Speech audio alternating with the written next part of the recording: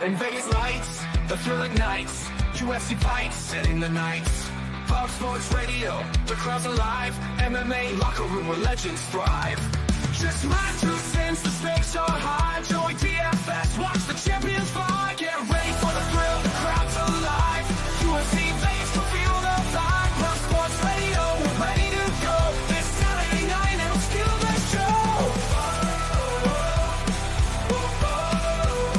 Joey DFS, watch the champions fly. Get ready for the thrill, the crowd's alive. UFC Vegas can feel the vibe. What is up, ladies and gentlemen? We are straight up back for UFC Vegas 114. Welcome to the pub, dude. What up, Billy? How are you, my friend? What up, what up, what up, though? Joey, how are you? I'm doing good, brother, man. Unfortunately, I missed Tuesday, but I did a quick little video of all the plays that I gave out for the show, and I'm ready for the first fight because I got Pierre Rodriguez in DFS. So it's unacceptable, but it is good to see you again. No, I'm just kidding. I do have Pierre Rodriguez myself. She's the first leg of a parlay of mine. How about you, Billy? What do you like here? I don't like. I know. In theory, me and Joey were talking about this earlier. We were talking about this on Instagram, and I was saying to him, everybody and their mom's on P-Rod. I don't get why the line's minus 152. The money's been coming in on actually Sam Hughes. Fuck that shit. I'm out. I'm out. I just did DFS on it. I'm out. I don't like P-Rod in this spot. I'm gonna use this fight as like market information because this line should be minus 175, minus 200, somewhere between minus 200 to 225, and it's at minus 152, and everybody's playing it. I'm out. Yeah, I don't blame you. I'm pulling my my thing up here. Yeah, I'm fading the Tapology public underdog pick of Sam Hughes, but it does feel like a gigantic fucking trap that's about to snap shut on my dumbass. Old E, my dude. We got this fight ready to kick off. Anything you like here on this Toyton Joyka? Didn't fall in love with anything. I thought the Sam Hughes plus 3.5 was a decent look. Maybe she steals around, but minus 185 was a lot, and I haven't bet a spread yet this year, so I'm just chilling with you guys for on this first fight. Well, it's good to see you, my dude, and good to see everybody. Thanks for having me, guys. You guys Happy Saturday, boys. Let's yeah, dude. Let's fucking go. 2-piece counter by Pierre Rodriguez. Sam Hughes in the blue, Pierre in the green. Outside low kick. This is a rematch, like everybody mentioned. Right hand and an outside low kick for Pierre. She tries to go right hand, left hook, inside low kick this time. I got 441 for anybody listening along. Sam with an inside low kick that time. She blocks a head kick, trying to counter Pierre on the back foot. Sam checks that low kick. Pierre with a right hand to the body, left hook upstairs, and then a right hand to the titty, dude. Them old Sam Hughes beasting titties. See plenty of those in the UFC, don't we? Front kick by Pierre. They trade inside low kicks. Nice right hand by Sam Hughes. Ooh. Cracks Pierre's fucking head back. Right hand, left hook over the top, and then Pierre jumping into a double leg takedown fucking attempt. Sam Hughes pushes her up to a body lock and then says, bitch, you ain't even taking me down just yet. They trade knees to the body, 407 here. P-Rod gets turned off the fence, and then they go back to the center. Pierre Rodriguez double jab right hand to the body. 2-piece counter by Pierre. She says, Sam Hughes poked me in the fucking eyes, Chris Tognon, and we got our first stoppage. First eye poke of the night, but Rodriguez is being aggressive as fuck. She is coming out. I got a question for you. What's up, brother? Can I ask of you a very important thing to do tonight? Very cryptic. Is it something to do with basketball? No. That would be more of a TC. Hopefully, I hear some yelling at the crib. Ask away, sir. What's fucking? Can you give us a live line at the end of every round? Yeah, I got you. Yeah, 10-4. Like when TC says, "So, what do you guys think?" You'll be the first one up and give us the live line. Beautiful. That's a great shout, Billy. Good call. Here we go, and we're back to the action. Body kick by Sam Hughes. Pierre, like Joey mentioned, very aggressive. Switches to the southpaw. Outside low kick from Hughes. Switches back to the orthodox and back to the southpaw stance. Switching like a mug, dude. Pierre's nose, little red. Outside low kick from Sam. Pierre with a front kick and switches stance. Thought about a right hand. Counter right hand from Sam. Counter left hook from Pierre. Left hook by Sam Hughes. 332 here in the first front kick from P-Rod. And then she goes for another takedown. Single leg here. Get the leg Attempt by trick. Pierre Rodriguez. Sam Hughes showing good takedown defense. Pierre trying to tree topper here. Sam showing good takedown defense again. Knee to the body from P-Rod. 317 here. Sam with the overhook. The Wizard Johnny. He's keeping it upright. Right hand, left hook, elbow from Pierre. Sam is tough, though. Showing that toughness already. They trade low kicks. Pierre with a counter right or counter two-piece just got parried. Sam goes two-piece and then jab to the body. Inside low kick from Sam. Pierre looks for the one peel down three. Trying to peel Sam's arm down, but she did nothing with it. Interestingly enough, when Sam Hughes was doing her interview this week, she said you were going to see something different from her this week. And I was like, what the fuck are we about to see? I'm sure we will. I'm sure we will. Oh, there we go. Two-piece from Sam. Set Pierre through the same counter. Pierre with the left hook on the end of that one. Got Sam backing up. P-Rod, I'd say, has a little more firepower, a little more punches. Oh, there we go. Right hand from Pierre, and she goes for the single leg. Sam's showing good takedown defense again. Sam showing really good takedown defense here. Pierre Really good struggling with takedown these defense. takedowns, man. The balance is impressive. It is. She's got to get in on the hips with the double legs, man. She can't just be trying to rip these singles. It's not going to work. Right hand, left hook, right hand from Pierre, though. She drops Sam's leg. Pierre looks for it again. Sam trying to grapple now. Oh, she got Turns Pierre into the fence. Sam looks for the single leg. Pierre might have grabbed the fence there. Sam tries to lift Pierre up. Sam trying really hard for these takedowns here. Pierre showing good takedown defense, and she pummels underneath and thwarts the takedown attempt from Sam Hughes. Knee to the body from Sam. Pierre spins her into the fence. Another knee to the body from Pierre Rodriguez. Sam's face kind of red now. Sam looks for an elbow off the clinch break. Pierre still trying to clinch up with her. Nice knee to the body from P-Rod, and they're off the clinch. Or out of the clinch, excuse me. Yeah, I mean, both girls are looking a little bit labored. They are. They're both looking a little labored. It's been a very high pace here. Pierre's keeping the pressure on, though. Counter right hand from P-Rod off a Sam low kick, naked low kick that'll get you countered like a mug, just like us there. 105 here in the first round. Sam jab to the body. Now, remember in the first fight, Pierre Rodriguez had a good first 2 rounds and then slowed down. I reckon that's what Sam is going to try and do. Left hook, right hand from Sam. But, I mean, that's nothing different than what she does in every fucking fight, to Billy's point. It's like, yeah, I'm really sure you're going to do something different. Now, it could win her the fight, dude. She could do the same thing. Right hand from Sam, counter right hand from P-Rod. P-Rod with the left hook. There we go. Nice straight left from P-Rod in the southpaw. The stance switch lands her the straight, and she lands a nice knee to the body. P-Rod doing some good work in the clinch here, dude. These knees to the body are nice work here. Nice elbow from P-Rod. She's being super aggressive early. Let's see if she can keep this pace up. That would be tight for my public underdog Tapology pick fade parlay, which is Pierre Rodriguez and Brad Tavares. Nice elbow from Sam. Counter left hook from P-Rod. 13 seconds left. I like right hand to the body from P-Rod. 7, 6, 5, 4, 3, 2, 1. And that's the round. End of round one. Rodriguez minus 525. Sam Hughes plus 350. Seems about right. Mm-hmm. Her boxing was good. She was staying in range, throwing good combinations over What top. up, doggy? What up, Mills? Shouts to Millie Mills. Shouts Aaron the Dog. Yeah, Mills just called it. Rodriguez was throwing mean hooks. She was, man. She started stance switching too. Sam did some good work with some counters and some leg kicks, but this might come down to the pacing once again. Like, I can see Pierre, if she doesn't stop Sam, has another strong round, and then Sam comes on in the third, and we get sweaty again. I don't know, man. We'll see. Could come down to this round here. She struggled with the takedowns, though. That stood out. Shit, Rodriguez might not need it. I was gonna say she was letting go, dude. She was landing some punches that got Sam. I wouldn't say she was like hurt necessarily, but got her backing up. Like, definitely got her attention. Yes. What do you think, OD? I think the live lines maybe. Yeah, I mean it has to be. Yeah, it has to be correct. There's not even a. I don't even think a bad judge could have seen it. Right. You know, and it's like, if you like Sam before, you might even like her more at plus 350 and count on her to kind of like take the third. Oh, left hand counter knocks Pierre Rodriguez off her feet.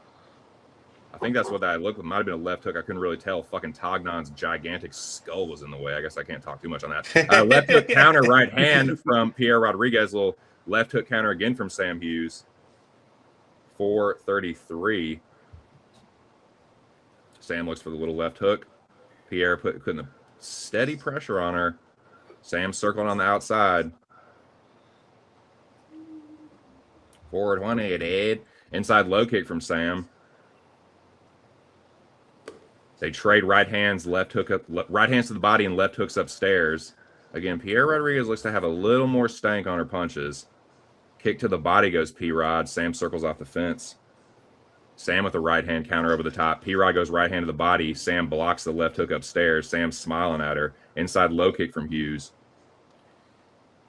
Pierre going 2 to the body, 3 upstairs again. That's been one of her favorite combos in this fight. She pumps the jab out of range. Sam dives on a single leg here. Now, Sam Hughes did not have much grappling success here, and Pierre Rodriguez with another nice knee. Sam counters with one of her own, but then another knee from P-Rod.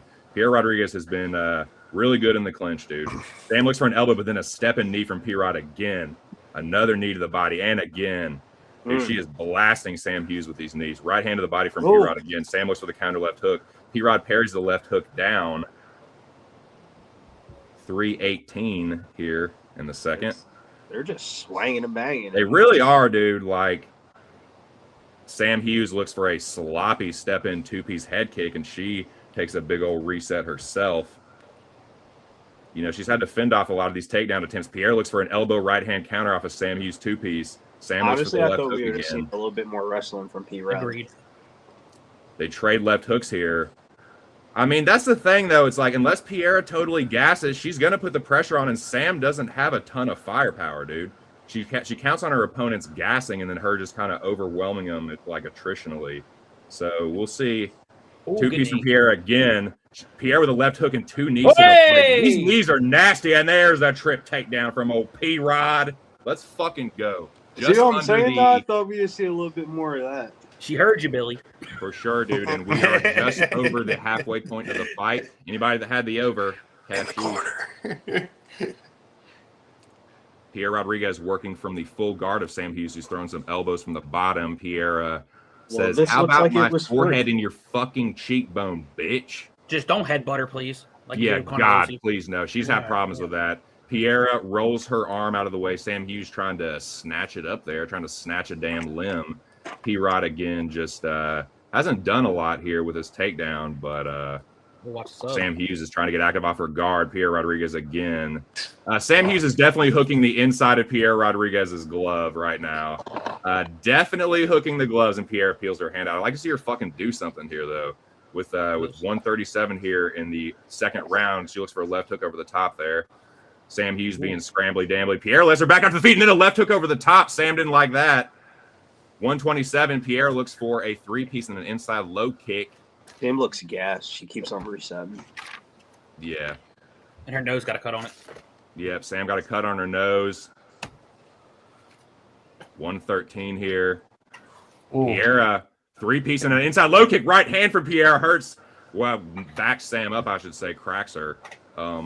Knees to the body from P-Rod. These fucking knees in the tie clinch are kind of sapping Sam's will a little bit in this fight, I think. Not like will to fight, but just will to like press forward. Because every time like she's out physicaling her.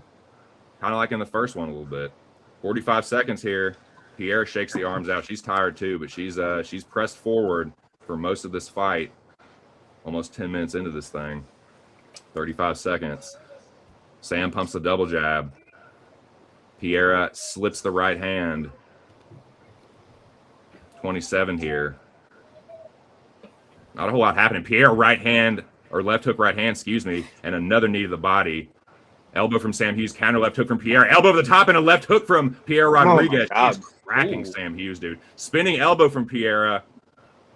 Right hand over the top from P-Rod. She just get 3-2 from P-Rod. She is fucking Sam Hughes up here at the end of this God round, dude. fucking damn. Putting a stamp on it. Let's go, P-Rod. As long as you don't die. Which you got score this is one. yours?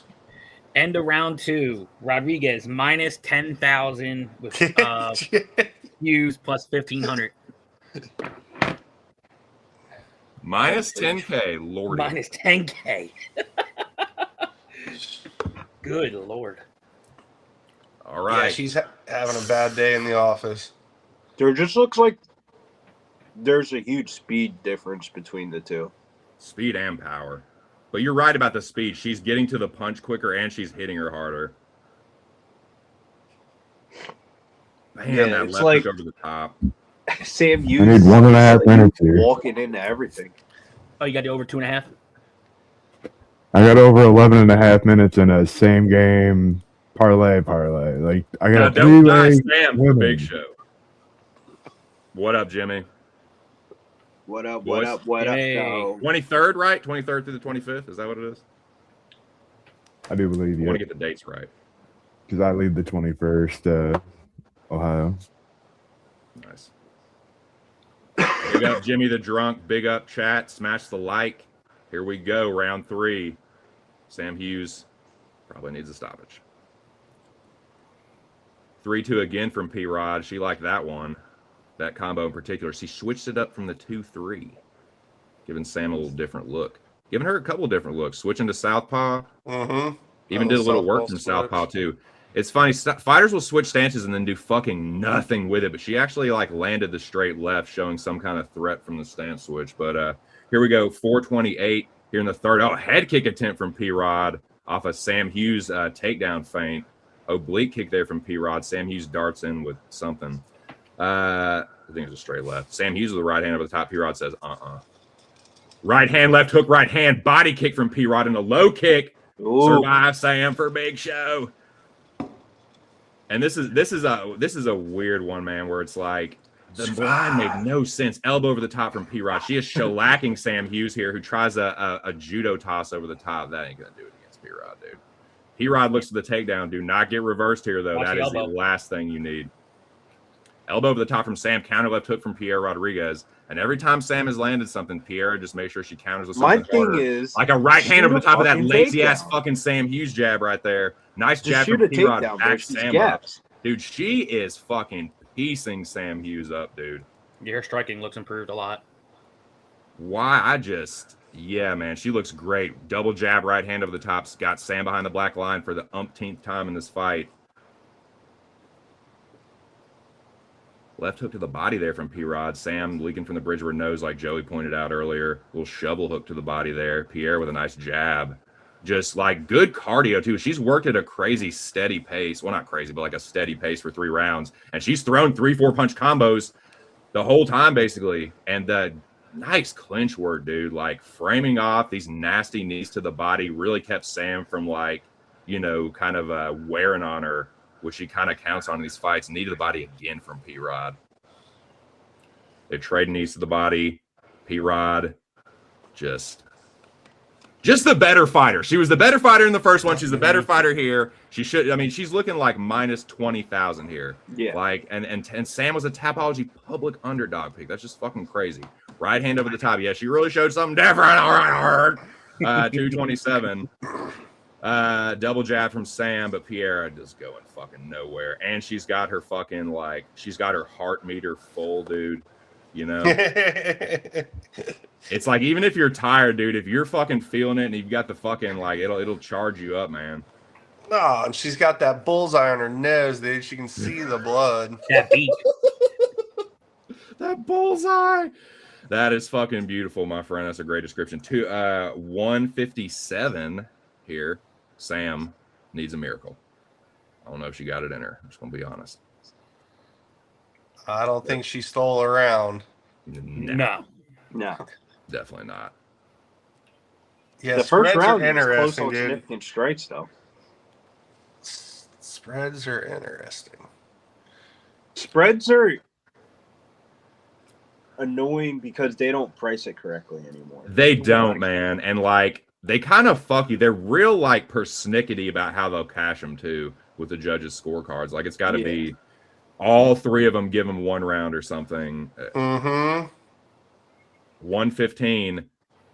Sam looks for the step and elbow, but Pierre just counters her with the right hand. Pierre with a nice left hook right hand. Sam's backing up again. Left hook from Pierre. Right hand over the top of another lazy Sam Hughes jab. Sam Hughes gets a two-piece parried. Pierre, a left hook to the body, misses the right hand over the top. Just under a minute here. And yeah, Sam will have to pull something out of her fucking ass. Do something she's never, ever been. Do something you never done before, Sam. Like knock somebody out on the feet. Today's your day. Yep. But yeah, good shit from P-Rod. Sam with the right hand there. But Pierre, this has been a... Yeah, this is pretty much wraps here, ladies and gentlemen. This is what you call a 30-27. Welcome to Women's MMA. First fight of the night, UFC Vegas 114. If you're just tuning in with us, you ain't really missed too much here. Big Show, can you show some graphics here for the people? Can we get some bets in for the people here? Yeah. Let's start off with the fucking hammer. Go with the Big Show play of the day, the fucking Rodriguez.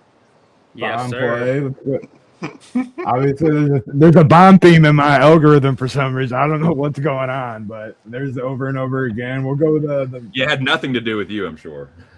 The Pereira Rodriguez catches it for the boys. Let's go, doggy. Let's go. Yeah.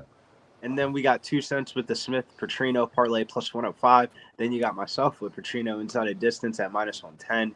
Then you got MMA Locker Room with Delgado and Vallejos, a little chalk parlay. Probably want to add a third leg to that one. And then you got Joey DFS with the Rahiki. What was your second leg, Joey? Delgado and Rahiki. And then mine was Brad Tavares by decision plus 200. I had the 3-leg parlay of Babe Mesquita, Orbi, and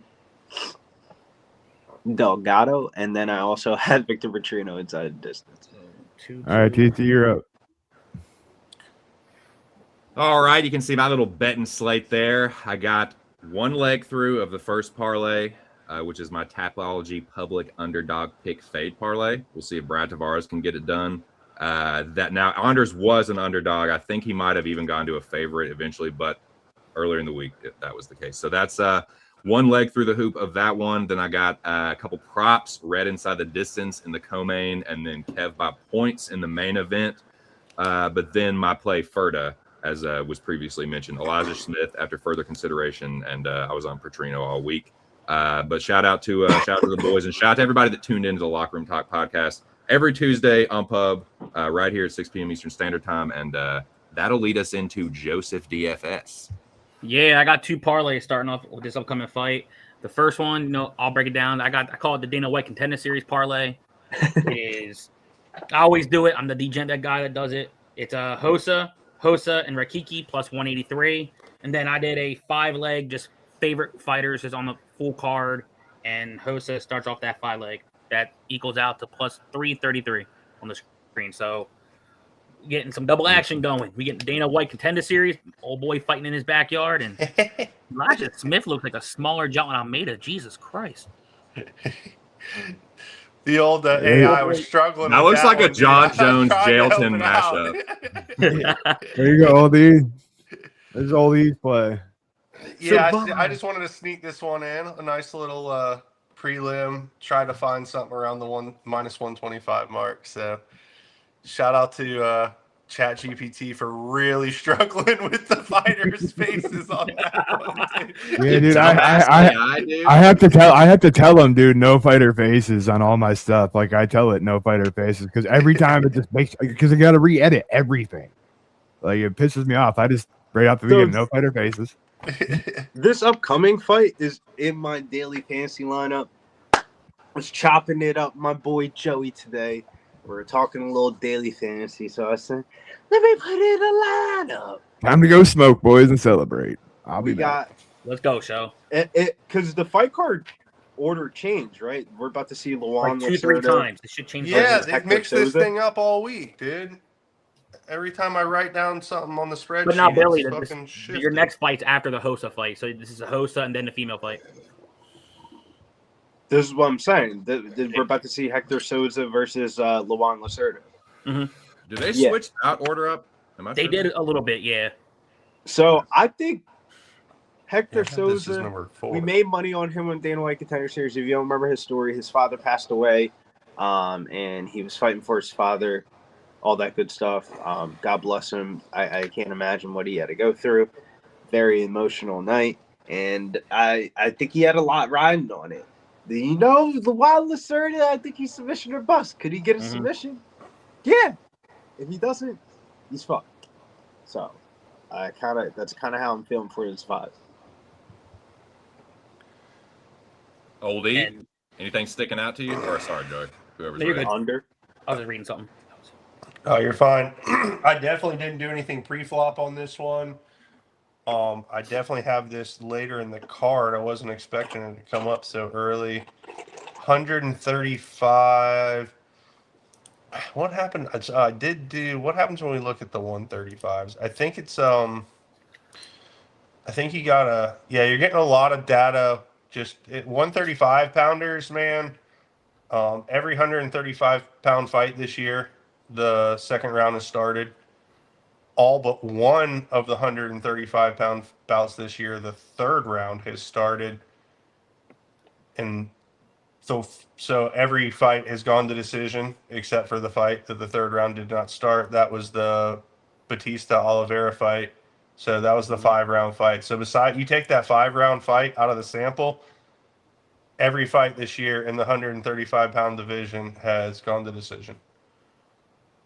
Dude, I love these advanced stats that you've been throwing out here. I think like anybody who's listening can like, even if you don't end up like, it's just helpful information, dude. It just helps you make a better informed decision. Yeah, just quick glance, just give you a quick snapshot from above of kind of what's happening. Now, I particularly don't like doing my decisions off of weight classes. I think class and market really don't have anything to do with each other. But just a little, like I said, just a little insight to what's been happening at 135 pounds. That's awesome, dude. Joey. Yeah, like I said, like depending on how this fight goes, I know we saw more of a grappling approach his first fight in Sosa. If he's smart, I wouldn't try to grapple Lacerda, especially Lacerda has 10 wins, 11 by sub, so he does have a method to win by. And if you go back to watch the Contender Series fight, he was leaving his head to get grabbed in 2 different rounds, in round 1 and round 2 against a striker who had a front choke. You can't do that against Lacerda because he will snatch that shit up quick as shit. So I'm kind of hoping he just makes this like an in-and-out boxing fight, and maybe towards the end of the round, if you want to secure it with a takedown, maybe do it that way. And in my notes, I wrote down Sosa, maybe round 2, round 3, depending on how the game plan goes for knockout. But the big point I was looking at, play safe, get your UFC win. You already been in here for your Contender Series fight. And I was looking at Sosa by decision. I made for a pick. Nice, dude. Yeah, as soon as I saw this, I was just like, nah, dude, just total fucking pass. It's Luan or pass. I can see Lacerda totally either getting his ass whooped or just sneakily like getting around to the back and subbing. Like he's a better grappler than Sosa. Like this is striker versus grappler. I just placed the bet. That was the bet. Luan Lacerda by submission plus 550. Come get with me. Okay. Come on, baby. That feels right. Like that feels like very viable. That's why. That line ain't right. That's wide for the better grappler, dude. The better sub grappler, clearly. Yeah, and Lacerda, or at least I think.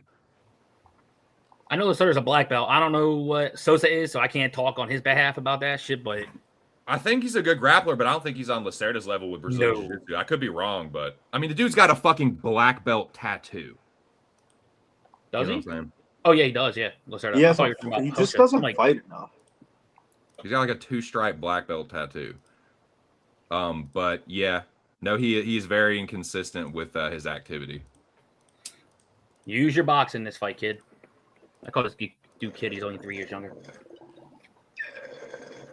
But yeah, the thought of like parlaying Sosa or like playing him just felt a little square.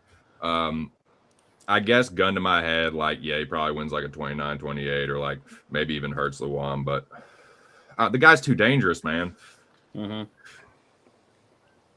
He's way too live if he fucking doesn't get knocked out or just piece the fuck up, you know? His black belt tattoo has the stripes on it. Yeah.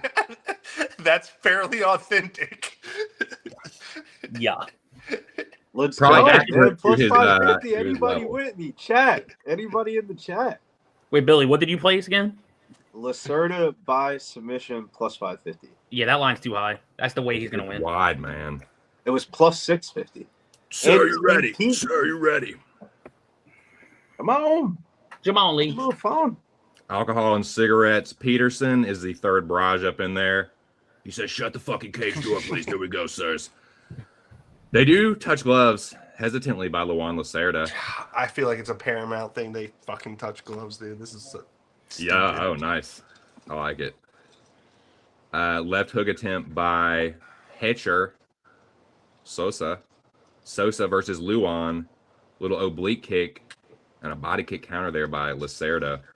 Sosa on the front foot in the white. Looks for the front leg, my Gary. Chewed on to the stomach level. Luan checks the low kick. Hetcher slips the jab. Outside low kick from Lacerda. Lacerda holding his ground here.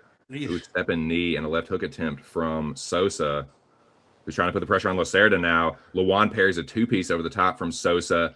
Flying knee, right hand, left hook to the body attempt there by Hetcher. Luan rolls with it pretty well there. 408 for anybody listening.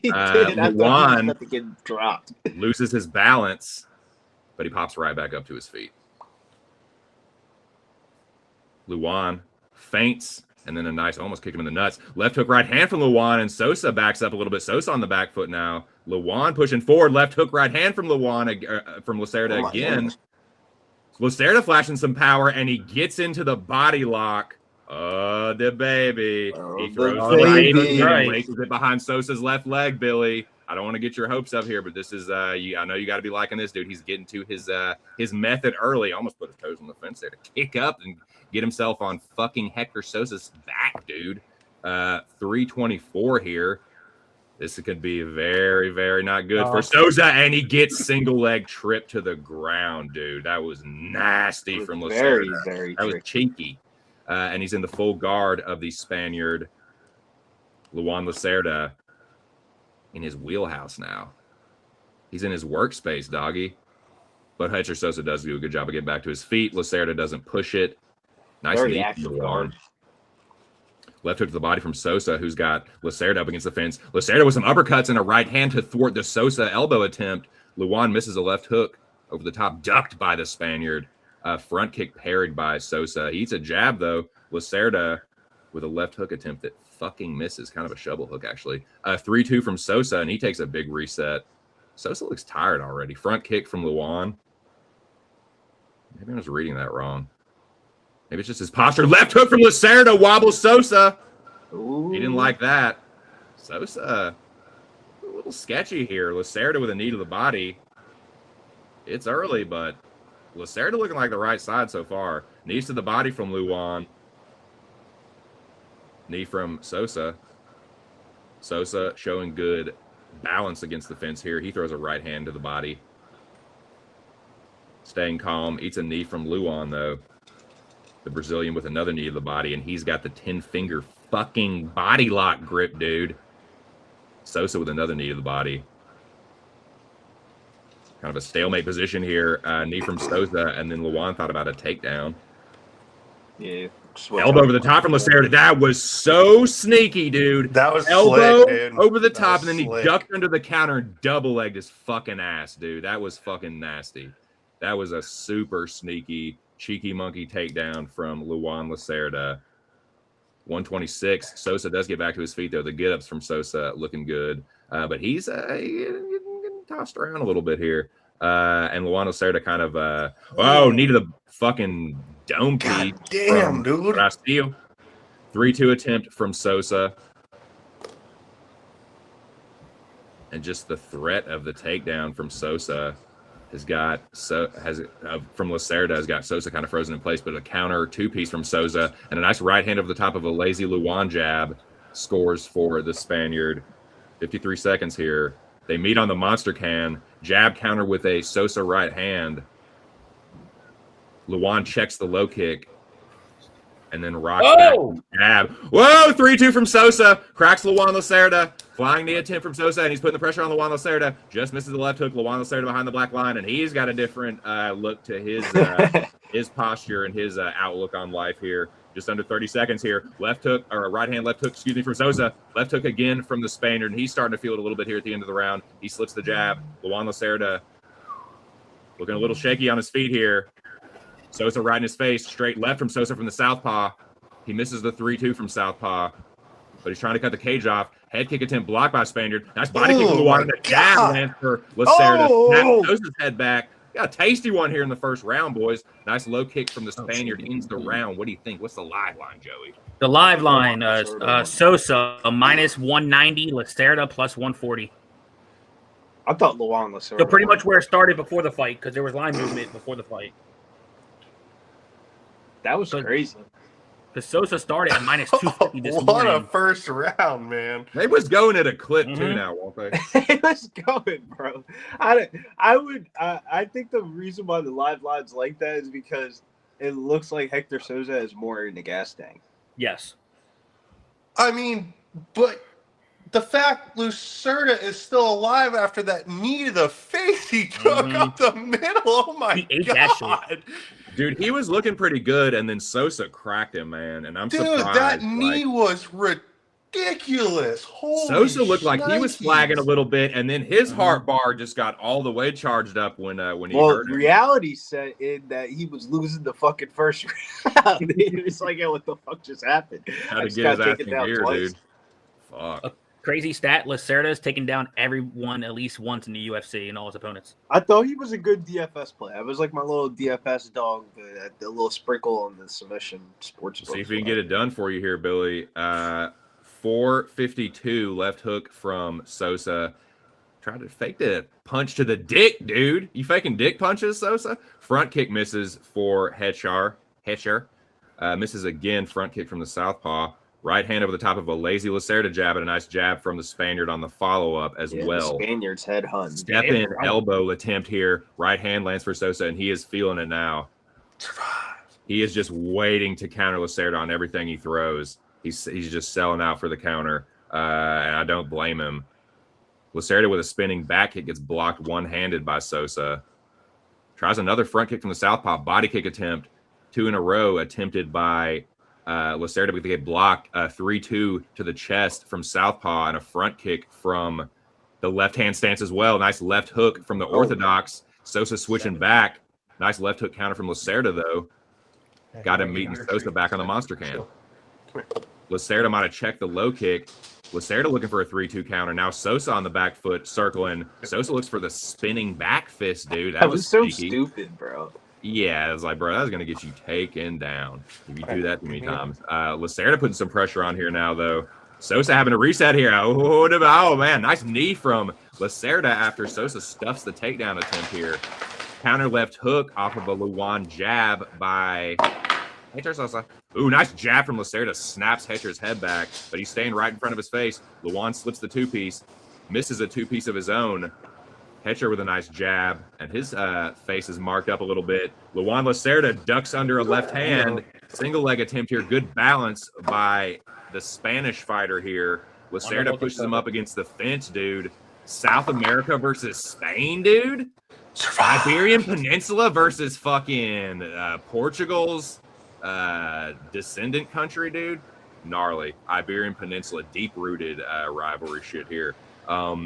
Getting into geopolitics in this one. 246 here. Left hook by Lacerda, and he goes for a takedown attempt again. Nice. I don't know if that was an elbow or a right hand, but Sosa lands a nice combo. But then a hard reset, man. He's working, dude. Left hook attempt by Hector, but he's on the back foot again. Lacerda pops a jab in his face just under the halfway point of the fight. Counter right hand, but then a two-piece counter from Luan Lacerda. Back and forth they go.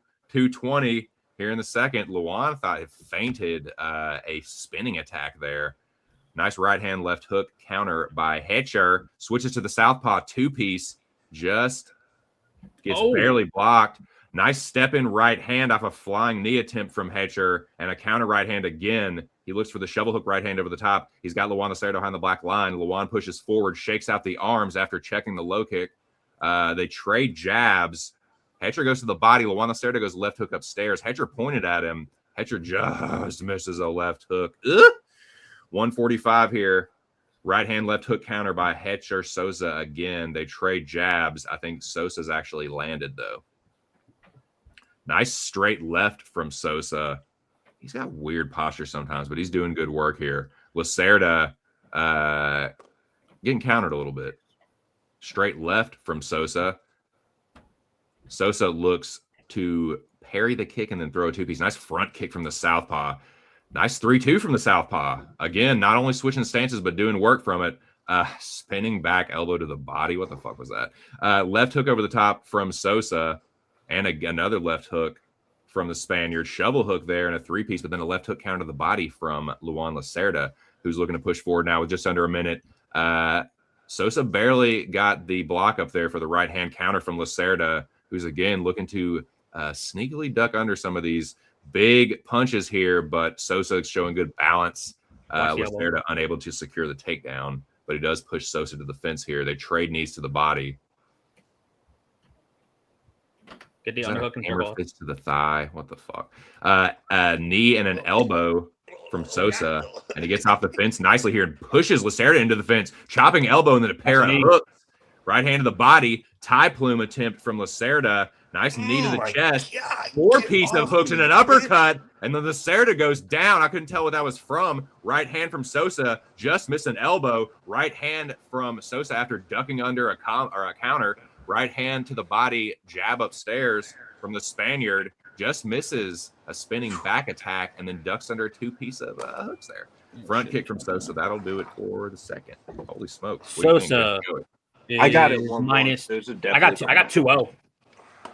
You know, you saw by the end of round one how it looked like the line was going towards Sosa. Round one could have been close depending on how the judges do it, but we all know Vegas hates wrestling. So it depends on how you want to take it that way, but round two, he looked a lot better with his combinations. And one thing I love seeing, when you have a striking advantage, work to both levels. He was going head, body, mixing it up, really slowing down Lacerda. And I think that should be the same goddamn blueprint. And maybe even throw a little leg kick in, because you've seen that Lacerda is slowing down. So you can stuff the takedown, keep using your outside boxing, and just piece them. Dude, those hooks to the body and then that uppercut was nice, dude. That was a nice combo. Billy, oldie. God, dude. Man, what a great fight. Yeah.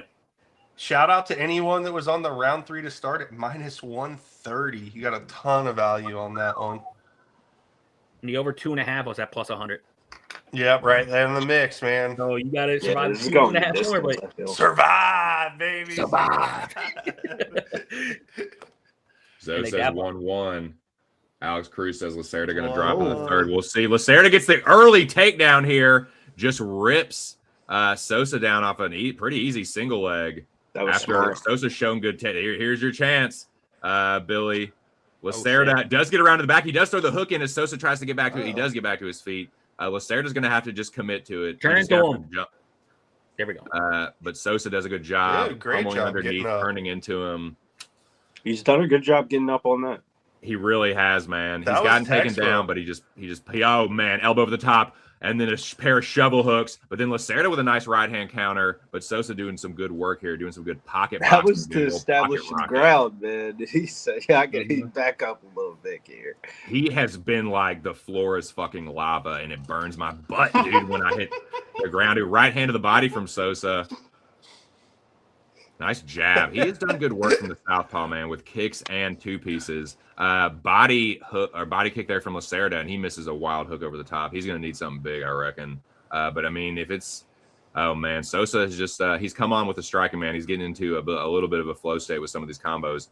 They trade body kicks. I think Sosa got the better of the exchange. He slips under a two piece and then throws the shovel hook under the jab, dude. That was nasty. 3, he's feeling it on the feet, man. Oh, nice hard low kick from Lacerda, but then a right hook or right overhand from southpaw. Sosa slips the hook, spinning back fist, and then a straight left from southpaw. Jab from Lacerda lands. Sosa circling on the outside. Shovel hook lands from Lacerda. Sosa circles back to the fucking center. Oldie says, "Don't die just yet." Outside low kick checked by Luan Lacerda. His front kick gets parried down by the Spaniard, as does that body kick there. Sosa with nice takedown defense and striking from the tie plume and the frame up there. Elbow to the body, or knee to the body, and then an elbow upstairs from Sosa, teeing off on Lacerda when he gets him against the fence. Misses the right hand there. Lawan did well to slip that.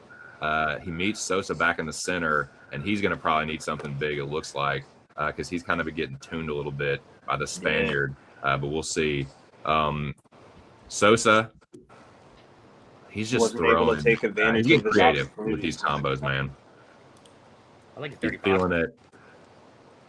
Knee and his takedown defense and get-ups have held up well. He stuffed the takedowns when he can and popped up when he needed to. And again, a nice sprawl there and good balance, thwarting the single leg attempt from momentarily to meet my big mouth. Oh, there we go. He rips him down, dude. Lacerda stays with it. We'll see if he can capitalize here. Sosa with a little what the hell are they doing? Bicycle kick. Oh, keep fighting, motherfucker. He says that was legal. Oh shit. Yeah, the fighters don't stop the fight. Flying knee from Sosa. Luan Lacerda pointing to his eye there, but if that was from an up kick, that was legal. What a hard dude. Sosa with a nice chopping elbow there, 134. Yeah, 15 back fist from Sosa. He takes a big reset, but then loads up on a nice right hand, overhand right counter. Lacerda with a right hand to the body. Sosa, if there's one thing to nitpick, it's his body language and his posture. He does not have a good poker face when he's tired, but left hook over the top from Lacerda, or from Sosa, counter two-piece from Sosa, 105 here. Lacerda has been getting tuned up though, man. Sosa with a right hand over the top. Lacerda is very tired himself and busted up. And despite his best attempts, man, Sosa has been able to keep it on the feet and get back to the feet when he gets taken down. So, yeah, good gritty performance here from Sosa. Lands a nice left hook there, front kick. Yeah, I got a 29-28. Kind of what it feels like. He landed several flying knees too. Lacerda flashing a good chin in this fight, but then he gets cracked with a nice counter by Sosa. Jab from Luan, low kick from Sosa, low kick from Lacerda. Two-piece counter from the Spaniard. Good takedown defense again. There go the blocks for this one. Knees to the body, and then a pair of hooks from Lacerda. Two-piece from Lacerda, and a right hand to the body, right hand counter from Sosa, spinning back fist, and that'll end the fight. Yeah, that's a decision for Sosa. Hopefully. Don't do no bullshit. Don't do no fuck shit yet in his apex now. Not mad with the daily fantasy play because I don't think Lacerda scored that bad at all. Significant strikes, he did all right. Yeah, that's perfect. For in your FanDuel, so significant strikes, that's golden. Yeah, we'll take it. I would have liked a nice little submission. Well, I can't do this as good as Mills, but I'm going to shout out the chat here. Shout out to the 76 people in the building. Who we got in this thing, dude? WW Pirate WW. Shout out to you. Kyle Brusso. What up, Tone? What up, Truth? What up, Old E, dude, in the chat and the stream? Weird. What's he doing? The technology. He's everywhere. But Ron Lofton, my dude. How are you, my friend? The man himself. MMA locker room, _ Mills, dude. Dylon, dude, the spitter or a firer, dude. What are you even doing, man? Shout out to you, Jimmy the Drunk, of course, aforementioned. Whatever. Zofi, dude. R_BZ 9991, dude. What are you up to? I don't want to miss anybody here, but I'm going to go over the Gino Hero, Alex Cruz 23. Enrique Gas says no audio. Huh? Not for the stream itself. That's what you got me and the boys for. But shout out to y'all, man. Pit Auto Parts, dude. Oh shit, dude. I know that name. I understand that reference. Shout out to you, Pit. Shout out to you guys, man. Smash the like. How many likes we got? 33. Can we get them likes to 50? Yo, did we get a decision yet? Reading it out right now. It's probably going to be Hector. Yeah, there's no audio. But Sosa got it in. Let's go. No Diddy. But yeah, there was no audio for the mic. Yeah, mine too. Okay. Maybe that's what they thought. Maybe in the chat. Okay. That's what he was referring to. And yeah, I don't know. Let me see if it's back. Joey, you cashed that one? Yeah, he got the first leg down. Yeah. Still no One leg audio. down. Sosa. I do got one leg down too on one of mine. I needed not on this graphic, on a different one. No, it is on that one, right? Yeah, they're still having audio issues. I'm about to see if I switch to another language, see if it pops up. Yeah, Lacerda by sub or Sosa by decision down there at the bottom. Yeah, like Joey said, they're having audio issues, but I got the shit muted every time anyway, so it's all the same to me. Yeah, That's right. Yeah, Man, shout out to you guys. We are a few fights in, and we got a Chicky D fight coming up here. Bea Mesquita versus Montse, dude. She took out the rat part. But yeah, Montserrat Rendone. What do y'all think about this one? I like Bea Mesquita. I'm a fan of her grappling BJJ, but I will say mine looks expensive, but it's expensive for a reason. I think she finds the submission, but I don't want to bet the submission after her UFC debut. Big shot. I know you remember that shit, bro. That shit was a sweat, bro. She was beating the bullshit out of Alexeva, Yep. Ronda Rousey. She was just dogged, like boom, boom, boom, boom, boom. She ended up getting the sub, but it didn't look like she was about to get it for a second. Yeah, that's Bush League from Paramount. Anybody that's listening, like that's just watching, like a random fan that's just watching, that is janky, dude. No, it really the fucked up thing is it went to commercial and it worked. Yeah. And then as soon as it came off a commercial, it went back to not working. So that's really fucked up. What up, Random Gamer? What up, Mike Nelson? 6994. What are y'all up to, man? Y'all enjoying these fights so far? Y'all making some fucking money, dude? How are we making money here on this chick fight? I went something way different. I kind of went with my DFS rule to where I don't really pick a fighter with less than 10 fights, almost a -8, -900 favorite. Should she win? Absolutely. I did it for the salary dump to where I can add up. Even let's say this fight gets close and Rendone still gives you a little amount of points. That's the method I went. Mesquita should win this fight. If it hits the ground, BJJ is not close. But Rendone hasn't really been tested as of late with takedown defense yet. And, she has good takedown defense so far. Who knows how the striking's going to look. I think Mesquita's going to be faster, but Rendone stays in your face. She stays all in your grill, so forward pressure. So we'll see. I'm going with my rule. I'm just taking the flyer on the dog for DFS. 6,700, give me like 15, 20 points. And I don't know. And maybe that's asking for much too, but I'll. All right. I got Mesquita in over 6.5 minutes, and then on this sheet I got over 7.5 minutes on a second play.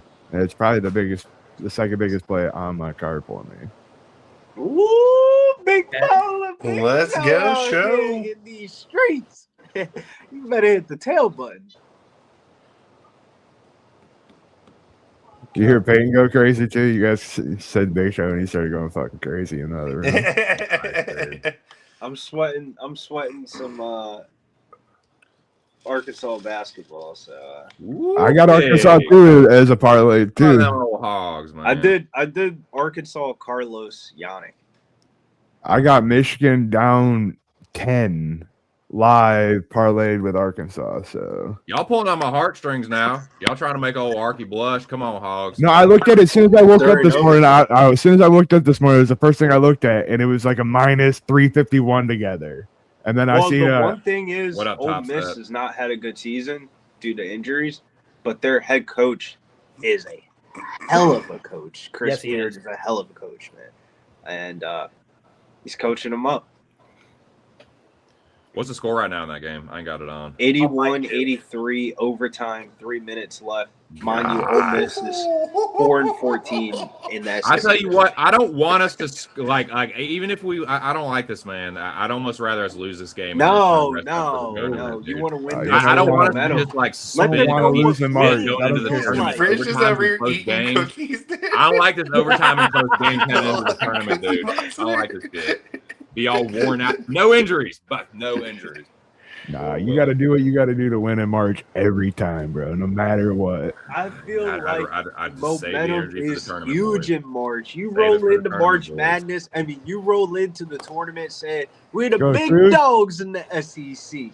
I get it, but it's like you redlining it all. You can only redline it so long. But we'll see. Come on, Hogs. Come on now. Woo pig. Woo pig Suey is right. That's right now. They gotta slow it up though. Yeah, they're playing fast. We do not know how to pace ourselves. We can do it because we have the athletes, but we are just a coast to coast team. But got the Arkansas colors on too. Say what? I said Billy put the Arkansas colors on too. Repping. Yeah. Well, hell, fuck yeah. Here we go. Here we go. Montserrat and Mesquita, dude. Mesquita pairing now. Mesquita checks a low kick. Rendone looks for the awkward two-piece. Right hand for Mesquita. Montserrat didn't like that. Right hand for Mesquita again. Montserrat's on shaky legs. Mesquita looking to put her out early here. Dropping elbows. Montserrat goes down. Mesquita in the half guard. Dropping right hand on Montserrat Rendone here. Early action from Bea Mesquita, dude. Getting that Mesquite barbecue going on early. Yo, this fight might be Montserrat in trouble. Oh, the baby. Side control here from Mesquita. Full mount from Bay here. She has full mounted Montserrat. Hard right hand. She's looking to drop another one here. Hammer fist from Bay Mesquita. Montserrat is not looking good here. She might just get knocked the fuck out. She might not need the sub.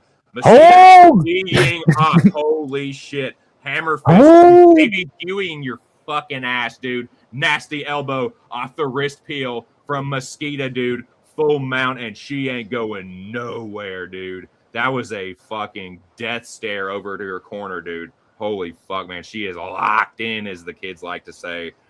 A 340 here. Oh, my God. Left hook. That's just not nice. Fuck, dude. That is not very pleasant towards your neighbor, dude. They say love your neighbors yourself. She is beating the fuck out of her neighbor, Montserrat, here. She is sprawling out here from the top mount. Full top mount. Was there real life beef or something? Motorboat City. I think this is a rebook, wasn't it? Those are some considerable mammerals too. I think this is a rebook. We're gonna isolate the arm here. She's trying to key lock her fucking ass, dude. Americana, bitch. I can't remember the slight differences, but there's some. The arm goes up. I know that. Instead of down for the Kimura. But Montserrat does make a mistake. She got belly down, the Mesquita take it back under the chin. There she gets a tap. It's a tap. Bam Mesquita. That was easy peasy lemon squeezy. She said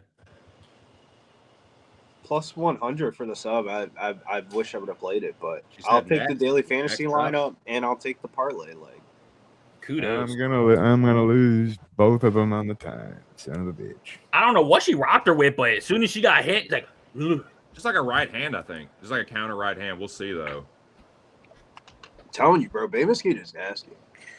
Dude, Monster Rat got fucking rat bashed like Charlie Kelly, dude, with a new rat stick. Yeah, it was a right hand, dude. She gives me like young Amanda Rebus vibes. Dude. But she's very years old. No, that's daddy issues. That there was some vitriol there, man.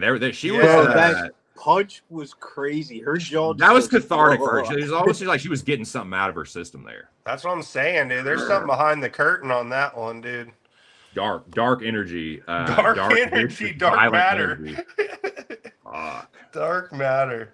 I guess glad I stayed away from that one. Nah, that was good money. The books had that one booked right. Dude, Mesquita looking dangerous. She's the biggest favorite of the card.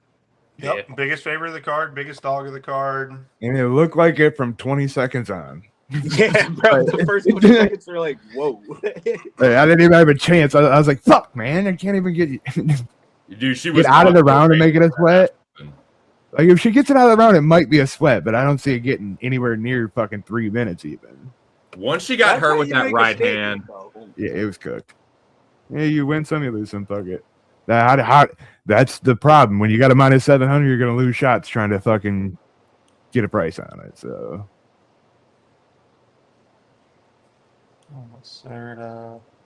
That was What do great. What do we have next? We got some new people coming in. No Terry 1818, Random What up? Gamer, Mike Nelson. What up, guys? y'all smoke What up? weed, What dude? up? What do bro? you have next on the next one? We're just here to tell everybody what you guys got. What you guys got next? I don't even know which one's next. They changed the fight order so much. Yeah, they changed the fight order so much. I'm just knowing as the fight comes up. Well, like Yeah, Richard said, we just call them balls and strikes here, calling it like we see it. But let's show what y'all Just like shoot on from track. the hip break over actually here. plays into our favor today. We're going to need it. What is the next one? Anybody got an I idea? have no idea, bro. They changed the fight order so much. They're shuffling right now. They're like, oh, Bay was gonna get it over 2.5, and I'm saying Elijah Smith is going to be next, but I have no idea. Paramount, get your fucking production together, dude. yeah, it's How like much they need a money y'all got? producer. It's like they need a That deal? producer, TC. It ain't like y'all got no fucking. It ain't like they got no money out of it. Like, what the fuck? I'll do it for fucking pennies, bro. You tell me the cheapest guy you can find, I can beat it. I will bid you. I will underbid your lowest bid. Paramount act like they ain't got no fucking money, dude, for production value. It's insane. Yeah, you got paid up front, bro. You ain't waiting. Right, dude? You ain't waiting for the ESPN pay-per-views to cash in. You know, you Yeah, got paid. There we up go. front. UFC Yeah. made whole right then and there. Just boom. Got in late. What Stalker up, Nick? Stalker? Stalker Nick? Nick 3385 says, got in like who we like the most out of the remaining fights. Any bets or parlays to tail? We certainly have some here. There's Yeah, weight for all the boys on panel and in the chat, of course, too, man. Let us know what you like. That is our official play. Let's talk a little bit about we shouldn't even talk about that. We'll save that because we had a couple of interviews on the channel this week, and one of them. So for the people that don't know, you know, there's like the MMA roster, and one of the people that we don't really discuss a lot that's still kind of on the roster is James Lynch. Like, he just does his interviews, and then I guess he packages them off to like a bunch of different channels, and we're one of the channels. Back in the day, he used to give us the shit ass interviews, but of recent, like the last year and a half, 2 years, and we've been getting some good interviews, some good little puzzle pieces. And one of the interviews this week was Eric, your boy Anders, coming on there, and he's coming up next inside the cage against Brad Tavares. And with that interview with James Lynch, he said that he was retiring. He was starting his own gym, but it's not like a fighter's gym. It's like a fucking fitness health gym. And he said he feels comfortable where he's at in his career, in his position and stuff like that. And he said he's wrapping it up. You know what to do here, Brad Tavares. First Fade dog the- of the night. fade the Oh! And I'm about to go bet it right now. Money line. Now my dog's going crazy. Hit auto parts, dude. First of all, is that a 3M mask, dude? Shout out to you. But yeah, man, I like Brad Tavares here. This is Brad Tavares to close out a 2-leg Tapology public underdog pick fade parlay. How about that fucking tongue twister? But yeah, come on, Tavares. Just win your 29-28. Get cracked once by Anders in one of the rounds and then win the other two. Just being a little bit faster, a little bit fleeter of foot, please. But yeah, Brad Tavares, if it hits, it will look good in hindsight. It's plus 177. The Brad Tavares line was in the under 150, I'm pretty sure. But yeah, shout out to Big Show. And yeah, man, put out a short on Thursday. And that's going to be my little one of my little segments for the week. TC under 2.5. I'll just quick fire go out my whole betting slate. We might make it Thursday if it's all the same to everybody else, but we'll see. But yeah, that's what I like here. Anybody else? I can't remember who. Joe, you got anything on this one? I didn't go on this one, but realistically, if you go back to watch Anders fights, even against non-even strikers, he's been rocked in fights. He's even been dropped in fights versus less superior strikers than Tavares. And I was talking to a buddy of mine who does DFS for RotoWire. I was like, you trying to tell me if you go back to watch maybe the last 5 fights of Anders that Tavares ain't a better striker than Chris Weidman? He's not a better striker than who else he fought? Where the hell is this fight at? He got moved. Okay, he's better than only CDL, Leroy Duncan, different level. Cross him out. Weidman, not a good striker. He was getting pieced up before he wrestled Jimmy Pickett. He was, Barrios, hit or miss, and then, he beat Dawkins before Dawkins came back. But all that to say, I think Tavares is the better, superior striker. He has good combinations to head and body.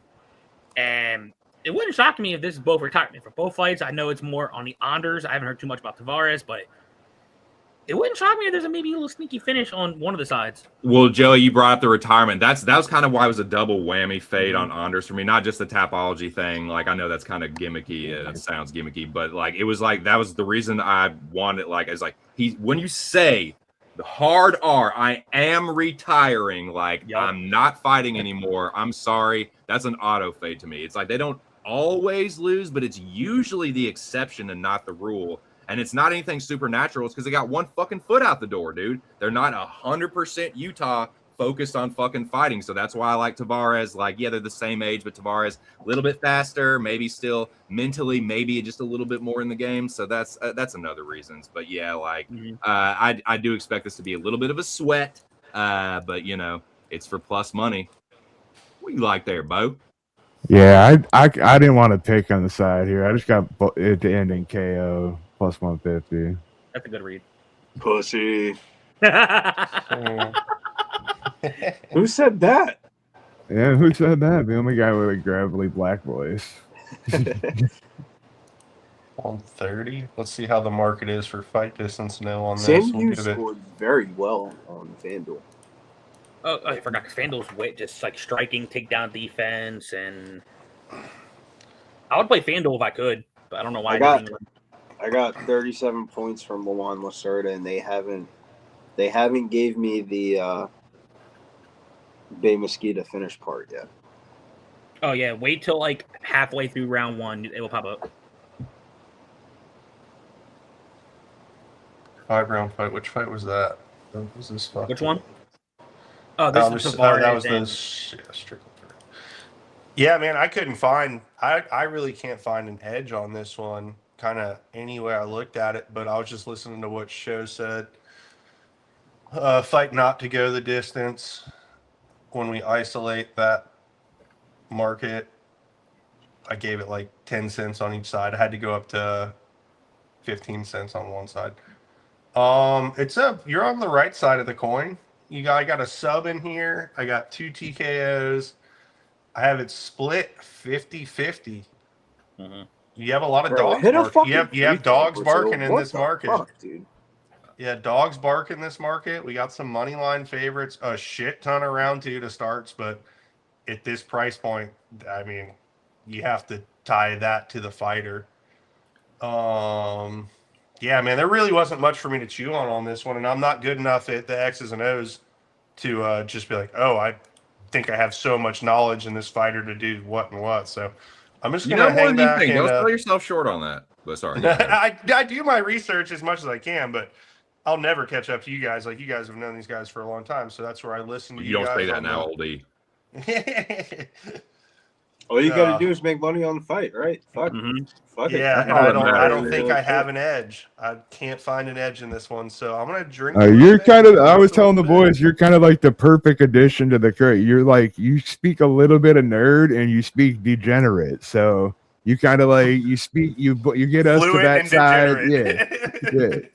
And you have so much less bias than all of us that have watched it for years and years and years now. That's the most important thing. Like, ideally, I should be able to handicap the fight with the fighter's name being removed.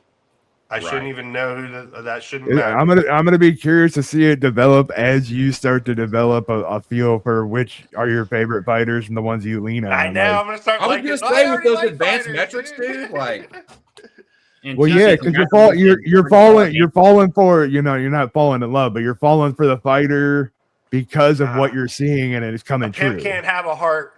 No heart in the pimp game. Fighting's a little different, dude. You get emotional over some fighters, man. Like, it's a cold. No, I'm not that much of a square. There's fighters I like, but I'm not as deep into the weeds as you guys yet. And TC, before we start, congratulations to your Arkansas. They advanced to the next round. Let's go. Let's fucking go. Ronnie's with us. Ronnie's in the boat. Let's go, boys. Let's go, Who else is in the boat? Hop on in this car. Let's ride, gentlemen. Here we go. Tavares and Anders. Your boy, check out the interview. Check out the Lynch interview. Get a knockout here. Stepped his game up a bit. I must agree with let's Billy get there. a decision Double jab, here. right. Anders blocked that with his chest there. 443 here in the first. Outside low kick from Brad. Eric from the southpaw, Brad in the orthodox, the mirror stance, the classic, dude, the classic awkward stance. The hand fight, he's stepping right hand from Tavares. Anders just missed a counter left hook that might have hurt Tavares bad. Body kick there from Brad, circling on the outside. Brad looks for the 3-2. Anders looks for the takedown. Brad splits his legs against the fence and shows good balance as he has throughout a lot of his career. The knee shield from Tavares. Anders trying to step over the single leg attempt, shucked off by Tavares. He's the shown that throughout the majority of his career. career. If you're Anders backer though, this is what you want to see is him kind of sell out for the takedowns instead of striking. Right. It's like this is a kind of I did expect some of this. Anders does like to fence push and kind of grind on people and do some dirty boxing here. Right hands to the body from Anders, knee to the body from Tavares. Tavares with the overhook, the whizzer Johnny, keeping him up right here, not letting him get the takedown. The fucking takedown. Knee to the body and then the whizzer again. Anders with the head pressure keeps Tavares against the fence. Nice stepping knee from ya boy. The Bama dude, former Alabama Crimson Tide, all that shit. But yeah, Anders had a decent career. Knee to the body from Brad. Anders still got him pushed up against the fence here. And Tavares, I imagine just like, I'm not going to get taken down. That's why he's prioritizing. They trade knees to the body actually this time. Tognon or whoever is looking at this. Anders is selling on the takedown. A nice elbow and an uppercut from Anders. Tavares still against the fence, but now he gets off, looks for a counter right hand, but Anders gets the guard up just in time. Just under 3 minutes here in the first round. Tavares with a high kick there. Anders does get the guard up just with one hand, albeit. Got to be careful with that. Tavares does have a good head kick. Anders putting some pressure on here early. Anders with a single leg attempt again. Tavares fighting smart. Takedown defense again. Sorry, Billy. What'd you say? I think Anders is fighting smart. I mean, I thought he would push some takedowns because now he's doing all this grappling bullshit. But Brad Tavares just has to wait for Eric Anders to slow down a little bit. Tavares does have good cardio and good takedown defense, and it's like kind of why I like him here. Anders with a nice elbow, but then a counter right hand from Tavares. Anders gets pushed off the fence literally by Tavares, and then they reset here in the center. Anders shuffling forward, eats a body kick from Tavares, who's on the back foot again. Counter right hand from Anders, then a right hand back from Tavares. Oh, Tavares with a nice knee. Anders goes right down. I don't know if that was from the knee or he just dropped down for the double leg, but he went down to both knees. He is on a double leg attempt here, pretty deep double leg attempt. If he's got his fingers clasped, Tavares is going to have to be careful. But again, Brad with good takedown defense. I'd be curious to see how flush or if that knee even landed at all. But 133 here. The Whizza again, Johnny. Just keeping it right there. 126 against the fence. We are once again. Tognon saying something. Knee to the body from Brad Tavares. He does pretty good work in the clinch. He does work pretty good. Nice knee from Anders. Counter right hand for the top from Brad, dude. Eric still putting this pressure on. Looking for this two-piece, but Tavares, again, doing a good job staying upright. Nice uppercut from Tavares. A little dirty boxing there from the Oceanic fighter. And again, with this whizzer, this overhook on the left side, keeping him upright. Nice knee. He's framing now, going single collar tie. And Tavares digs the underhook to thwart another Eric Anders takedown attempt. Anders with a knee to the body. Tavares with another knee. Spins Anders into the fence. Blocks a knee to the body. With the right hand. Whoa! Anders drops Tavares with the right hand. 34 seconds left here. Eric Anders trying to pounce on Brad Tavares here. God. Tavares does get up to a knee. Oh! He's body from Anders with an elbow. Uppercut from Anders. He's trying to put Tavares out. Tavares does land a right hand, but he ducks under the Anders. And a right hand from Tavares. Anders selling out here, but he did rock Tavares really badly. Tavares somehow manages to stay on his feet. There go the bell. Right there from Anders again. Holy shit. Tavares trying to survive. 3, 1. Wow. Holy fuck. Holy shit. Brad Tavares barely survives a late Eric Anders onslaught. What's the live line, Joey? All right, I got to see this live line. That shit was fucking bonkers. It is. Oh God, Anders minus 425 with Tavares plus 300. Hey, if y'all trust Tavares with his heart coming back plus 300, that's. That guy couldn't pass a sobriety test, dude. He ain't walking a line, bro. He just got fucked. A lot of mercy. Yeah, they're gonna show a shot where his hands dropped and it landed on the button. Woo. And Anders not even breathing. Anders breathing a little heavy though. He's like, damn, I got this Hawaiian. Shout out to Nate and the whole Pub Sports Radio Goon Squad. Don't come up in here with no spam bull. Or actually, yeah, try and come up in here and spam and see what the fuck happens to your dumbass. But shout out to Nate and the Goon Squad. House Bruce says Tavares selling the bag. I hope he doesn't, man. I hope that was Anders with Custer's last spam. That was wild. What happened? Tavares damn near got knocked the fuck out. Anders almost killed him. Not good. We're Not screwed. good. Not ideal. Muy mal, very fucking bad. Holy shit. Body kick from Tavares to open things up. He's still here. Inside low kick from Brad. Anders was grinding on him and then cracked him. Tavares with the right hand. Anders almost eats a flying knee. And then here we go again, back against the fence. Anders eats a right hand. Counter from Tavares. How crazy would it be if Tavares came back with a knockout? He hasn't had one in a while, dude. Never count out the Hawaiians. Front kick. Oh yeah, he's not fucking New Zealand. He's from New Zealand. He's from Hawaiian. It was the tribal tats. Weak excuse though. Shout out to Brad Tavares and the other Hawaiian barrages. 4-11 here in the second round. Anders back to the fence pushing Tavares. Don't you dare pull a guillotine. That'd be some funky shit. Don't you he does dare. force a takedown And though. he does. And Dude, Anders would lay on him. You know Anders would lay on him for the rest of the fucking round. He's not Anders is a decent grappler too. Tavares lifts the knee. Tavares looks for the 3-2. Anders. Guess what happened? When the last time Tavares won by subs. It's always when I leave the fucking. I went to go grab a quick brewski and shit got real. Dude, it can get real at the drop of a hat with I mean, they're just doing the huggy. They're doing the huggy grabby bullshit. I was like, all right, let me go grab a beer. And that's what led to right. It lulled you into the sense of safety for stepping away. 3-18 here in the second. Anders with a nice knee and some left hooks. Tavares ducks under him, ducking and slipping, and gets off the fence here. Yeah, we need Tavares. Body kick. Tavares falls down, trying to throw a body kick. God. Brad, not head kick and attempt in a right hand, but Anders with the counter, left hand over the top. Tavares with a 3-2 counter left from Anders. Tavares puts Anders down with a big right hand. Holy shit! Brad Tavares drops Eric Anders with a big right hand, and he's Anders. You fucking lying. Tavares sprawling here. He got the. I thought I was gonna say, bro, you lying. Tavares floats around to the back. Yo, you guys fucking are lying. hilarious. That reaction. You get reversed by Eric Anders after dropping him. I'm done. Oh, you fucking. Yeah, but you might What win the a round fucking still. Off the idiot, knockdown. dude. Tavares is a fucking idiot. Anders is hurt, but like he's just gonna lay on him for the rest of the round.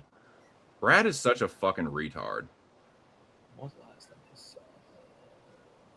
He is getting the knee shield in at least. But Honors That is a shit good was grappler, dude. He's got hilarious, good bro. top pressure. He's going to lay on him, dude. But Kick he him in the might win face. the Tavares round does still kick on him the off. knockdown. Kick him in the face. Get up! You fucking retard, dude. No fucking way. No way. I was gonna say, you gotta be shitting me. No. Honors is good enough to avoid that. Now Get roll, up, Tavares. now roll to your side. Brad is such a retard, dude. Why is he doing the grappling jiu-jitsu shit after you just cracked him? Because he's a retard. He's a dumb fuck. He's a dumbass motherfucker. That's why. Get your fucking stupid ass up. Yes. You might get knee. Stand up. There we go. Oh, Well, shit. he does get back to his feet, but now Honors is teeing off on him. God damn. Get off the cage, dude. 3-2 from Tavares. Tavares just misses a high kick. I might turn the lights out. 3-2 from Tavares. Knee to the body from Brad. Anders push him into the fence. That's probably why he's retiring. Tavares is one of the biggest fucking retards in the UFC, dude. He is such a fucking mongoloid. I still got it 1-1 though off the knockdown. That was a crazy knockdown. Yeah, I mean, Anders didn't do a ton with the takedown. It was really just like, Bro, that was a desperate, crazy knockdown. He was lucky to survive, He honestly. was like, he just went face first and just rolled. He went down really hard off that knockdown. He hit the deck bad. That's probably why he's retired, bro. I mean, That was a pretty brutal punch. Mm-hmm. body kick and a right hand from Tavares. 5-4, 3-2, 1. Yep. 1-1. End of round I reckon 2. so, RBZ. What y'all think in the chat? Anders. Joey, what's the live line? Wait, Yep. yeah. Anders is minus 175. Tavares plus 135. This could be 1-1, as Billy just said. I think it's 1-1. I think Because so. after round Knockdown. 1, Anders started at like minus 425. Now it's damn near. The lines keep moving. And Anders was And tired then- too. He's puffing and puffing too. I mean, did you see those strikes Anders was throwing at the end of that round? They were It was like, oh shit. So if y'all feel aside, maybe Brad Tavares live line plus 140. Yeah, if you like Just Tavares, 1-1, man, yeah. I'd do it live. You're If getting you a think it's ton of 1-1, value. I think you bet Brad Tavares if you think he's going to win the third round. I don't know. I'm We just saw already that he's in. very unintelligent. Let's see how bad this knockdown was. clipped him. Definitely landed on him.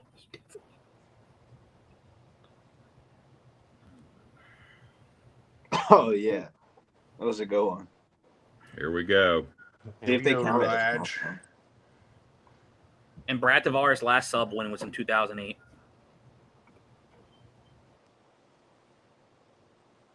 Fucking Tavares with a step in 3-2. Anders just gets out of the way.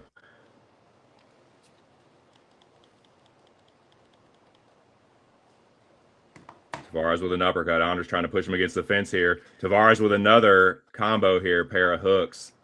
Stops the Anders attack. We need the volume in this round. God. Anders gets the takedown. God. He's just going to hold on for fucking dear life. I used to remember when Tavares used to have like almost like legendary takedown defense. Then he kept getting finished. Oh, Anders pounces on the back here. Throws the hook in. Tavares does manage to stand up, though. Good job. Oh, my God, dude. This is ridiculous. The Like Tapology, they're giving him a fight on the silver platter and he can't finish the job. I know. It's insane, dude. This is crazy. did Tavares used to fight above this weight class? I think he's been middleweight his whole career, if I'm not Yeah. mistaken. Yeah, he made his debut 2010 and been in middleweight ever since. Okay. His Tapology photo, he looks much chubbier. I was just curious. He needs to break off and throw. Yeah, get the volume, fuck off 'cause the if fence, he 'cause throws he does enough get off the volume, he fence. can win a decision.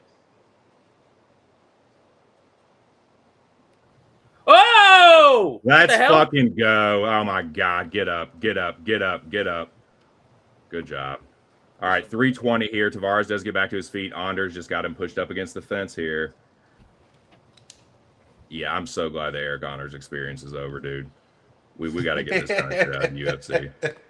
I think We got to get this kind of fence fighting bullshit right the fuck up out of the UFC, dude. Just lean in and hug in. Because he keeps on getting dropped. His chin isn't there anymore. Yeah. Just under 3 minutes here in the third round. We need Brad to break off and fucking throw the ball. Yeah, dude. He does manage to get double unders, but honors with the right hand. Tavares looks for one of his own, and now they're off the fence. This is going to be a split. It is, man. I knew it was going to be sweaty. I knew it. Tavares steps in with something. I don't even know what he... Body kicking a right hand there from Tavares. Two-piece from Brad. Two-piece again. Honors with a counter left hand. They trade left hands. Tavares with a knee. Honors going for a takedown attempt here. He slams Tavares with an inside control, and that'll be it. God bless it.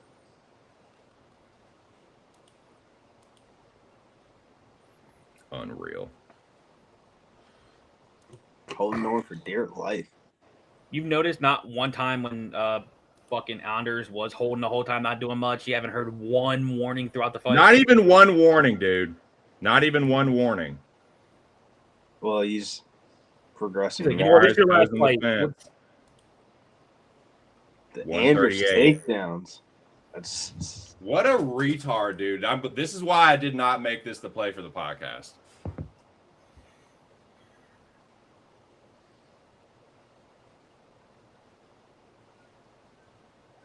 All right, Tavares does get back to his feet.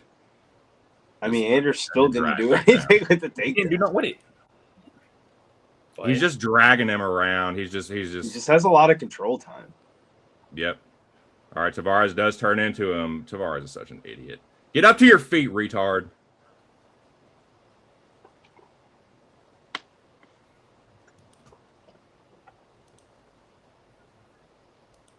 God, this is pathetic. What a pathetic way to end your career. Just a hang-on split, like, God.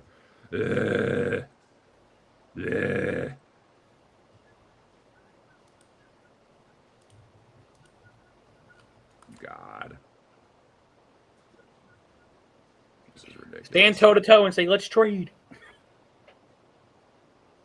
Oh, nice right hand from Tavares. Anders is going to get this.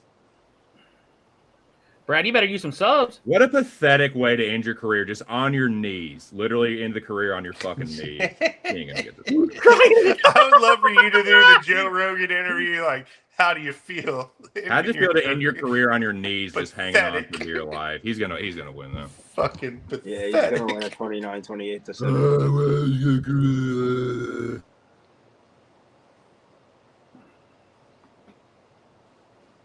Wow. I'm gonna laugh, but I think. Look at that. Anders just like, I retire. Take my clothes off. Brad's selling it though. Yeah, he is. But Anders looks gas, bro. Who cares? He won. He hung on and won.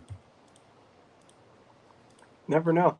Dana doesn't like sending out people on a W. One thing, like I said, at least during in Vegas, there's time, especially the overall judges, they do not like motherfuckers to just hold you and don't do shit. Yeah, I mean, I think it's a Anders 29-28. I agree. Decision, but I'm hoping it's a split. If it's a split, then we're live. As long as if one person sold this fight for... Is this our splitty? Every week we know we get a splitty. Brad Tavares, then I think another one did too. But if it's 29, all three judges 29-28. Then it's going to be Anders. Then let's see. I mean, I've seen crazier decisions, but because some judges. Okay, let's see. Let me mute this shit.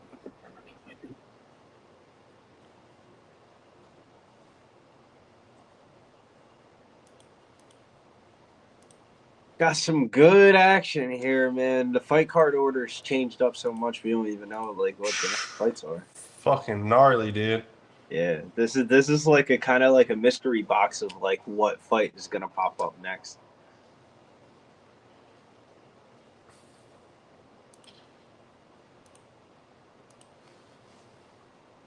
By unanimous decision, Eric Anders.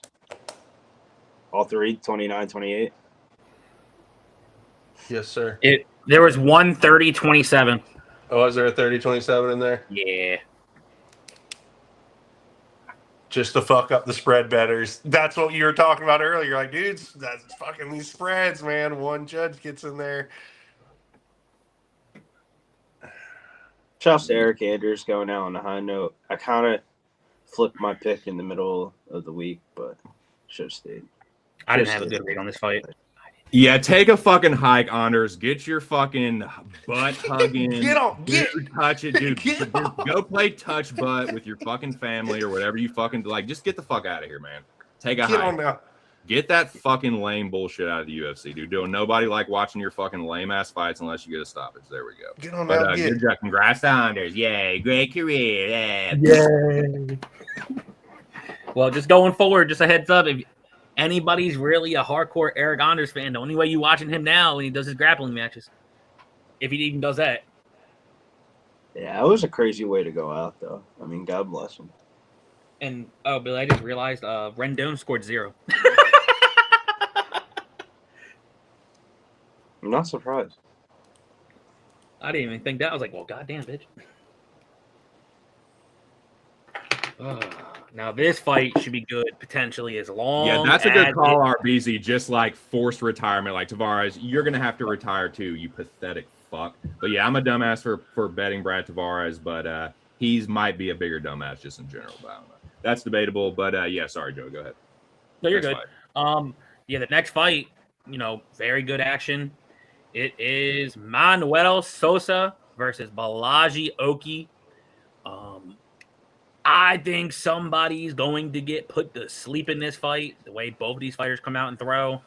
If you don't know about Sosa, Sosa is making his debut off the Contender Series, which he had to survive a storm of takedowns, and then he made his opponent gas and got the round 3 knockout. Or the clip of him knocking out Ruffy out cold. And if I knew Oki had any type of better overall wrestling, like stronger wrestling than his decent takedowns, Oki would be a live dog here, but Oki welcomes brawls. He gets hit. He does gas. Like the Mason Jones fight, he could have finished Mason Jones in round 1. Didn't do it. Round 2, he was getting touched up and got finished. I kind of see this similar here, but I think someone's going to get fucking flatlined. So yeah, what you said, you brought up the Roofy fight. I don't know, man. Like, I think Oki is live. Like Sosa or Manuel, yes, Manuel Sosa. I was like, I fucking imagine. No, there was another Sosa earlier. Or this was Souza rather. So yeah. Manuel Souza, he's very powerful. Like Joe said, knocked out Ruffy, but he got hurt in that fight too. And if there's one thing Oki does have, it's power, and he flashes it early. So if Sosa or Souza just tries to go in there and just tee off with him, I think Oki is live to maybe clip him. But yeah, I don't know. It kind of feels like a trap. Like I was tempted to bet the Oki line because I think he does have a decent level of competition, and like he almost knocked out Mason Jones. Had to pick himself up off the canvas to win that fight. And we talked about this fight on Tuesday, man. Shout out to 916 Locks. Make sure y'all check him out. But yeah, Oki feels live early, but if the fight goes on, he will probably start to slow down, and Sosa will just keep standing in his face and firing off like, multiple punch combos. So I think he probably gets him up out of there at some point. What do you think, E? Initially, there was a bunch of reasons I wanted to stay off of this fight. It's a really unique market. The weight class at 155, we've seen just everything across the board.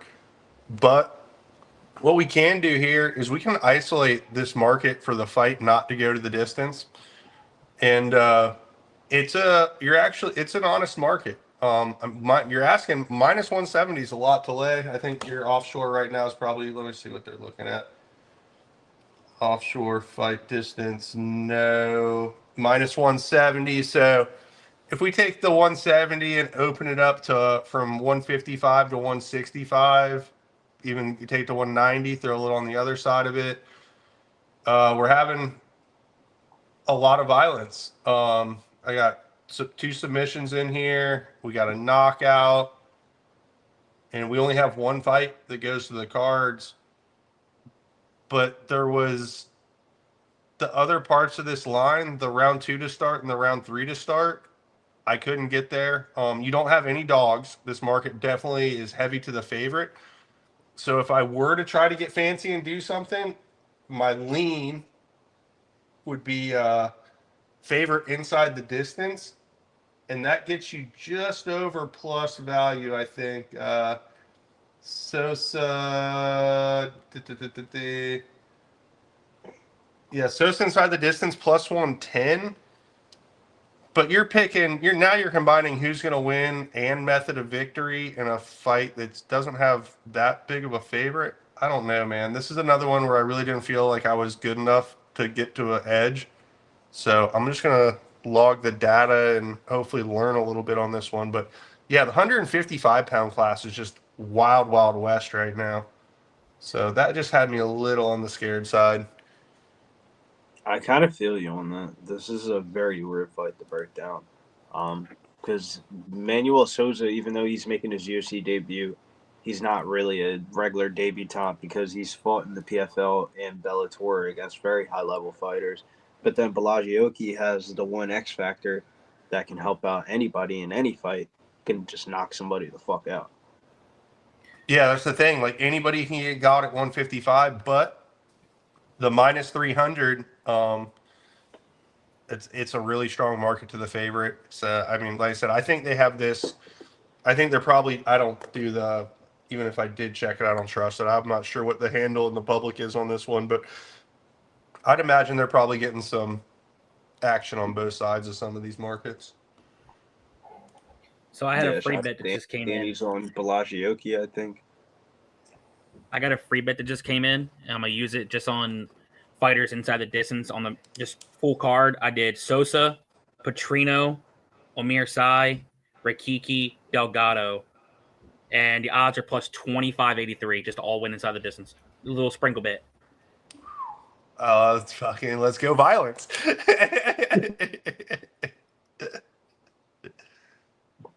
Team all violence. I like it. Yeah, this was one of the ones that I really wanted to have action on too. But man, I can usually find some sort of an edge where I'm getting the better side of the coin flip, but they really have this one lined, in my opinion, right down the middle. And again, they changed the order of all this shit. I had this one. I don't even know where I had this one to start off. I think this one was later in the evening as well. Yeah, they changed the shit out of this order. Yeah, like at one point, I think Orbi and Curtis was on the main card, and then it got pushed down to the last fight on the prelim. And the for sure the Elijah Smith, So Young Ho, that one was, I believe, the second fight of the evening when I started my handicap last week, and that one's now they got that one up there. Yeah, that's the next fight. That one I was able to move on. The 135s, man, very similar look. I already talked about it. What we like doing with this 135. Yep. Favorites and some sort of parlay with the fight to continue on. Yeah, this fight 155.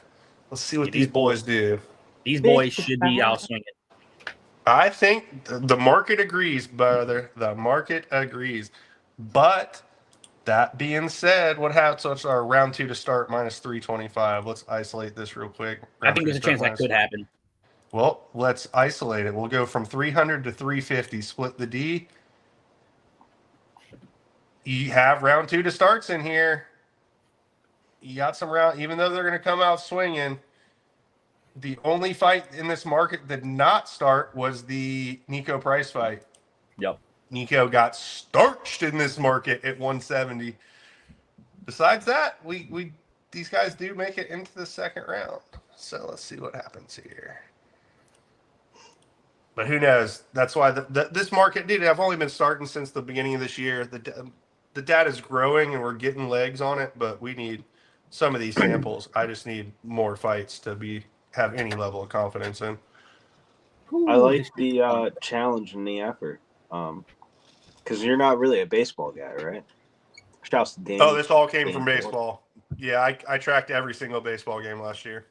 Oh, you are a baseball guy then. I mean, I've never watched baseball in my entire life till last year. And then I recorded the results of every single game during the season. I'm ready for some baseball.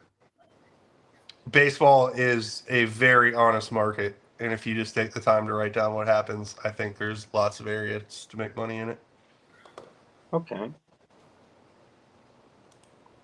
Baseball's hard for me to get behind. Yeah, it's very difficult to stay. Dude, it's such a long season, too. Like, All-Star break came, I was like, oh, thank God. I don't have to type. No typing today. Let's go, Sosa. Let's go, Sosa. Whew. Let's go. I'll call this until TC gets back. Both these motherfuckers look angry. Are you ready? Are you ready? I'm surely ready.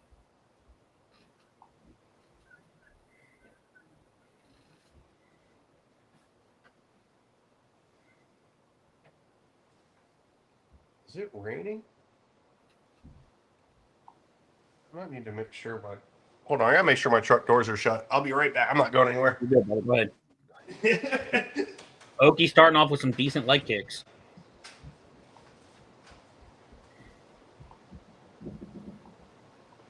Hopefully Oki can do a little something. I got him in my DFS lineup. I'd give Oki credit. He does have a good outside. Oh, shit. Swing and a miss from Sosa. That would have landed. That could have been bad. Oh my God! There it is. Oh, shit! Oh! Speak up. Oh, shit, go out of bounds! Sosa's like, oh! Punch up! Don't get triangled. What happened? Sosa's landed on top. Bomb-ass overhand and dropped Oki. Whoo! Now he's in the side guard. He has a leg in the guard of Oki. Oh, shit, I think Oki bleeding already. Shit. And looks like Sosa trying to go for a Kimura? I mean, he has... He's trying to isolate one of the arms, trying to work the side control here. Is he going to yank it? Oh, he might yank it. Oh, shit, he got it. He got it. Oh, shit. Oki's doing everything right. If I'm Oki, you got to straighten your legs and stand up here. And then loosen up the arm grip. But if he pushes off the cage, then he might snap that shit. Oh, shit, he might get a standing one. Oh, Oki reversed. Dude. Oh, shit, he lost the arm. But Oki ends up on top. Man, Sosa, you better let go of that Kimura, bro. The fuck you doing? But good reversal from Oki. But now he's just chilling on guard. He's probably catching his breath. I know I would, because his legs went noodly. Yeah, they were both trying at 110% either to defend or to attack, dude. Yeah, you might let go of that Kimura, bro. He's about to need good elbows to the ribs from Oki on top. He's fucking won't give up on that arm, huh? No, he's trying to yank it again, but you don't got no good angle to fucking rip that shit. But Oki's doing good ground and pound to the body. Bro, you might want to let go of that arm, bro. And he finally does. Finally. Yeah. He's losing points down below at this point. Oki's doing everything right. He's catching his breath, but he's not doing too much outside of those short elbows to the ribs. Sousa's still a live favorite somehow. Oh, it's because how he fights. Oh, good short shots from Oki on top. Oh, shit. Oki's letting some ground and pound going on. But good defense so far from Sosa. Shout out Ron Lofton. Someone finished someone. That's what hopefully. Let's go, Sosa. Get back to your feet. But this is how he started in his first fight on Dana White, where he just got taken down. But this was all for reversal to Oki with the takedown. But Oki's doing everything right, just picking up his short shots. Oh, good elbow from the bottom from Sosa. But you got to be careful with that. Oki's trying to go fucking ape shit on him and ground pound. Oh, yep, Sosa's trying to get back up. Oki might have a neck. I can't. Nope, he's using it for defense. Sosa's getting up. Good knee from Oki. Oh, they're back up to the feet, but they're in each other's guards. Throwing short shots. Oh, good knee from Oki. Gay. Just a T-bit.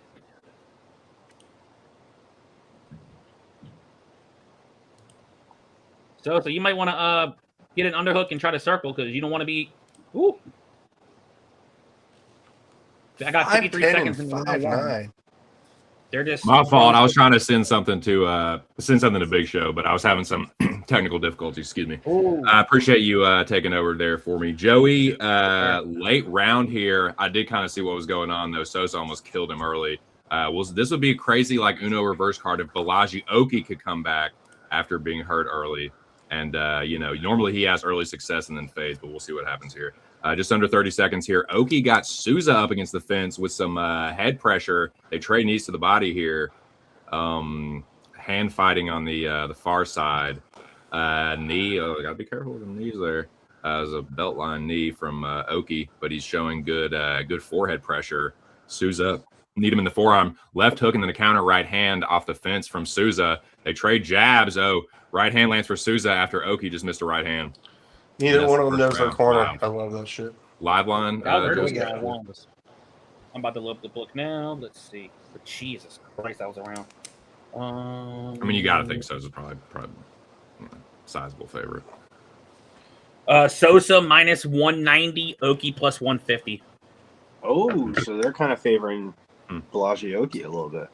Slight move. Yeah, slight move live to Oki. Oki Padoki. Souza is I wouldn't say he's like gassed or anything, but he's they're shaking his arms out. He's taking some pretty deep breaths. I don't know. Oki live here. Well, I think I think Oki got cracked though, is he? Oki got his shit. Yeah, his legs went noodly. I mean, he definitely lost the first. But he's Souza's like hitting his arms and shit.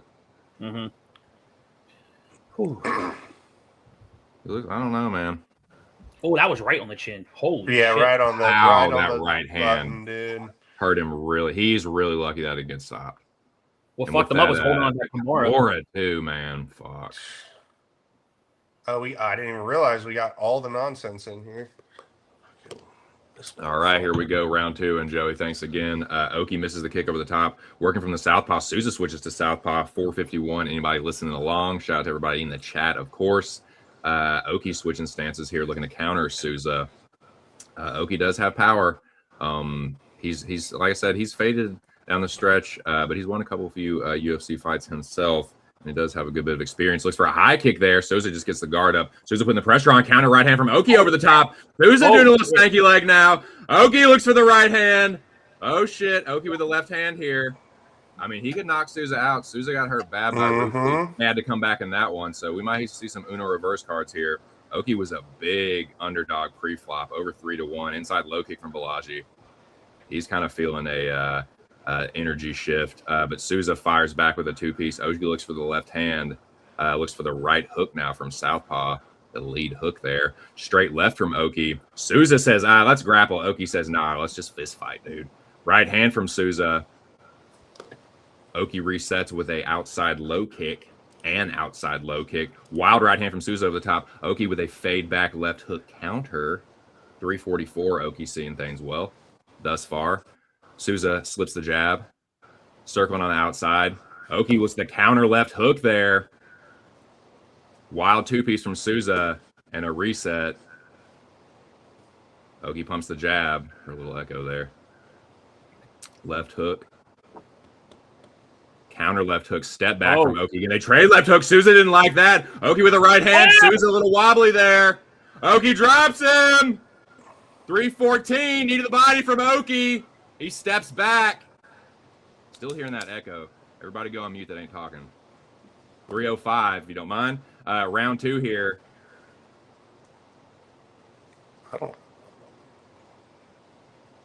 257 here in the second. Oki with a step-in knee. 251. Right hand to the body from Oki. I'm still hearing it. Billy, go on mute. I've been on mute. Oh, then, well, I apologize then. I've been on mute for like 2 minutes, but I hear that echo too. My fault. The reason I thought because you were having those speaker issues the other stream, but yeah, Joey and Biggie, I'm still hearing that echo. But Oki pushes Sousa up against the fence, 222 here. Oki's had a good second round, man. 216, knees to the body traded. 210 here. Little chopping elbow from Oki, or from Sousa. Left hook downstairs and upstairs from Oki. Pushes Sousa off of him. Got him backed up behind the black line now. Right hand to the body from Balaji. Sousa's still here.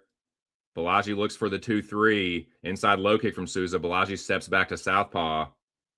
Balaji doing some good work from the stance switching. 139 here in the second. Left hook. Oh, Oki just missed that right hand. Left hook counter from Sousa. Little wobbliness there from Oki. Sousa got him backed up now. Oki circling on the outside. Sousa takes a reset. Sousa on the front foot now again. Oki slips the jab. Left hook to the body and then a right hand counter from Oki. Backs Sousa off temporarily, but now they back in the fire. Oki with a 2-3. Sousa looking for the right hand counter. 112 here in the second round. Sousa parries the jab down, eats an outside low kick. Sousa from the southpaw. Oki from the orthodox. Oki switching stances now to the southpaw. Sousa putting the pressure on him here. Oki behind the black line. Sousa right in his face. Oki looks for the left hook. Oh, and that was definitely a right hand eye poke. And we got a little break in the action. Looking like a Oki round. Doesn't look like a Balaji Oki round. And that was a. But he was kind of giving it away. He was kind of selling it away a little bit. He was like Sousa was working his way back into it, and then Oki. I don't know if he hurt Oki or Oki just took an awkward step, but he did kind of like a little wobble thing. I like to see that on a replay. But in any case, we got a little stoppage here from the eye poke. Sousa says he's all right. That might be just what the doctor ordered for him because he's going to recharge his anger / power bar. But I mean the counterbalance to that is of course the eye poke, which fucking sucks. It probably sucks that you have to bring in a translator and you can't even explain yourself. Nope. Frustrating. In tennis news, Daniel Medvedev up 4-1 on Carlos Alcaraz. Nice. That was a nasty eye poke, too. Yeah, it was. Mm-hmm. Take a point. Hey, Johns had a big lead on UConn as well. That was another update. Right on. Thank you, sir, for that. And we resume the action. 52 seconds here in the second round. Got a restart here. Two power punchers. See if one of them can land. Sousa looks for the left hook right hand over the top. Oki seeing things pretty well. Oki looks for the step in knee. Sousa left hook on the counter. Oki got to be careful. Sousa has fast hands. Oki pumps the jab. Sousa looks for the two-piece. Oki looking for the right hand counter. Left hook to the body from Balaji. Steps back into the southpaw. Sousa misses with the right hand. Oki looks for the right hand over the top. Knee to the body from Oki as they clinch up. Sousa misses the left hook. Oki back at the center of the octagon. Sousa does manage to check that kick. Right hand to the body from Oki and then a left hook to the body from Balaji. Balaji gets cracked with a left hook as he goes left hook to the body. 15 seconds here.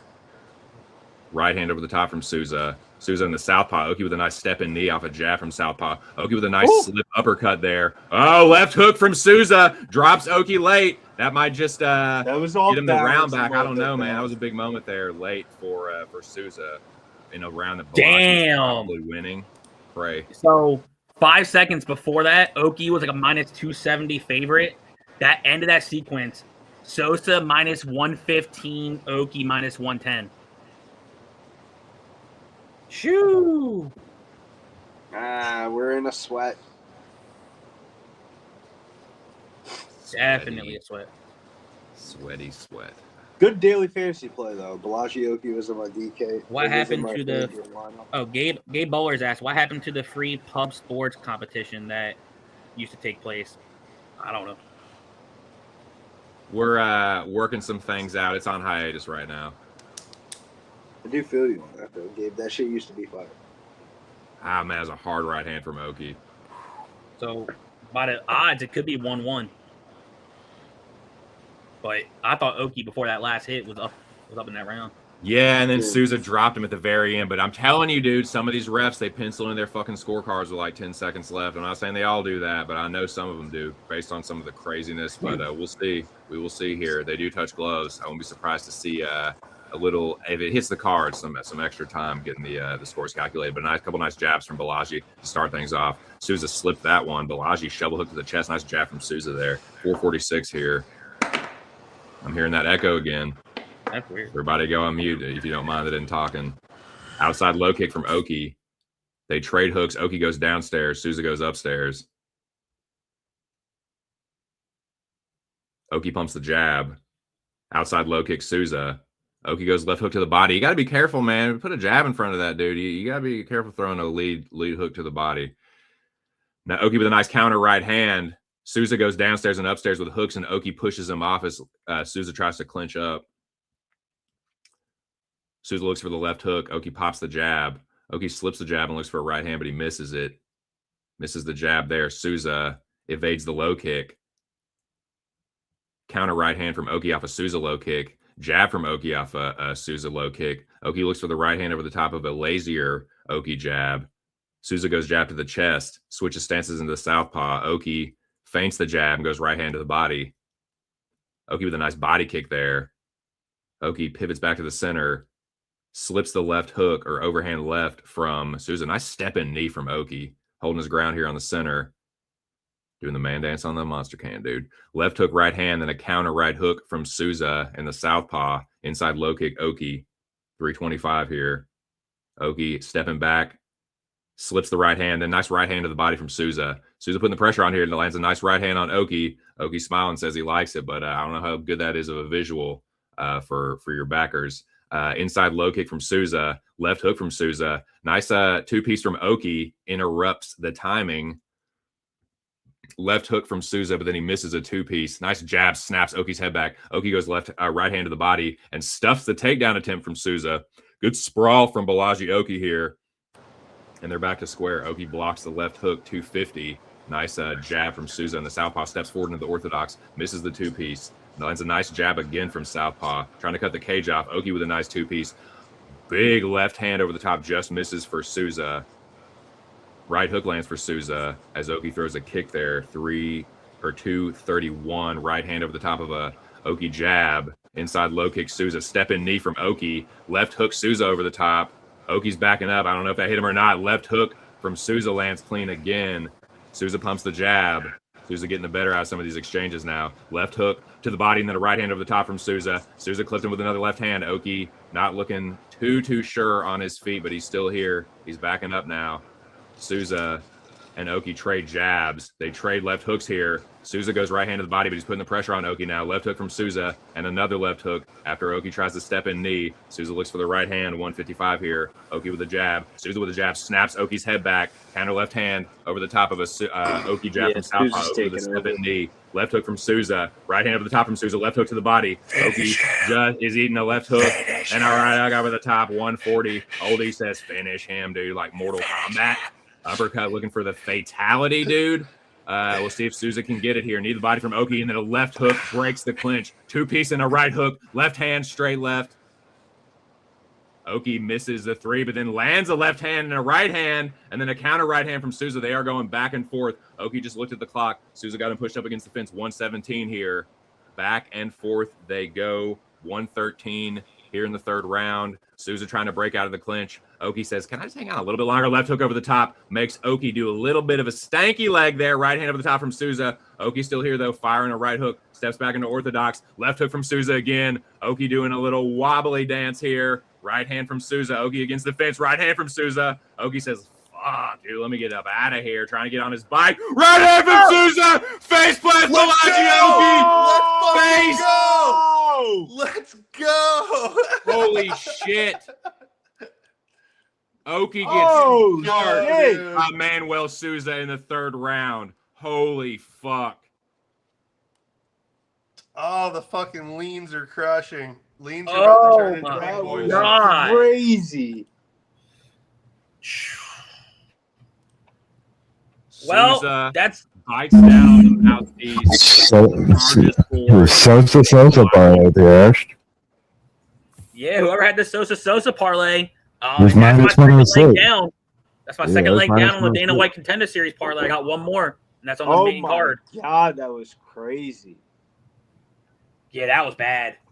Thank God he didn't hit one afterwards. Thank the Lord on that one. But yeah, yeah, he shadow run the fuck out of him. He held his hands like, give me He's your great, hand. like little boyed him, dude. He was shaking hands with Oh flying my God. So, like I said, the second leg is down on the Dana White Contender Series. I got one more with Rahiki on the main card. The second leg is down on the favorite parlay. I got 3 more legs on that one. And then remember, I sprinkled that inside the distance parlay, and Sosa hit the first one. So, That was crazy. but to say that, go ahead, Odie. Go ahead. I was just say, TC, you're only catching that echo backstage on your side. I listened to the broadcast. We're clean all over back, front to back. So Okay, cool. I don't know where that's coming I swear from. I'm not making it up. I was hearing. No, the I echo. believe you. I was hoping it wasn't me. It's always me. I was like, God damn it! I think it probably was. Yeah, it was. Like it wasn't loud, but I could hear it every day. I could hear like the last thing I said. Yeah, like, I was on every mute single before thing. that even happened. All right, no worries. But dude, all right, boys, fucking Shoo. let's go. I wanted violence, and we had to wait under less a minute. Jesus Christ. That was a crazy back and forth fight, and Manuel Sousa collects his power and flashes it and starches Ogie. That was crazy. Another favorite performs in this market. Another dog bites the dust. Another does not go the distance at minus 170. You got what you paid for. Nar. That Well, was crazy. I know we're like kind of the dust is settling. We're all kind of like taking in what we just saw. That like gnarly knockout, definitely one of the early knockout of the year candidates. There's been some good ones though. We will see who they give Sousa next, but yeah, that's somebody to look out for, dude. Carry was able to survive a comeback from Oki in the second round and then carry the power in the third, and I mean like shadow realm him. Crazy. What fight is coming up next? Who I knows? have no idea. Right, dude? Who knows today? It could be Elijah Smith and So Young Ho. Yeah, Su Young Yu. Su Young Ho. It's spelled 3 different ways on 3 different books and different on Tapology. I don't even know. That's about right. That's about right. Oh, gosh darn it, man. I noticed with the South Korean names and the Chinese fighters too, it'll either be the name will be reversed depending on what site you look at. Like sometimes they put the surname for it's weird. Yeah. Well, it might just be my American ignorance, but whatever. But yeah, it's I don't know. But that definitely that tracks. But yeah, if it's Su Young Yu and Elijah Smith, that's the first leg of my parlay for the podcast, man. I like Elijah Smith. Nice, I'm on it with you. Yeah, I on Tuesday I was Su Young Yu live, but Elijah Smith's had a couple fights in the UFC, and he is an improving fighter. I do feel like he is, and the Toshiyomi Kazama fight is not going to tell me much here, but I do think he still looks good, looks better, than he has looked in maybe some previous fights, and I think he gets the job done here. I think he can maybe knock Su Young Yu out. And he's a decent grappler himself, and he's a good wrestler, and I think he's got a purple belt in jiu-jitsu, so he's not a total like fish in the jits, but yeah, this will be his 3rd or 4th fight after Contender Series fight. I think it's his 3rd because he fought Morales and Kazama, but yeah, man, I like Smith here. We talked about this on Tuesday, and as the week went on, I just kind of felt more and more confident. It's not it's a little chalky, but it's not terrible. So I put him together with Patrino. So let's get this first leg through the hoop. Elijah Smith, 2nd generation UFC fighter, and I think he might potentially look better than ever here. What do you think, Billy? I got Elijah Smith in my daily fantasy lineup, I played Elijah Smith, Lawan Lacerda, Balaji Oki, Bay Mesquita, Kevin Vallejos, and my MVP was Vitor Petrino. I was shocked by the ownership on Elijah Smith, though. 53% on FanDuel. So damn near half the fucking field. How many tickets are in here? Like that's crazy. 53%. He's got to be one of the highest owned players on the slate. Who? Elijah Smith, bro. 53% on FanDuel. Let me see what he is on DK.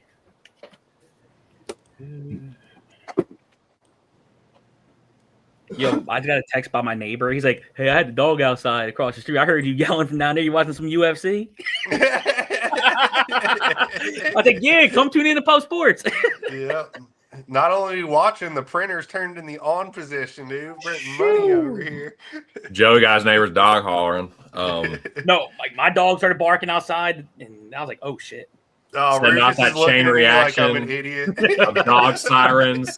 Yep. Oh, so Elijah Smith on DFS in the big contest I always play in. He's at 39%. Yeah, crazy. He's very high. His line kept going up. At least on his money line kept going up.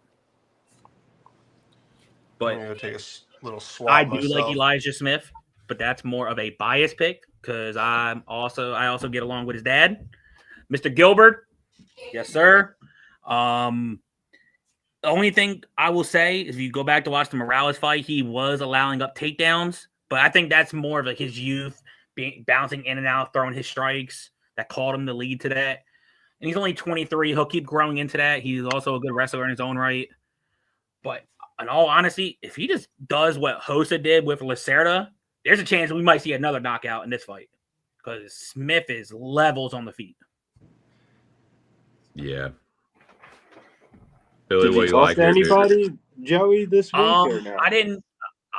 Sometimes I game with Elijah, but I didn't hear from him for this card. But I didn't hear from his dad either. It's probably a good thing. But his dad's good people, man. God bless him. Dad's real good people. God bless, man. Lord willing, get this fight through the hoop. And Billy, thoughts, feelings? It's kind of a weird one because it's grappler versus grappler. If Elijah Smith strikes, I think he's the better striker. mm-hmm.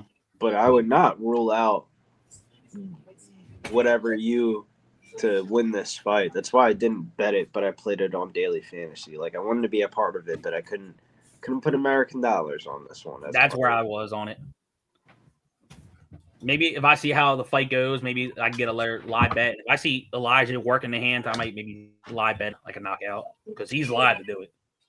Yes, if anybody's watching and wants some Phoenix, Arizona Challenger action, we're riding Cortine Mutet. Arizona's up by 8 going into half for ball. Cortine exactly, little man. Plus 104. He is playing American Marcus de Guerrero.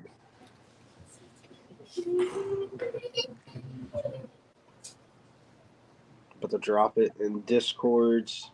Because I didn't think you won that fight versus Long Zhao, but I was gonna say he's had some decent wins. Like I guess the Long Zhao win, it looks okay. I don't know, man. It's like he hasn't beaten anyone like crazy good, but he's got a few wins. He's on a 3-fight win streak, but we'll see. See what we got here. Elijah Smith and Su Young Yu. Sorry, I'm just grinding up some nugget, but I'm ready. I'm ready to call this fight. Yeah, come on, Elijah, knock his ass out, Bo. Herb Dean. Raj in the octagon. It's TCC, this big titty.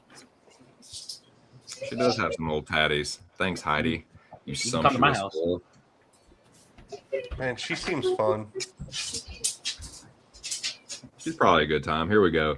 Elijah Smith and Su Young Yu do touch gloves. Elijah punches his fucking inside of his palm. Or his palm, I should say. Inside of his palm. What's the outside of his palm? Dumbass. It's Michael's hand. 4:48 here in the first round. Su Young Yu in the black here. Elijah Smith pumping the double jab. Staying in his face. 433. Double jab right hand over the top from Elijah Smith. He steps back into orthodox and then back into southpaw and then into orthodox. Su Young Yu bouncing on the outside. Elijah Smith standing right in his face. Who's that? Let it be known, Peyton. That's a big show. He might be if he stepped away. That's hilarious. Elijah Smith with a nice takedown here. 401. Dude, if he comes back, he's like, "Oh, I forgot to mute." I'm gonna laugh my ass off. Oh, that was a flying knee from Elijah Smith that cracked Su Young Yu, and he said, I just saw the highlight in the corner. Yeah. Su Young Yu is back to his feet though, pushing Elijah Smith into the fence. 342. I reckon this is what Su Young Yu wants to do, and he gets a nice takedown. Elijah Smith trying to hit a switch here. Su Young Yu, I'm sure this is right where he wants to be, but Elijah Smith working his way back to the fence. He does get to the fence. 323. He's about to hit a switch here on Su Young Yu. He's trying to. He does get back to his feet. Su Young Yu tries to hop on the back and throw the hook in, but Elijah Smith posts against the fence with his butt, dude, and he does get taken down again by Su Young Yu. Su Young Yu hops on the back here. Fuck. Yeah. 302. Elijah Smith trying to not get put in a precarious situation here. Su Young Yu laces the left leg of Elijah Smith.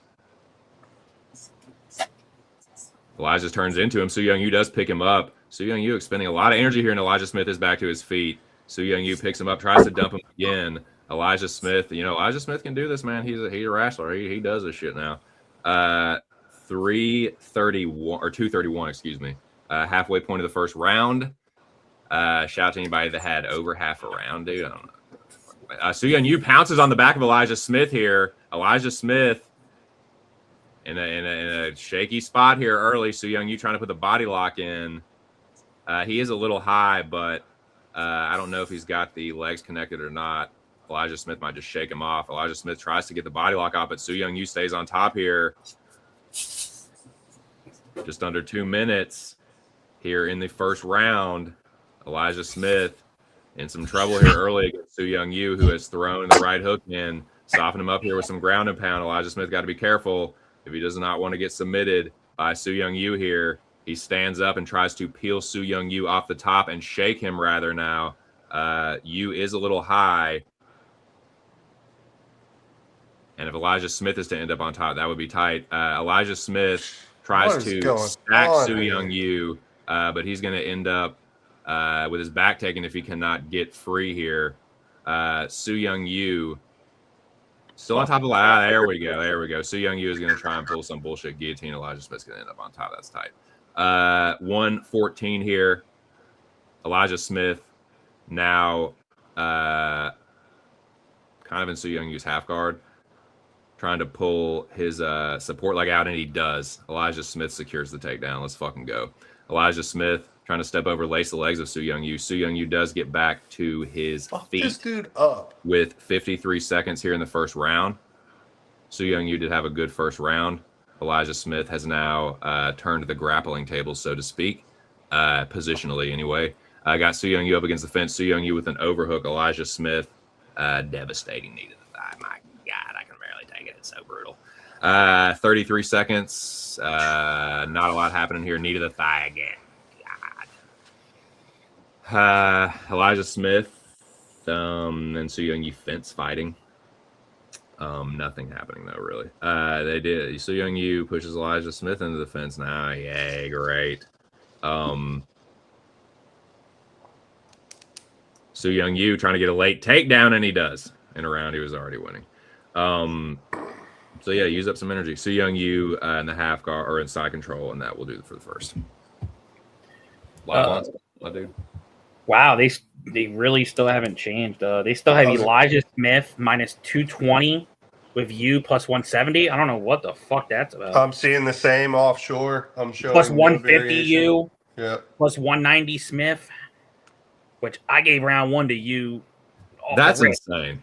Yeah, that's insane. So I mean, that doesn't necessarily reflect the scorecards, No. but I would think that Su Young Yu won that first round. Yeah, if you believe that, plus 160 is a great value. What did Elijah Smith do? Get one like reversal of a takedown? I'm trying to do in my brain like scoring criteria, damage, maybe, like, I don't know, man. I have no idea how. Oh yeah, there was that. Yeah, you're right. There was that knee. I don't know. Yeah, I don't know either, man. This is why I need you guys to tell me. Well, no, you're right. I thank you for pointing that out. I am remembering that now. And then you he had positional dominance and stuff, but he didn't really threaten with any submissions. He went down 85 cents. What'd you say, Joey? Before the start of the fight, starting now, he went down 85 cents, so he's still -2. Interesting. Well, thank you for that. 4:54 here in the second.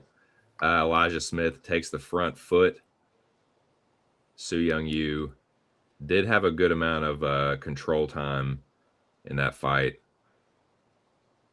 Smith putting the pressure on here. Yeah, I gotta pull this shit up. Uppercut and a right hand over the top for Elijah Smith. Cracked Su with a jab. I shouldn't say cracked him. He hit him with a jab. 4:30. Double jab from Elijah Smith. Falls just short. Su looks for the lead left hook. 4:19. Su tries to duck under a jab. Uppercut and a left hook from Elijah Smith. Whoa! Elijah Smith sets for Su Young Yu down with a big right hand. Elijah Smith pounds Don't go high. Don't go high. Holy shit! Oh! Do not get over the back here. Oh, Elijah shit! Smith. It might be under the chin. Yeah! Let's fucking go! Elijah Smith gets the rear naked choke. Yes! Elijah! -125 through the hoop. That one was the one. Let's go. Yes, Shout sir! out Elijah Fucking Smith. let's go. As your dad says, That's hard cool. work, dedication. Let's fucking go.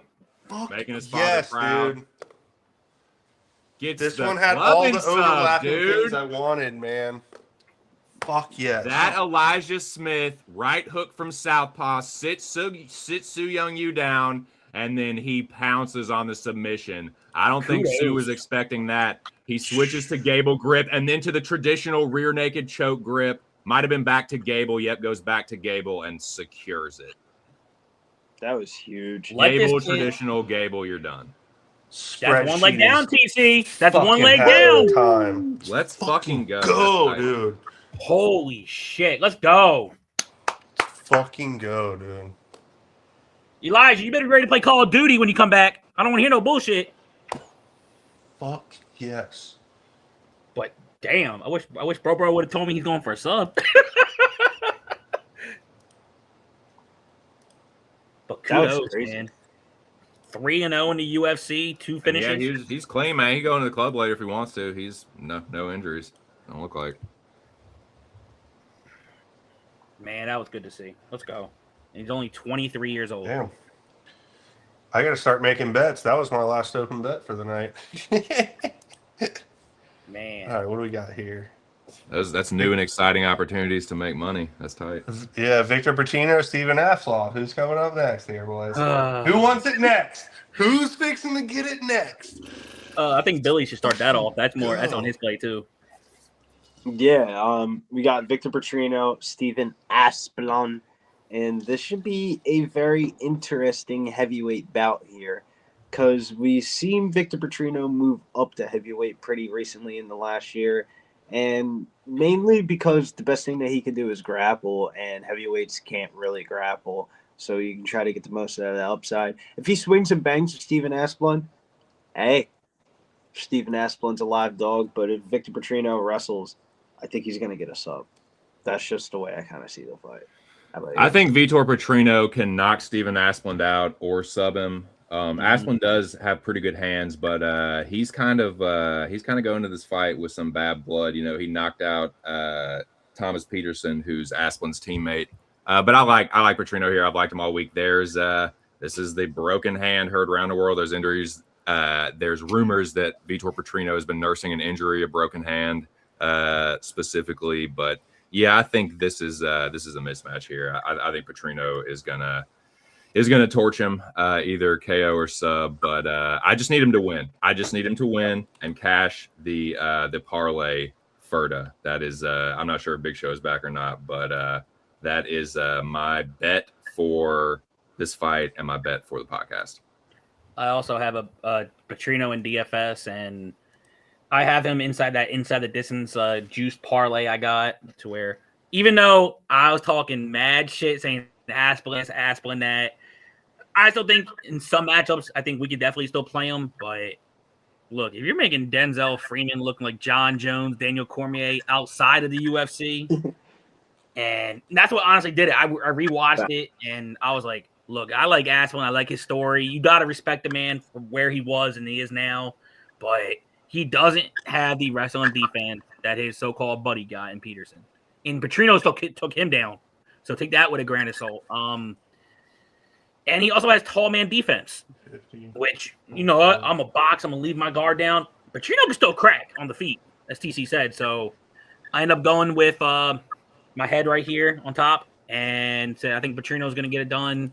And as long as he minds his P's and Q's, I think he can get it done any method. But if he gets it on the ground, it should be like some people say, do a done dollar if he gets it on the ground potentially. But yeah, I got Patrino. I mean, dude, he had people thinking that Denzel Freeman was really something. I did catch the Denzel Freeman decision against that Boujlo jobber, but I don't know. But you watch that fight for Denzel Freeman. If you think he's kind of nice. I know he had fucking people threw some Denzel Freeman pixie dust in people's eyes, dude. I was one of them. Especially that first fight. That shit was terrible. I'll never get the fucking time I lost in my life watching that, but whew. Well, you ready for fun facts with old Uncle E today? Yes, sir. Let's get it. If you've bet anything except for fight to go the distance in this market, you've taken a loss. Whether I isolate the actual market or the weight class, every 265 fight this year has gone to the cards. Damn. Every fight in this market, round 2 has started, round 3 has started. There's been a decision and there's been a split decision. And favorites have handled business. So hopefully this fight breaks the mold, but there's no way I'm touching this one. And shout out to anyone that has the balls to say, will this go to the decision again? Yeah, I took Vitor Petrino inside the distance. Not only am I picking a side, I'm saying he's going to finish inside the distance. No parlay with him either. Let's see what happens. It's too small of a sample. That's why I'm not, we haven't had that many 265 fights this year, but every one of them's seen a judge. Fucking hell, man. Here comes Carlos, baby. Breaks Medi. I just don't see how Aspen's going to be able to survive if Patrino gets the takedown. Like, I think I'm not going to say anything crazy unless Patrino gets the victory. But well, here let's just isolate favorite. What's our fucking favorite here? Favorites dancing around. There was buyback. Patrino got up to 250, but I'm recording this closing at minus 217. Let's see what happens. We'll just take a quick peek at what happens around minus 217. I mean, Steven Asplund is a likable dude. Like he's amicable and or affable, I should say. And the favorites handle business. Boxer. Sorry, go ahead. I was just going to say favorites handle business. I'm going to open it up. So I'm going to take it from minus 200 to minus 235. You don't have a dog bark. You haven't had a dog bark this year yet when the favorite is between minus 200 and minus 235. Yeah, people like Asplund in this fight, but I don't know, man. Like he's got decent striking, decent boxing, and if Patrino does get tired, I guess I could see a world if he can't get the takedowns and it's on the feet where he could maybe sneak one. But it's like, dude, on the ground, he is going to destroy him. But yeah, Asplund, he's a big heavyweight. He does have a little pop, and he's a good boxer. So we'll see, man. But nah, fuck all that shit. Patrino's gonna fucking kill this dude. Yeah, fuck all that bullshit. This is probably the second biggest part of the lineup here. I got Vitor Petrino as my MVP. Let's go, dude. I love to see it. Conviction. Lord willing. I had Vitor Petrino, Mesquita, Elijah Smith, Blagioki, and Juan Lacerda.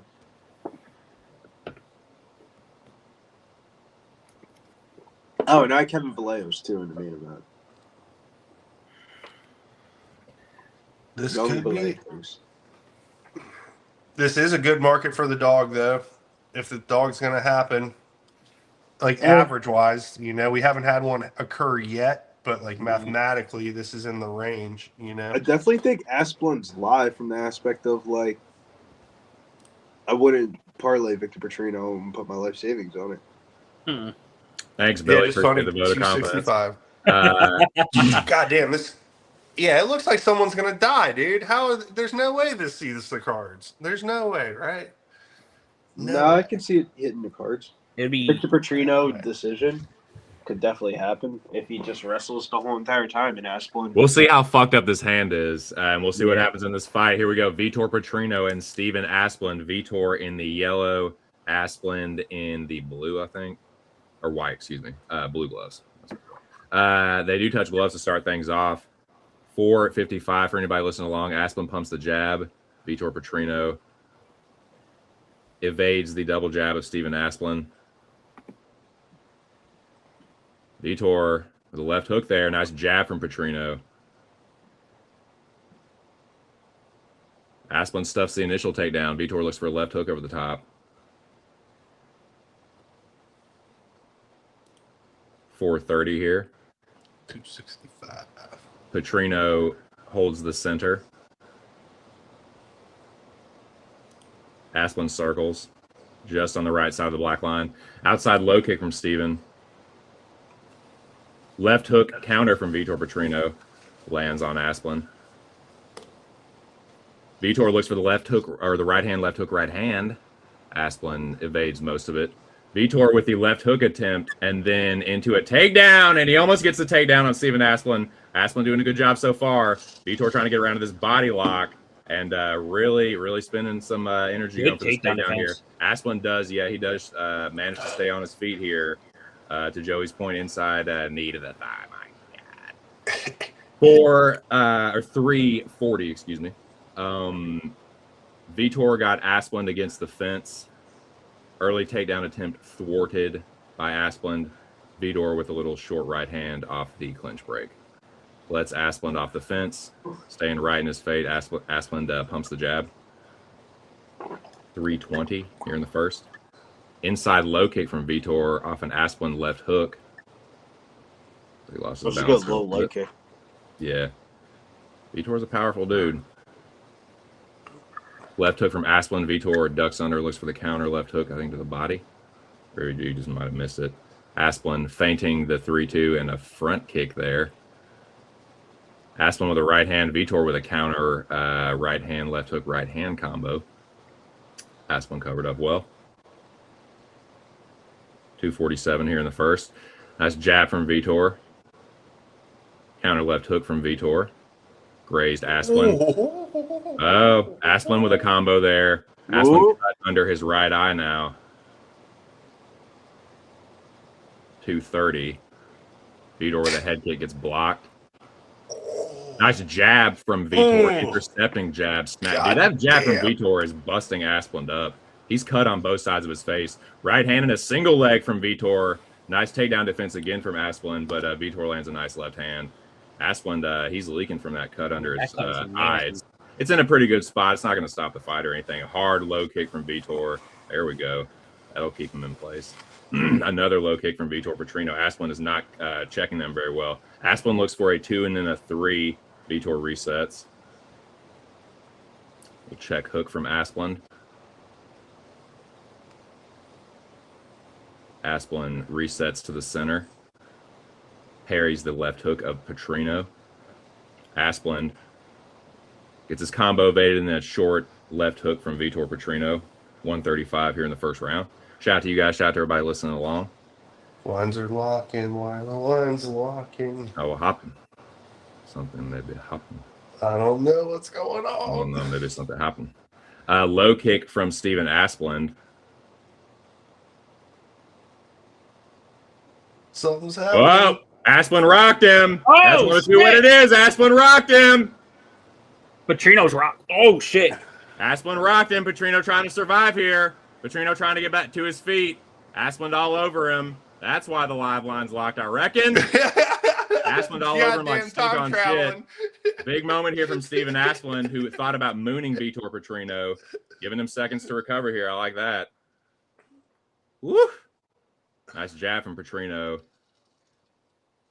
Right hand, left hook, right hand. Vitor just missed that left hook, but Aspen rocked him, man. I mean, yeah, give him a chance to recover. Fuck yeah. Fuck yeah. Outside low kick from Aspen lands. Just catch your breath, boys. You just let him. Don't pounce on him. Fuck yeah. I mean, Aspen's a big old boy, too. He's got pretty good cardio for a big guy, though. Aspen, little slap left hook. Looks up at the clock. Thinking about one more flurry, I reckon. I'll do the emoting. Yeah, all the histrionics are fine. Giving Patrino a chance to recover. Steven Aspen minus 225. Patrino plus 175. I think Petrino's about to wrestle. He did round one. He couldn't get a single one. Yeah, there's a size difference. You know, weight classes are made for a reason. Well, I will say this. Aspen did look like he was starting to slow down at the end of that round, so maybe the takedown defense won't hold up as well if Patrino sells out for it, but he could gas out trying to get it. But damn, he got his shit wrong. Dude, he did, man. He's standing there trying to trade with a big old dude like Aspen, and Aspen cracked him. Fuck, dude. Man.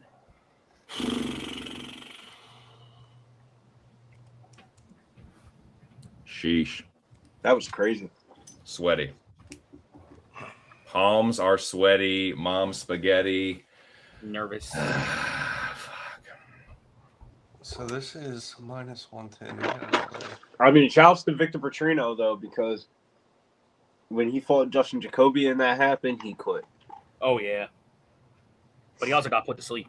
Jacoby's also a more seasoned striker. And he's got Yeah, Jacoby's a former Glory kickboxer. right. He's just champion. Aspen, but yeah. No, but you know, it's a fair point too. Like he definitely I'm glad he didn't quit. Left hook and a low kick from Vitor. Switch body kick to Aspen. Aspen looks for inside low kick. Vitor with a nice jab. You got to use your speed, dart in and out the pocket for Patrino. Low kick from Vitor again. Aspen looks for the left hook and a front kick and resets. They trade jabs. It was a good jab. 419.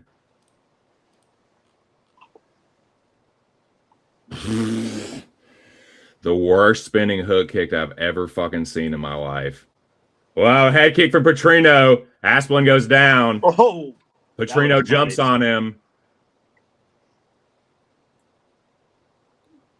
Dude, he threw that kick from his hip, dude. That was a Holy nice shit. kick. Vitor Petrino on the back of Steven Aspen here. You're wondering how is he going to be able to get the back of him, and boom, here we are. Yeah, he threw that thing with the quickness.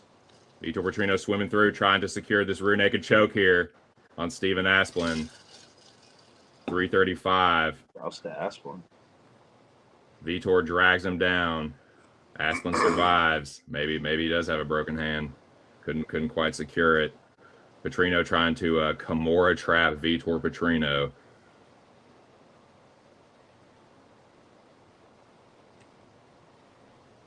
$313. That's a Second big round. boy to Aspen try to does take get off the down. fence.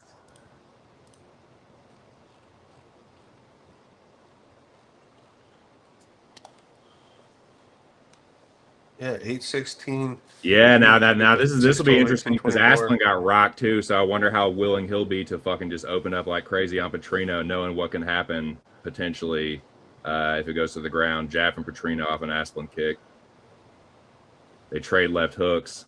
Aspen leaking, busted up Leaking like on a both sides of his motherfucker. face. Misses a right hand and a left hook. Patrino.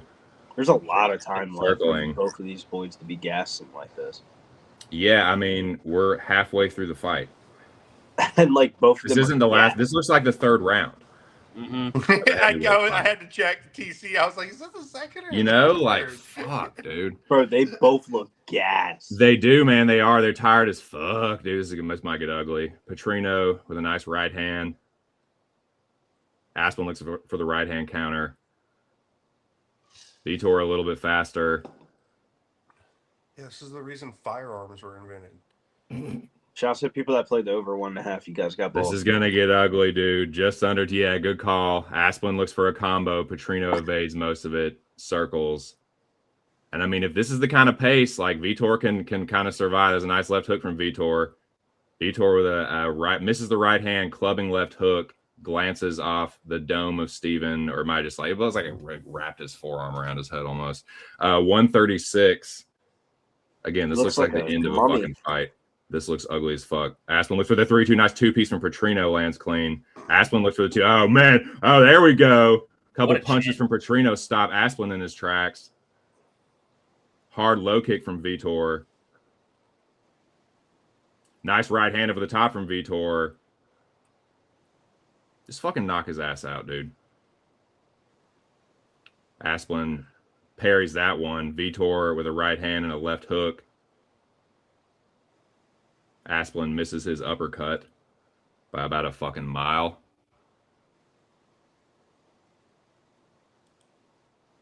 Vitor ducks under the 2-piece. Glancing left hook. Nice jab from Patrino. Outside low kick and a jab. Nice. Lands for the Brazilian. Vitor takes a quarter lap. Steven says, come on. He doesn't sound like that. He's from Minnesota. Come on, I don't even have. I was going to do a Minnesota accent. I don't have one. Yeah, I can't. It's hard for Let me tell you something. It's hard for a Southern, literally opposite ends of the country. You'll forgive me for not being able to nail the Midwest accent. Little flurry there. Aspen might have landed a right hand in there. They trade jabs. Oh, that was a nice jab though from Aspen. Say what? That was a nice jab though from Aspen. Yep. Aspen going crazy here at the round, leaking everywhere. God, he is bleeding. I got it 1-1. Yeah, the betting line, Patrino minus 135, Aspen plus 100. Yeah. I wouldn't mind a Victor Petrino bet at minus 130, to be honest with you. Yeah, that eye's swelling. He's got a cut, but they got to put the in swell on it too. Minus 110. If this wasn't the second to last back up now. part of my daily fantasy lineup, I would bet Victor Petrino at minus. I mean, people are jumping on that Patrino at almost even money. I don't blame them. Now it's climbed up to 170. Yeah, I would. That movement doesn't surprise me at all. He just seems like he has more in the gas tank. He's just virtue of being a better athlete and slightly quicker. Yeah. Oh yeah, he sent his mouthpiece flying.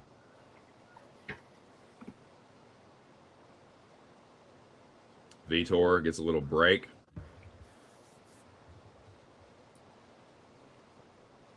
Shout out to anyone that was on the round 3 to start at minus 110. Honest market. Yep. Great look. He earned the his spec. Outside low kick, inside low kick from Asplund.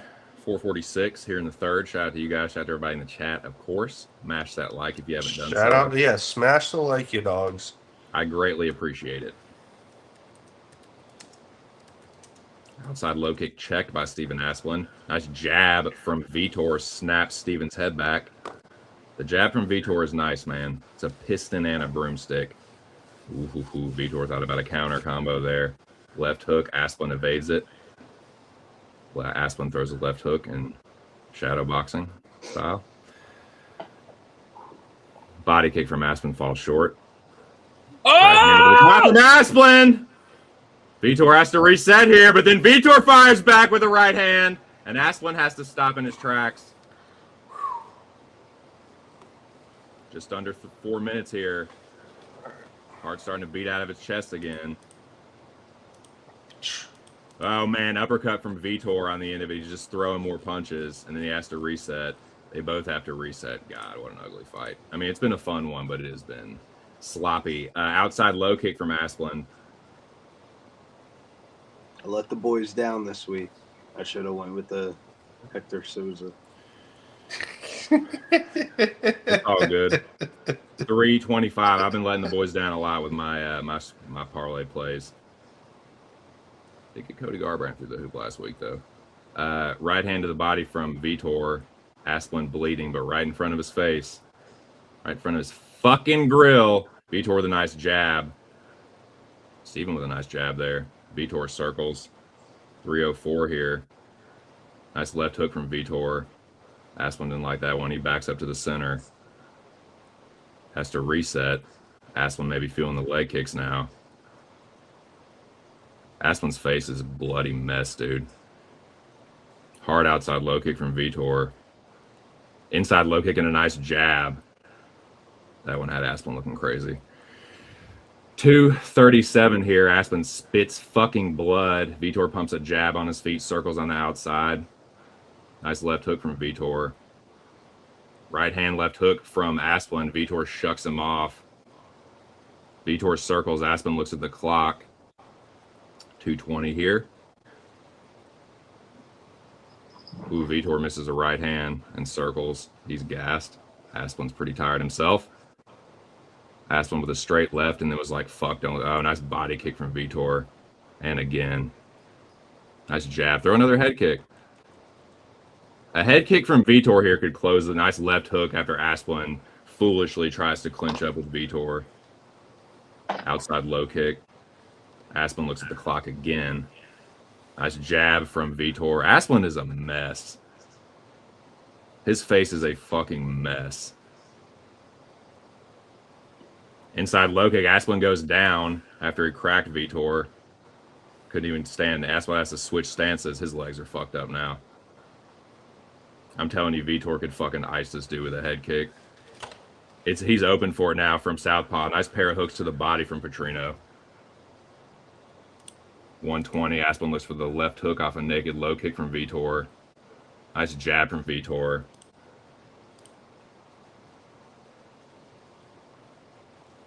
Right hand left hook from Patrino.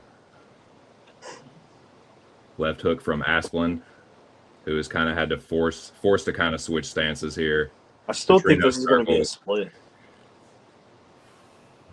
I Or don't you think know, Vic dude. Look Patrino at got Aspen's back? face, man. Left hook from Patrino. Yeah, his face is And bad. it's not like Patrino isn't landing. It's not like he's just like running and doing like he's doing a lot of damage too.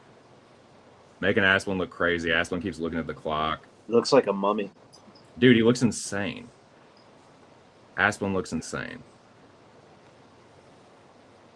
So my question is, even though I didn't get the finish and it might not be the optimal, it might have helped me out that I get double the points because it could cover something where, like, I don't think I'm going to get first place, but at least it's better than a loss. But this is a split, bro. I got a split decision. I don't.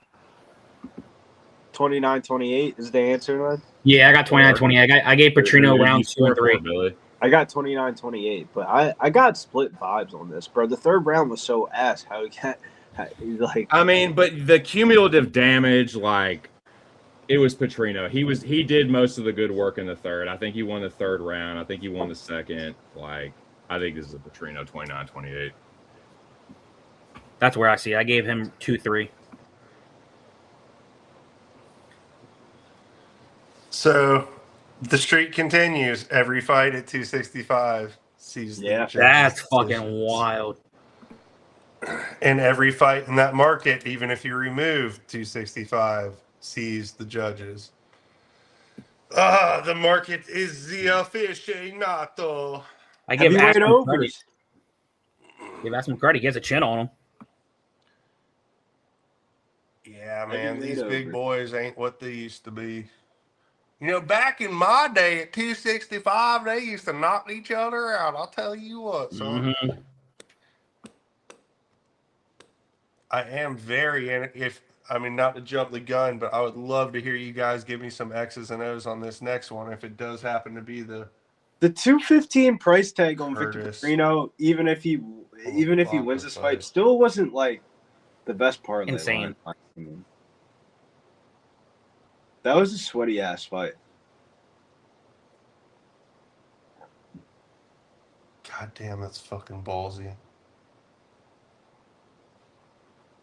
I'd like to tie it to something.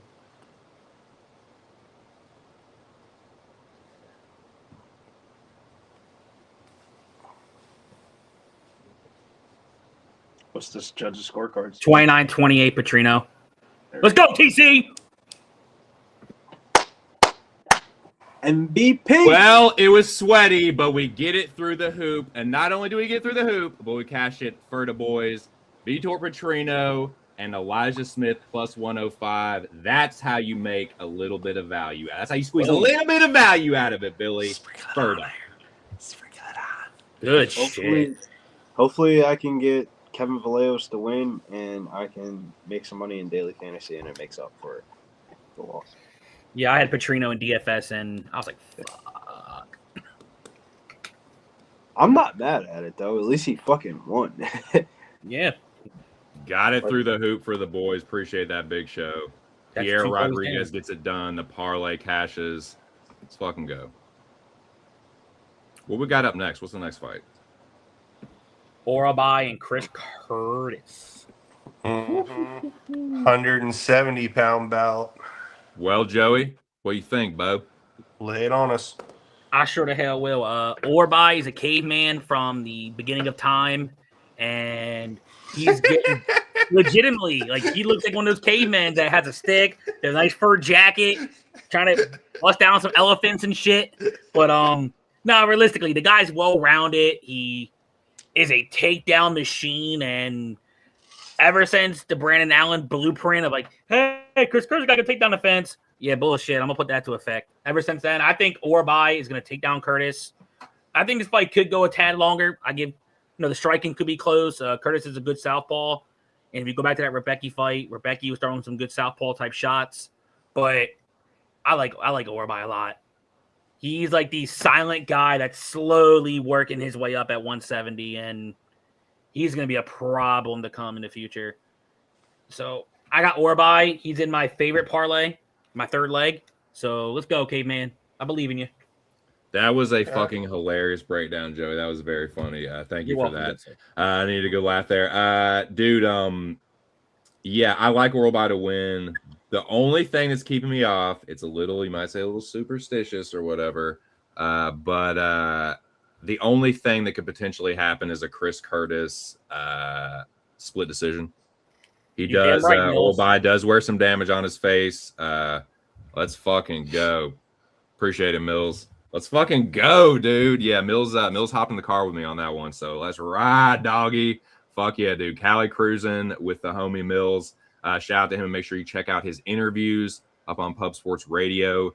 He's been putting a lot of work in recently with shorts and stuff too, man. Doing a lot of work behind the scenes and in front of the camera. So shout out to him. But yeah, I like Oral B here. The only thing that could potentially get weird is a potential MMA equilateral triangle between Jack Hermanson, Chris Curtis, and Oral B. But I'm gonna stay away from that one. I'm staying away from this fight and picking Oral B. What do you think, Billy?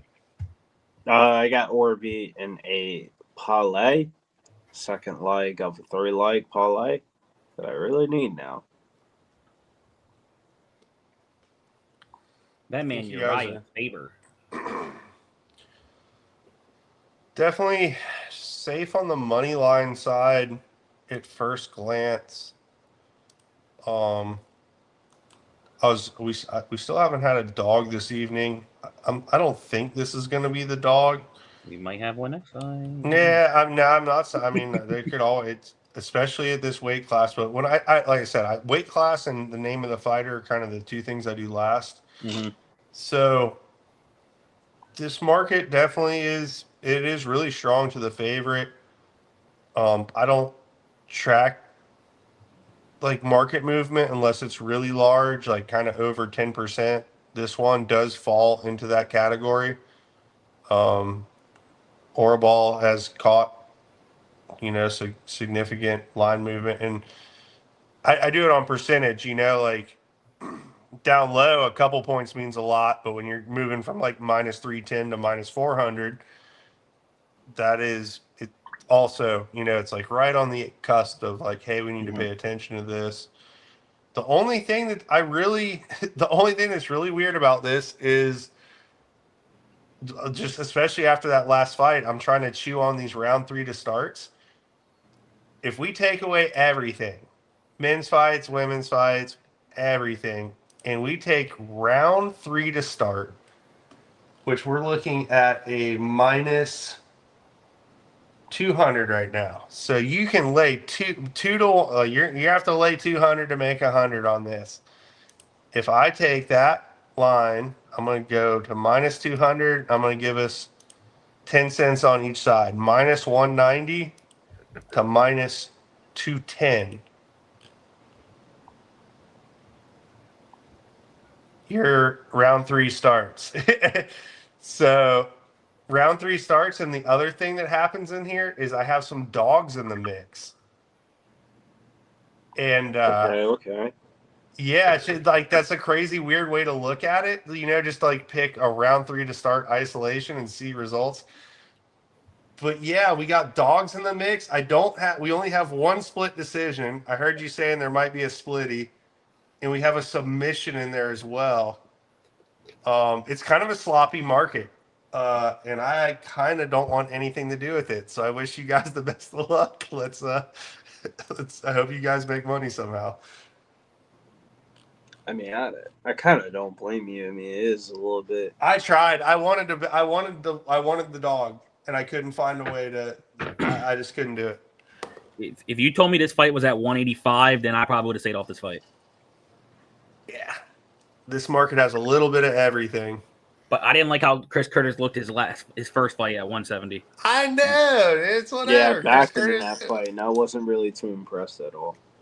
Nah, not with my real money, and certainly not something. Even if it was like a rec bet, I'd tell you guys. You know, when I do a slice and a pint, this isn't even a slice and a pint.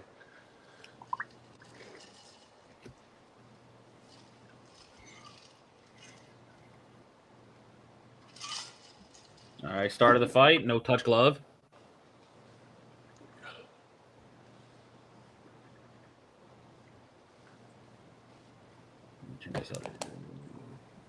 We'll see who throws that first big shot. Orbi's looking to close. Good kick to the body to Orbi, but nothing real damage about it.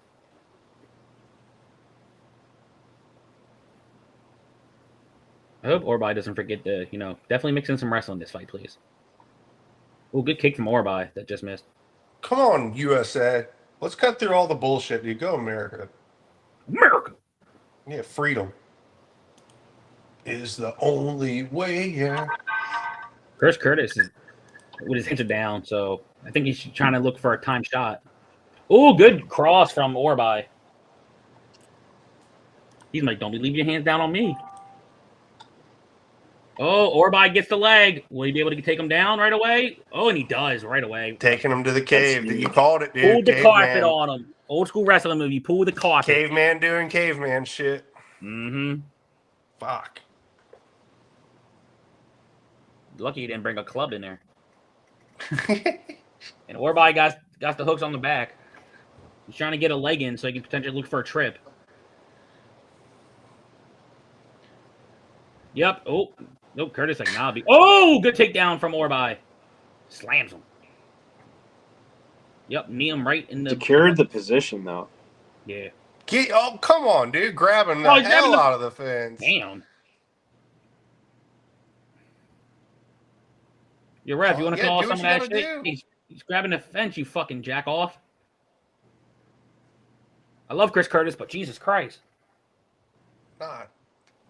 Let's go, K-Man. Cheat to win. Show heart. Fuck that bullshit. I'm grabbing that fence because I'm a vet. Look at that. He's doing it again.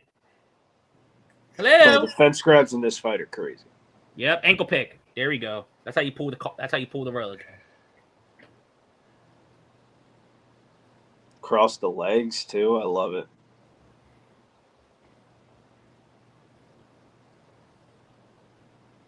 Damn, he already has 4 takedowns already? Jesus Christ. The total was 2.5 at even money. For what, takedowns? Yes. If I would have got that, I would have put bank on that. I don't track it, but I noticed it right before the fight started. Yeah. It's weird. I only get takedown props on like main cards, which is fucking ridiculous. I hate Nah, that shit. I'm already struggling to track what I'm working with now. I don't need to be. Orbi's looking towards the back. He's trying to put a a leg in. Oh, he gets a one leg in over cross, but he's just holding for position right now. I was gonna say, bro, how many times is Chris Curtis about to get up off of these takedowns? Like he just keeps. You know that saying, what comes up must go down. And so far, Chris Curtis is going down. Crazy doing pace everything right. from Orbi, though. Putting the weight onto him. Yo, man, stop grabbing the fence, you cheating bitch. He must have the over in this fight. Oh, good slam from Orbi. Oh, Orbi trying to get a hook in. Oh, he has both in. He's going for a choke. Is he gonna get it, Joey? Oh shit, it's right on the jaw, but it's not under. But if he can finish on the jaw, that's not. Dude, if he's got lucky, he's got a beard. Come on, Curtis. Come on, Curtis. That would be bonkers if he fucking get out of this bullshit. Oral B full mounting him, top mount. Oh, the baby trying to flatten out Curtis here. He does throw the hooks in. Joey, I appreciate you taking over again, Bobo.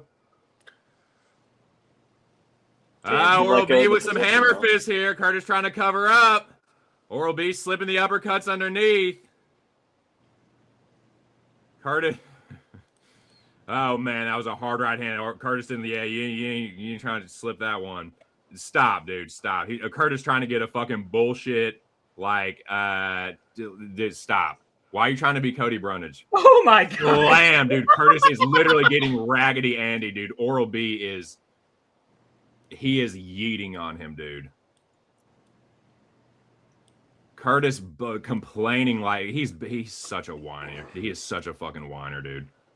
Chris Curtis is one of the biggest whiners in the UFC. I might be over the Chris Curtis experience, honestly. Yeah, I was over. You can get him his fucking pink slip after this. Oral B, all over Chris Curtis. And Joey, thanks again for taking over, Bo. Yes, sir. Had to hit the head and grab a sody pop. Ginger ale here, and there's the first round. What's the live line, my dude? Or by minus 50,000. Yeah. Or by close enough. You're only 48,000 off. He's minus 2,000. Are you willing to mortgage your home to make $50? I mean, the way look. I wouldn't. Chris Curtis is about to swing bombs. I low-key want to see this shit now go 3 rounds to see how many takedowns Orbi will actually get. 125. Because I think what's the record with Marab? Like 20 something? Yeah, I just don't know how many more times Chris Curtis is about to just get back up without giving up his back and getting submitted, in my opinion. It looks he seems very discouraged on the stool. He seems very discouraged where he's about to quit. Well, he was trying to get a fucking DQ. He was trying to get like a shot to the back of the head, and then he was complaining about something to the ref when Oral B was trying to get the body lock on him. But here we go, round 2. Try to get a Brunage. Yeah, I'm just about over the Chris Curtis experience. But here we go, Oral B and Chris Curtis, round 2. Shout out to you guys and everybody in the chat, of course, and Big Show behind the scenes, putting in a lot of hard work himself, helping everybody get these shorts out with the sick graphics and stuff. So shout out to the whole crew, man. Chris Curtis. Yeah, I like the AI graphics. Yeah, dude, they've been fight. Chris Curtis working from the southpaw here, pumps the jab. Oh, kick to the belly. Body kick from Chris Curtis, and then he looks for the 2-3 afterwards. Oral B looks for the right hand over the top. Just misses that one. Curtis looking for that overhand left. Shovel hook straight left from Chris Curtis. Working from the southpaw. Oral B trying to clinch up there. Doing a little dirty boxing. Chris Curtis with a nice sprawl there. Uppercut from Curtis. Knee from Curtis, but then Oral B dives on a takedown here. And that was a pretty telegraphed takedown. Yeah, and he just muscled his way through it and pulled Curtis's leg out from under him. Curtis gets back to his feet, but Oral B with the in-finger grip body lock, about to pounce on the back of Chris Curtis again if he's not careful. Oral B positioning himself just above Chris Curtis as he drags Curtis down to a knee, throws the right hook in, and Oral B, Curtis defending the submission, but Oral B is dangerous, trying to pull the post hand out. Slapping right hand over the top. Here's that face crank again, / neck crank. Oh, that's a neck crank now. Turning the damn head. Face cranks when they go across the jaw and break their fucking mandible. 335 here in the second round. It's violence. That's what we're here to watch and bet on. 330 here in the second round. Orbi with another body lock. That was a nice trip, dude. That was cheeky. Cheeky monkey. All right. Chris Curtis back to his feet, but for how long? And he literally just goes down to a knee. Orbi does throw the left hook in. Orbi got a little bit better in the grappling. Yeah, Mick Tybeck. Because he used to just be going out there all crazy with no process. There actually looks like there's process to this. Yeah, he is putting Curtis through that spin cycle. Coming straight up out the steps, dude. Weighs a one-man Mongolian horde, 236 in the second round. He is throwing the left hook in. Curtis down on a knee. If he throws that right hook around and just takes the back of Curtis, he can maybe get a choke here. And there it is. Right on cue. Yeah, sub-prop here was plus 380. Curtis is decent at defending position submissions from this position here. But Orbi starting to work from the back here again. Curtis does get back to a knee. And Orbi does get back to his feet. He made a mistake there not throwing that right hook in and lets Curtis get back to his feet, but it's just right back down again. God, that beard saves him, man. I don't know what it is, but that big ass beard. That last line of defense is Curtis's fucking big ass beard. Says the only guy in the chat wearing a beard. Dude. Billy, wary of the power of the beard. Might be too much power, dude. Back elbow from Oral B around to the right side of Chris Curtis's fucking face, dude. 124. Dude, I'm going to be so bummed here in about 1 minute and 17 seconds. Oral by just tossing him around. Dumping Chris Curtis, just pulls his legs out from underneath him. He's going to posture up here against the fence. Curtis does have good, get-ups, and he's an ornery. He's an ornery cuss. Fighter. He's an ornery cuss on bottom in the grappling, I'll say that. He's a well-trained fighter, but he doesn't really special, he doesn't throw enough volume.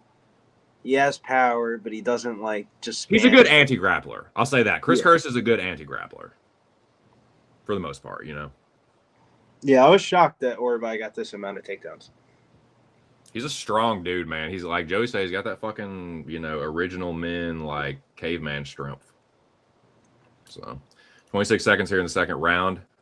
Oral by, again, just looming over Chris Curtis, pulling his legs out from underneath him when Chris Curtis does post.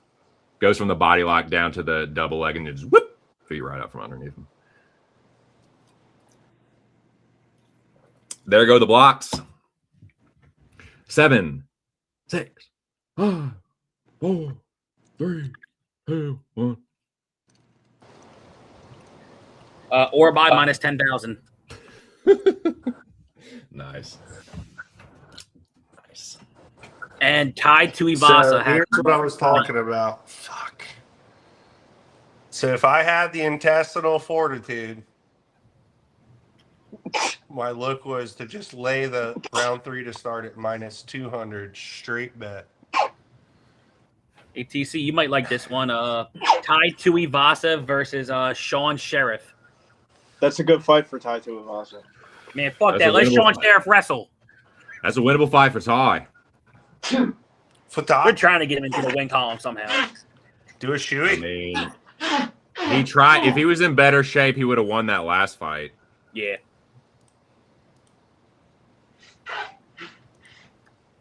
Billy, it's wild that you didn't mute knowing you were going into a blow in your nose.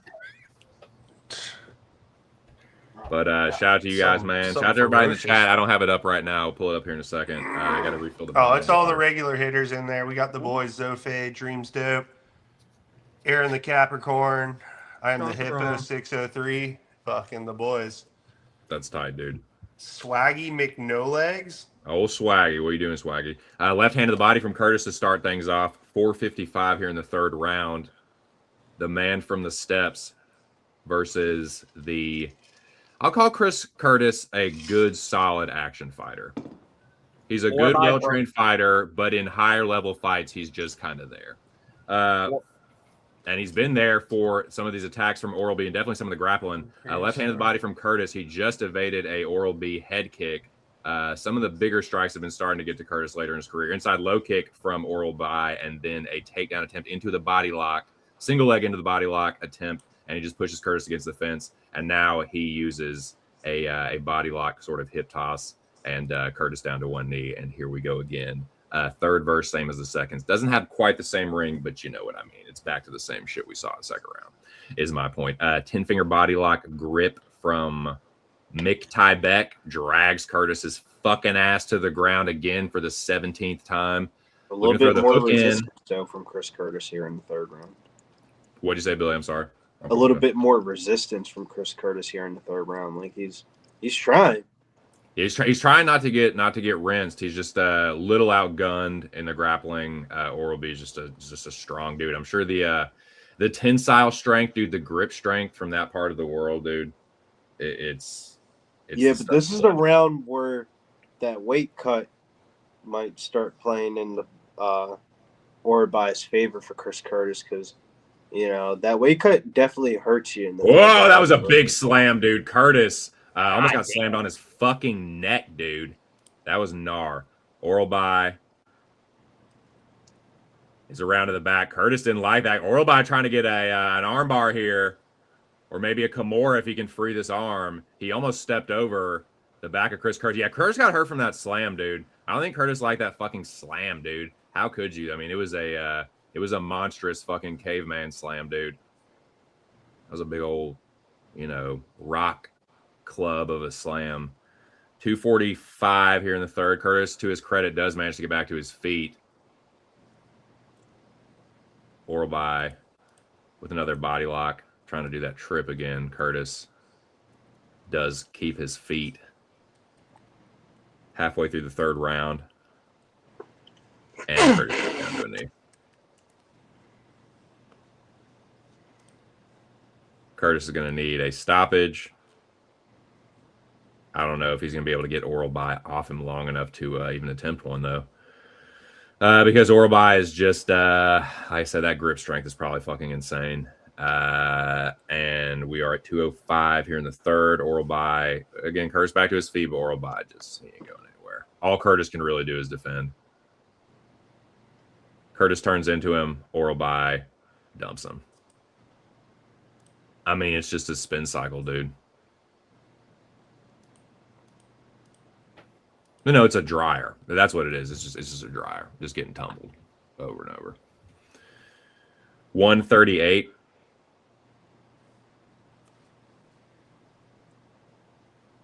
Orbi looking to lace the legs of Curtis again and step over onto the back. Curtis does get back to his feet. To his credit, the anti-grappling is still there, still good. But again, it's like if you're just going to be there to be a body to just like defend yourself the whole time against the higher level fighters, it's like Curtis has a very well established ceiling, a very high floor and a limited ceiling when it gets towards the upper echelon. But yeah, I mean he's getting up there too. So it's like how much? Yeah, he's definitely getting up there. It's like his best fights in his career will honestly probably won't happen in the UFC. You know what I'm saying? Like right. I mean, the Brendan Allen win is aging pretty well. That's a good dub for him, Carlos Alcaraz loses to Daniel Medvedev. 6-3. What tournament was that, Billy? What tournament was that? Indian Wells. Carlos was minus 670 on the money line. It's his first loss this entire season. Dean. But if you tuned into the YouTube Shorts, follow the script. We got Yannick Sinner at plus 140 to win this bitch. Nice. That shit gonna be long gone by tomorrow. Nice, dude. Yeah, this is a good time to get a little tennis Little tennis promo in. Orbi broke the welterweight record for takedowns. I'm not Nice, surprised, dude. That was wild. It was at 13. I lost track after 15. Well, Genghis Khan's descendant was not fucking playing, dude. No. Ragdoll and Chris Curtis. Curtis, put your fucking hands down, dude. Get the fuck out. See, that's the kind of insufferable shit where it's like, shut the fuck up. What is it? So far, that was the last fight on the prelim. No dogs. None dogs, Joey DFS. No dogs, no What you just splitties. fucking said to me. Hopefully that changes. I'm trying. I was just working so hard to see if I can get on Bruno Silva on this next one. I'm not sure if I'm there yet. Talk to me, boys. Talk to me about this Bruno Silva fight coming up. I got a bet on the 125-pound dog class, here. 125ers. Let him have it, Billy. I got a Put it bet on on me. the dog here, Bruno Silva. A little bit biased and a little bit of coming back too soon. If you don't know, now you know. Charles Johnson is not fans of us here at Pub Sports Radio. Shitted on us one time after it wasn't me personally, it was Weezy. Oh, It hey, was hold on. We're Weezy talking and story. Nick. We're They were talking talking about story. his mullet Hold on, let me haircut. bump my volume up a little bit here. Hold on. Yeah, Weezy and Boston Nick were talking about Charles Johnson's haircut, and I don't know why, but the video got back to him, and he like added us on Twitter, and he was like, "Fuck you guys," da da da. So Shout out I Boston Nick, man. personally- Boston Nick did nothing wrong there. Everything he said was correct. I do remember that shit. Shout out to Boston Nick. I will stand for Nicky Elbows on that one for sure. But because it's like what he was tripping, as they say. But I'll just get my take on this one real quick. I want nothing to do with it, dude. I do like Charles Johnson, gun to my head, but I just think it'll kind of be a sweat, dude. I think he wins, but I think there will be a moment from Silva where he like cracks him in the third, maybe, or something. I don't know, man. Johnson does build into fights though, and Bruno does slow down. So it's like, if anything, you can maybe see like a big moment from Bruno early, and then Charles Johnson maybe knocks him out in the third or something. But like, I think the reach advantage for Johnson and like the footwork and stuff is gonna be, gonna be a little bit too much for Silva. And so I'll pick Johnson by decision. Dude, I have been really bad about putting my Tapology picks in. I have not put my Tapology picks in the last couple of weeks. Shout out to Bo Jackson. Bo, I'm sorry, I'm legitimately not doing it on purpose. He's been inviting me to this fantasy game on Tapology in the last couple of weeks. I've just dropped the fucking ball. So it's not on purpose. It's not any like sneak diss or anything. Shout out Bo Jackson, and I really apologize for that. Shout out to the dome, secretly man. hating on you. Dude, I'm sorry. I went to Awesome Con yesterday. It's not a great. How was excuse, that, by but, the like way? I was just going all over the place. Sorry, Billy. Go ahead. How was that, by the way? Dude, it was a lot of fun. Like I won't bore anyone too much, but like I got to the best part was just hanging out with my old high school buddies. It was just getting the band. Yeah, seeing the boys. We hung out in Alexandria Old Town. We went out for a beer at a beer garden and got some good German food. And man, it was cool though. I got some. I got a dude that does variant covers for Battle Beast, which is like the coolest fucking thing I'm reading right now. I got him to sign a cover and talk to him a little bit. Dude, he showed me. Shout out Deegan, man. He showed me a sneak peek of the new issue of Battle Beast that's coming out, and he's got a variant cover for it. He showed me like the black and white outline. It looks fucking dope. But it was fun, man. I had a good time. Got some good comics and some good shit for the old lady. So it was a good time, dude. And got to chill with the homies. But it was like a blur, man, just like a down and back real quick from Alexandria. But good times in Old Town for sure. So start off the card, Bruno Johnson. I got Bruno Silva. I got him plus 150 on the money line. I have questions for Johnson. One, I think he came back too soon. I know he took this fight because they switched things around with the Kavanaugh taking Moreno fight. So Johnson took this fight afterwards. But but he was just fucking destroyed by Alex Perez less than 50 days to go today.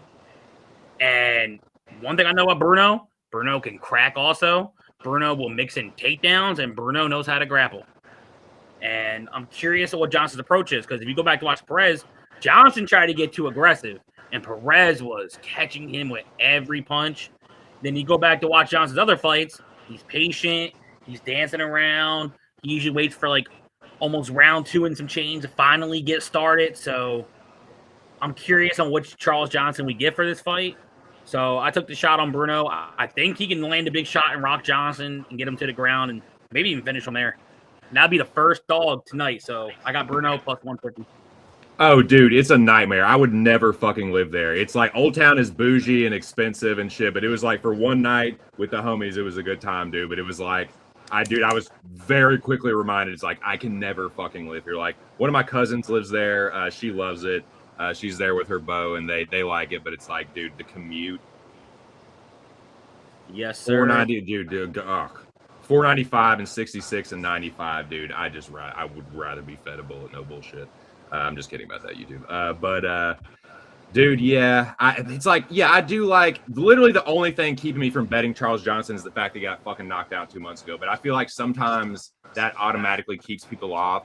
Understandably so, but I wouldn't be surprised to see him just tune Bruno Silva the fuck up and knock him out. Like, I think he might play it pretty, not safe, but like not get overly, overly aggressive and just kind of have a technical performance here. I know Stubborn Mick is on Bruno Silva inside the distance. Let's get it. I'm not Stubborn Mickey, dude. Shout out to my Mick. Talk to me nice. I think Bruno Silva.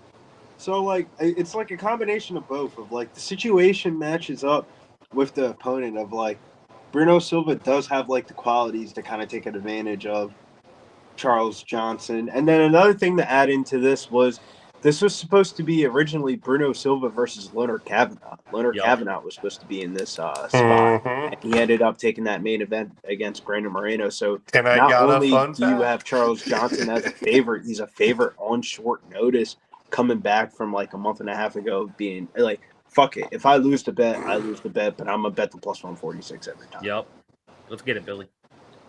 All right, well, here's your fun facts with Uncle E, especially that you just referenced the Loner Kavanaugh bout.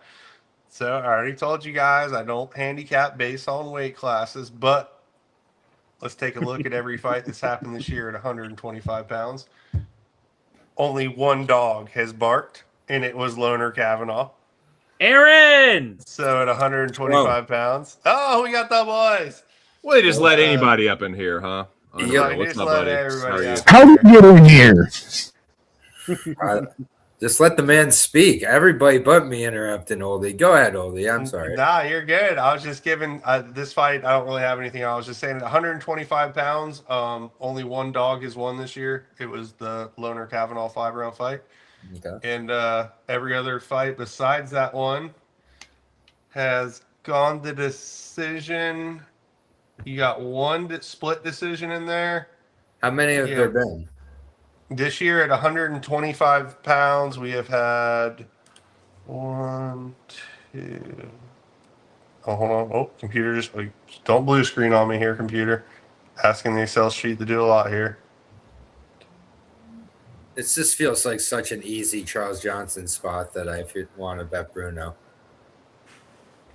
So you've had four. Feels too easy. Reverse psychology yourself. Yeah. Yeah. So you've had 14 fights. So 14 fights and one upset. 28. Yeah, 28 lines of data. Aaron the dog. What up? We got dogs in the house. What up, doggy? First dog bet of the night. Can we get the first dog of the night? Aaron the dog, speak to me, nice. It could be. Yeah, I'm going to top off my drink. I'll be right back. Let's get. Yeah, I made a lot of money off Patrino, but not the way I was anticipating. But that's okay. I had inside a distance, so I feel. That's why I bet the money line all the time, and yes, like it's just you don't know, like, and I just look for that broken hand, huh? Yep, that looks perfectly fine. Although Aspen, like that stock went way up, like yes, I can't lie. But also, that might be one of those where you refer back to that fight when he's 0-3 in the UFC, and you're like, his best performance was that almost win against Patrino. Like, people are going to use that to like back Aspen too. Is like, yeah, like, and it's just like that's a lot of damage, and I don't know if he'll ever fight that well again. He lost, and he got tired as fuck. And Patrino isn't that good either. Patrino beats all like the heavyweights who aren't supposed to be good. But it is sketchy, Mick. That is a good thing to keep in mind, though, that he did almost get knocked out by Steven Asplin. See, and that's why you're fucking twice and a half almost. But Bruno Silva looks like he's ready to get knocked out by Charles Johnson. I hope not. I just don't. I like if you bet Bruno, good job everybody. But I just feel like this is Charles Johnson is like finally not going to slip on a banana peel. He gets that fight against Loner Kavanaugh again, probably for a main event in the middle of June or something. I feel like this is 30-27, 30-27, it's supposed to be 29-28. Loner Kavanaugh versus Manel Kape. Oh, I heard really? Well, Manel Kape will fall out of that fight, and then Charles Johnson will take it. And then I heard something. I heard it was supposed to be Roybell. Manel, if there's God, Charles Johnson's hair looking better than Nah. He's looking like a damn Gullet, He dude. fixed it a little bit. That shit was wild on the weigh-ins. It really was. I think it's funny though. Honestly, it's funny like, that he if tries I to had- lean in. It's funny that he tries to lean into it now, but then he was like so upset about it. He's like trying to overcompensate now, like trying to show it doesn't bother him. It's like, dude. But sorry, go ahead. I mean, I can't lie. I've loved Charles Johnson for a long time from the LFA days, bro. And like, I used to fuck with Charles Johnson until he Just shitted like- on me. well, I'm sorry they shit on you. That if I could, you know, I understand. I've been shit on a few times, so it's okay. But you know, I was Charles just sitting Johnson, there as an innocent bystander.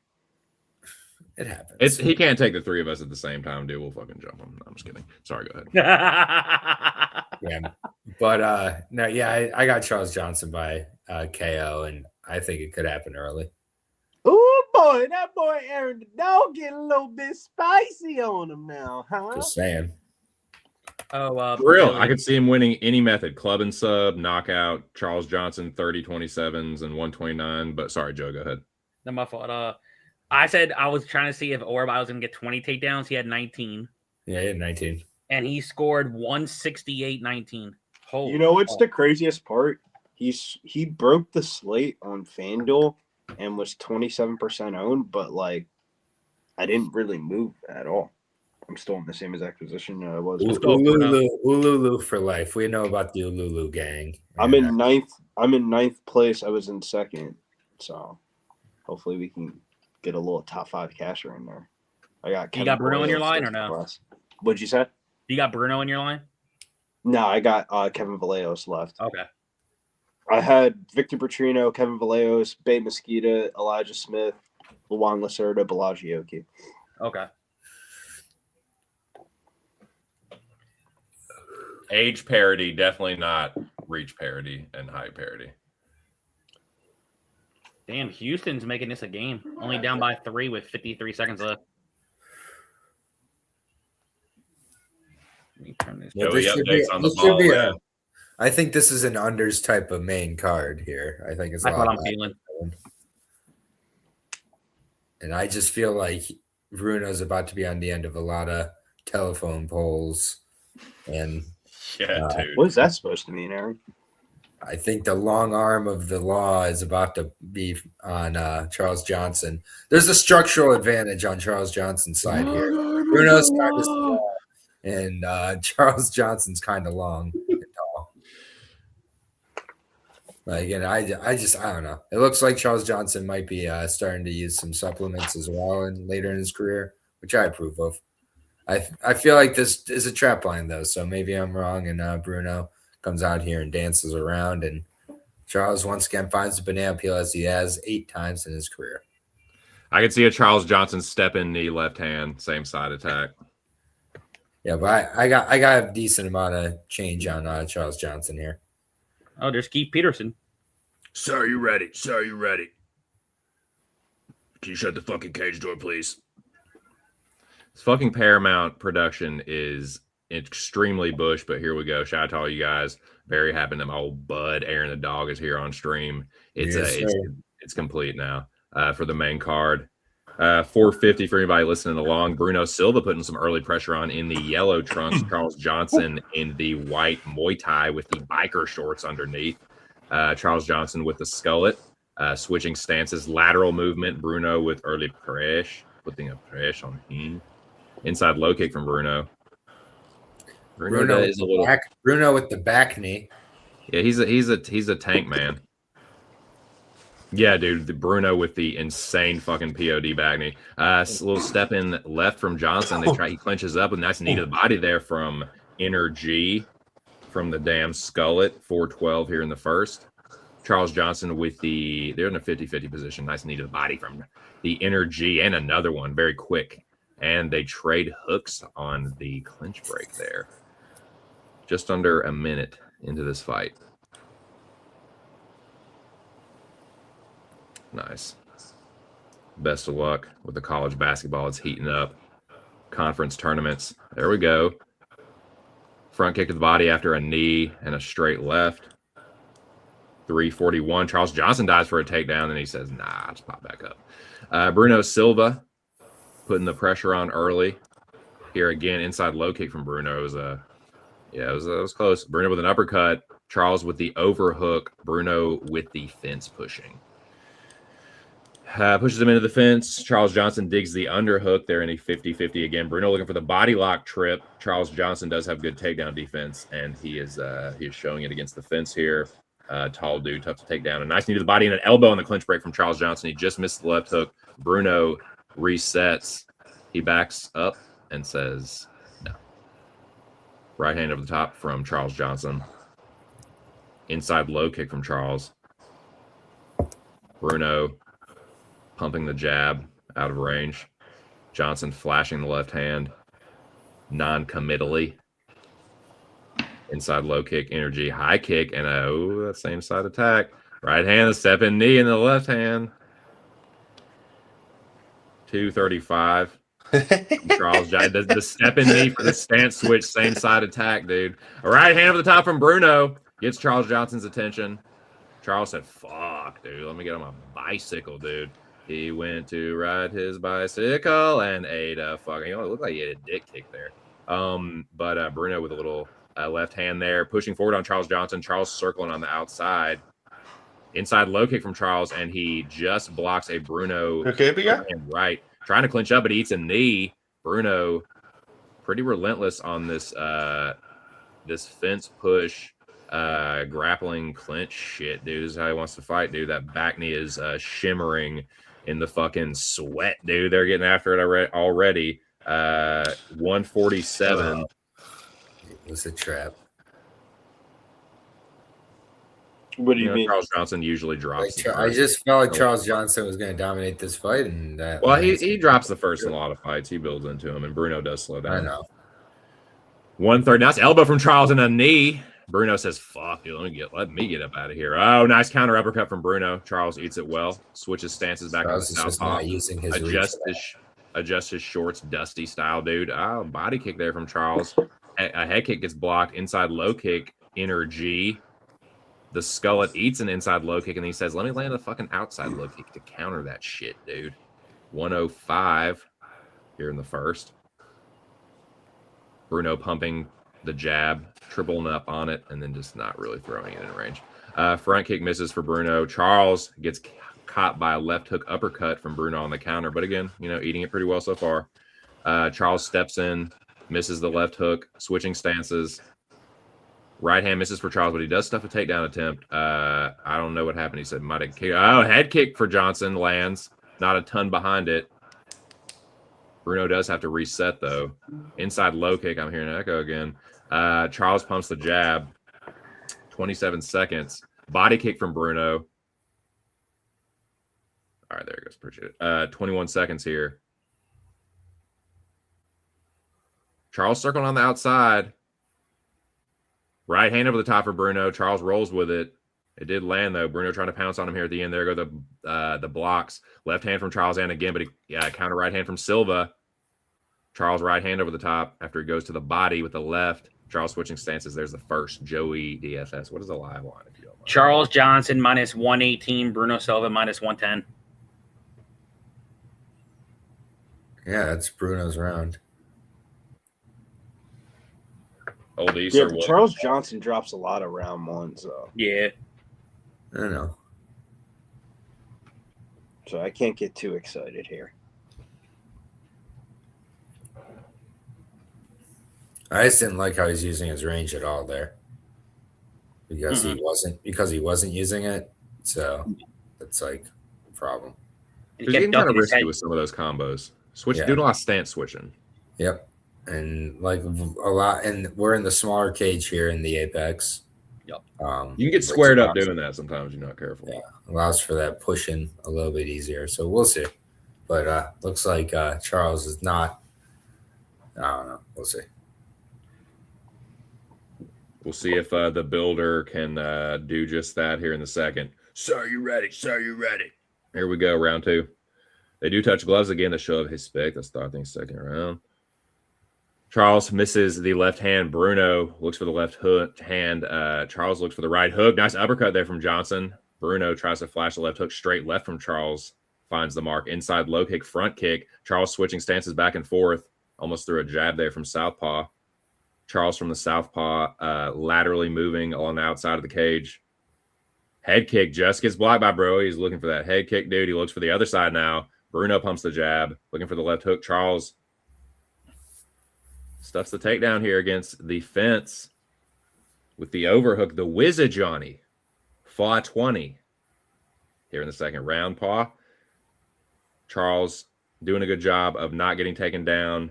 Pummeling when he needs to. Nice knee to the body from the inner G. Skullet eats a jab. Right hand over the top. Bruno just misses the left hook.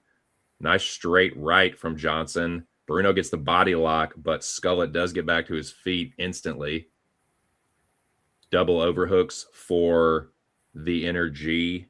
350 here in the second round. Booze and cigarettes.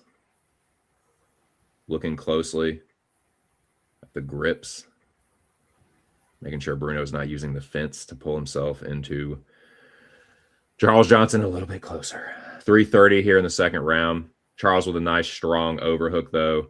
Keith was, he's looking at something. I couldn't see what it was. Nice little elbow there from Charles. Bruno still got the underhook though, so Johnson is still against the fence for the time being. He's trying to break off of it now. A head kick there just gets blocked. Spinning back fist just misses for Bruno Silva. Actually, missed by a few inches there, but 307 here. Charles with a nice uppercut, straight left body kick from the southpaw, and a nice front kick. My God, it should on this. He tries to go upstairs with it. Bruno with a body kick, and that will be there for Johnson as well. And he gets kicked in the package, dude. And we're gonna have a little break here, boys. Right in the peen. Yeah, dude. Dick sack kick halts the action. Shoot. Charles Johnson says it's all good, bro. They touch gloves and the action resumes. Let's fucking go. Charles Johnson being an energy, sucking it up. Inside low kick lands for Johnson. Just missing that high kick. Bruno looks for the inside low kick. Bruno with a jab. Yeah, that was, I don't know what that was. They both landed at the same time. I don't know if it was an elbow or right hand from Bruno. They trade right hooks. Skullet with nice takedown defense, dude. Making it really tough for Bruno to drag it into the grappling world. And again, just framing off, he thought about a cheeky little trip there. Knee to the thigh from Charles. 205 here in the second. Charles ducks under a right hook after trying to catch a front kick. A nice counter right hand from Bruno. Charles ate it well, though. Left hook from Bruno. Counter right hook over the top from Charles Johnson. Bruno's face marked up now. Step in knee from Charles. Bruno with a slapping right hand. That's right hook over the top of a lazy Bruno Silva jab. Counter right hand from Bruno off of Charles Johnson. Right hook straight left from Charles, excuse me. They trade jabs. Bruno might have got the better of that one. Bruno with a nice uppercut. Charles Johnson backed against the fence. But he does go just that peel off, that peel off pivot off the fence. Head kick again for Charles Johnson. Bruno just eats it, though. Bruno triples up on the jab as Charles Johnson lands a nice jab from southpaw. Uppercut from Bruno. Charles Johnson eats it well, though. 115. Nice knee to the body from inner G. Skullet slaps the side of his face, dude, boxing his fucking ears. Nice right hand from Johnson, gets Bruno off of him momentarily, but he's right back in his fucking face. Bruno looks for the uppercut, left hooks, and again another uppercut. But Charles, again, just peels him right off the fence, and then just he's still behind the black line, though. Charles Johnson with a two-piece, misses the right hook. Uppercut from Bruno, I believe. Charles Johnson with a body kick there. Bruno is right in his face. This is where it gets dangerous for the inner G, where Bruno can close the distance, and he has less room to move out of the way. But Charles Johnson is trying to bait him in, trying to do a little rope-a-dope, but then he gets cracked. I think it was a headbutt. They both got headbutted. Yeah. Oops. Bruno kind of like charged in like that. Imagine that. Like, I don't think he like meant to. No. And then, like, as Charles's head came back, he went for a body lock hold, and Johnson accidental clash of heads. I think Johnson got the worst of it because Bruno was going head on. And again, not intentionally, but just trying to get that, trying to grab on that leg. But here we go. Action resumes again. And Charles Johnson. They might take a point. He might take a point from this dude. If he actually got kicked, because that is 2 fouls. They're not going to take a point. That was 2 ball kicks, a headbutt. I mean, they might. They might not. They won't. No, that one wasn't too bad though. His instep kind of caught him, but they won't take a point. Yeah, it wasn't crazy. Charles isn't acting like it is either. He's shaking it out. I think he's ready to go. Yeah, they're not getting Aaron is correct. They're not taking a point. The action resumes. You're smart, man. 25 seconds, dude. My friend is wicked fucking smart. Step in knee from Bruno, gets caught by Charles Johnson. Bruno looks for the elbow. Charles tries to treetop him to no fucking avail, dude. Front kick gets parried by Silva. They meet back in the center. There go the blocks for the second round. Body kick from Silva. Charles misses the head kick. 3, 2, 1. There's a second. Joey DFS. What's the live line, Brian? Bruno Silva minus 135. Charles Johnson plus 100. Aaron the doggy, thoughts? I don't feel good at all about this. I can't really score it because I don't know, but this is not going how I anticipated at all. Fair play. Oldie, what do you think? I would think that live line would be higher. That's what I thought. But it's going up now. It's 145 for Bruno. Now it's going up and down. Charles by robbery. I'll take it in all cashes. Shoot, if he has a good round 3, don't be shocked for a robbery. I won't. I expect I honestly think it's Bruno Silva 2-up, but I don't know. That was a relatively close round, I guess. Yeah. I don't know. I don't know. I haven't really been scoring it. It hasn't been a great fight, I'll be honest. Yeah. Johnson's not using his range at all. Bruno's just hitting him with short shots. Yeah, Charles is proving why he's ranked 14th at flyweight. He's trying to play this game that's like rope it up against the cage bullshit, like bait Bruno into like a half-assed head kick, and I don't know, it's weird. But here we go, third round. Charles tries to catch a body kick from Silva, again to no avail, but he does land a front kick of his own, more of a teep. Misses the head kick. Nice straight left from Johnson. They clinch up. Charles with some right hands to the body. Charles on the tie plume, and Bruno says, "Fuck that." Pulls him off. Nice jab from Johnson and a front kick. Inside low kick. Bruno pumps the jab. Charles parries it over the top. Bruno has landed a bunch of nice uppercuts and really crowded Johnson and forced him to kind of just, exchange in the pocket with him and kind of clinch up with him and this kind of shit. And forced Johnson to defend a bunch of takedowns. 4:18 here in the third. So, yeah, Bruno Silva winning this fight, I reckon, but maybe not how people would have thought initially or pre-flop. But 4:04 here in the third. A little bit like this, a lot. That's why I ended up placing the money line bet, because I kind of underestimated his wrestling. For Silva. Yeah. Yeah, I mean, and it's smart. Like when it's more than like plus 110, that it's like when it's like Even if it's honestly, even if it's like plus 135, like if you feel good about it, there's no use in trying. I know Big Show supports this. There's no me, use in bro. trying I to don't get bet a with lot of method dogs victory. like that. Like I'll bet dogs when we're on the live stream and stuff like that, but there's not a lot that I'm like giving out like pre-flop and stuff. Gotcha. Yeah, my bad. What I was gonna say is like, yeah, I think a lot of value is baked into the money line with an underdog, and you can avoid getting trapped and just like, you know, because there's nothing worse than betting an underdog like method of victory and they win, but it's not how you thought, and you had underdog value on it before. That's all I was trying to say. But uppercut here from Bruno Silva. Charles tries an uppercut, left hook from Bruno, and another counter uppercut from Silva, just under the 3-minute mark here in the third round. But sorry, Big Show, what were you saying? I didn't mean to cut you off.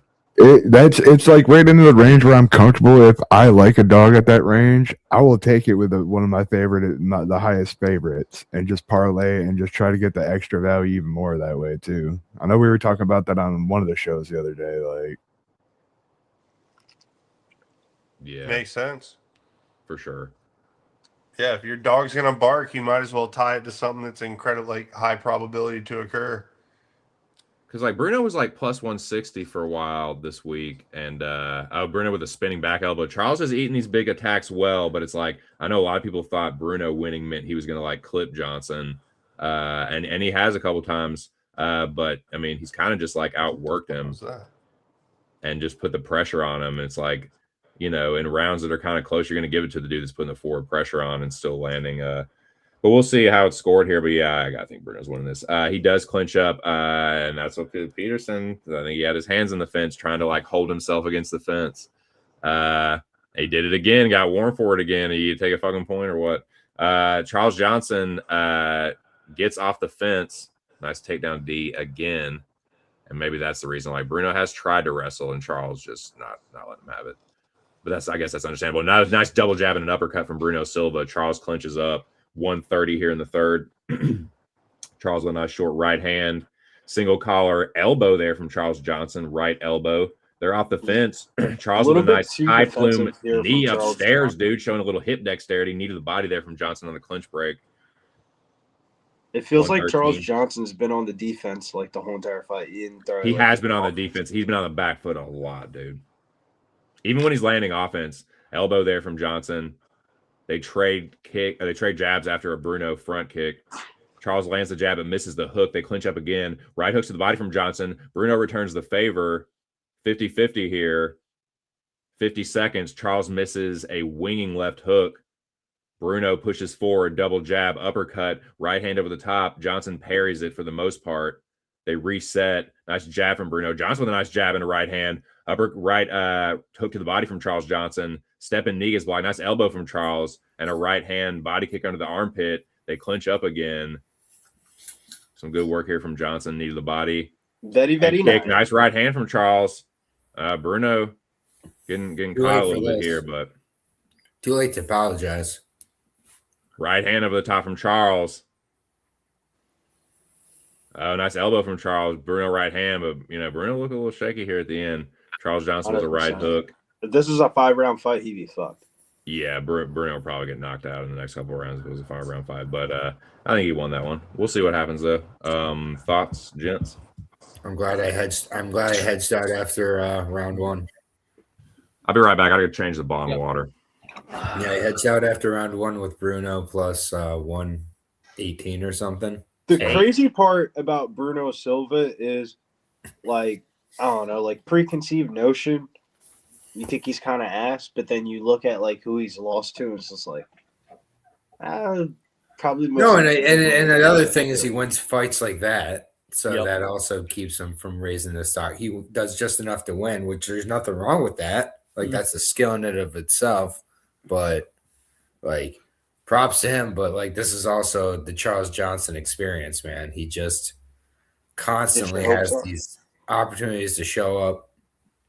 He could have knocked out Bruno Silva in round one, round two, called out Loner immediately, said, "You took my spot. This is not okay." Like all, everything, made a complete story out of it. Made it, gone and Aaron, you're looking at this completely wrong. The script is that original fight is now just a main event. the Bruno Silva, Leonard Kavanaugh will probably be a main event on a fight night card now. Yeah, exactly. For Leonard to move forward, right? I understand. Because Manel Cape is going to be a main event, and he's going to pull out. They're going to have to bring in Bruno Silva. That's probably going to happen. Or if anything, put Kavanaugh versus Car France. I think it's Kavanaugh versus Cop, but Aaron did bring up a very good point. Bro, it's like a 50-50 if fucking Manel Cop is going to pull out of a fight or not. Always. If he didn't pull out a fight, are they going to rob Bruno here?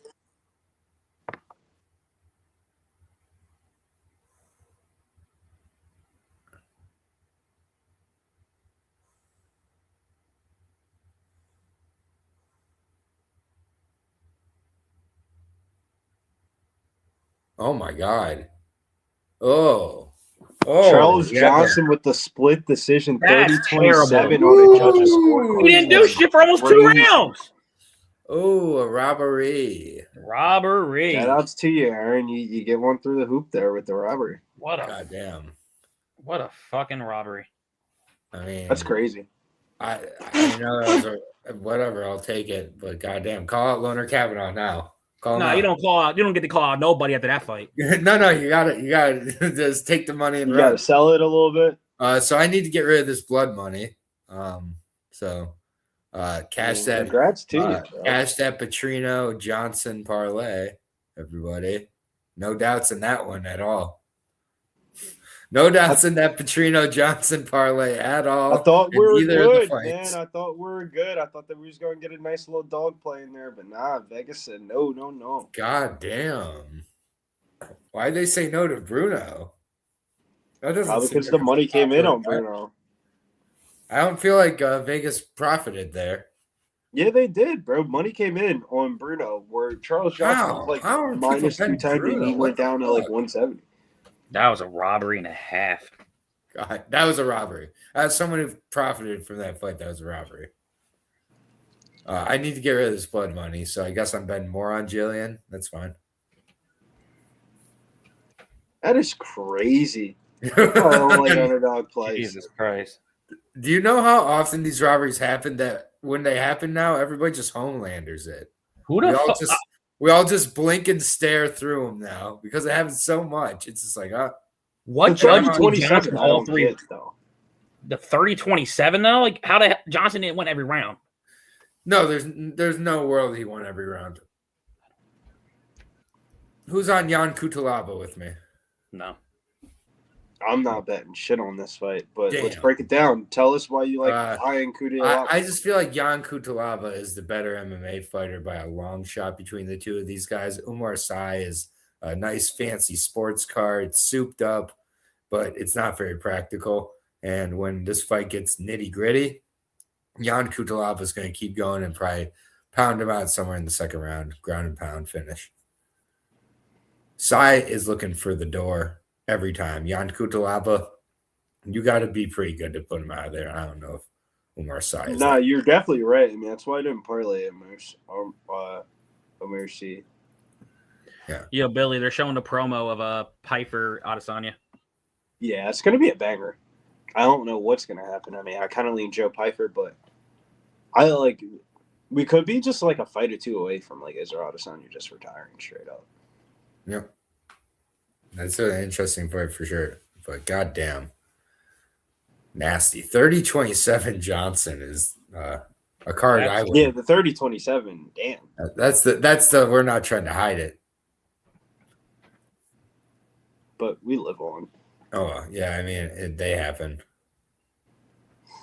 But yeah, no, this should be an interesting fight. I like Jan Cuțelaba fights when they're not against Ankalaev for 3 years. Like I'm all about it. So like whatever. I know everybody else is abandoned Jan Cuțelaba, but I'm still a Jan Cuțelaba believer. I'm not really a Jan Cuțelaba believer. I think he sucks. That's fine. I think he's super aggressive and like he gets people off the intimidation factor.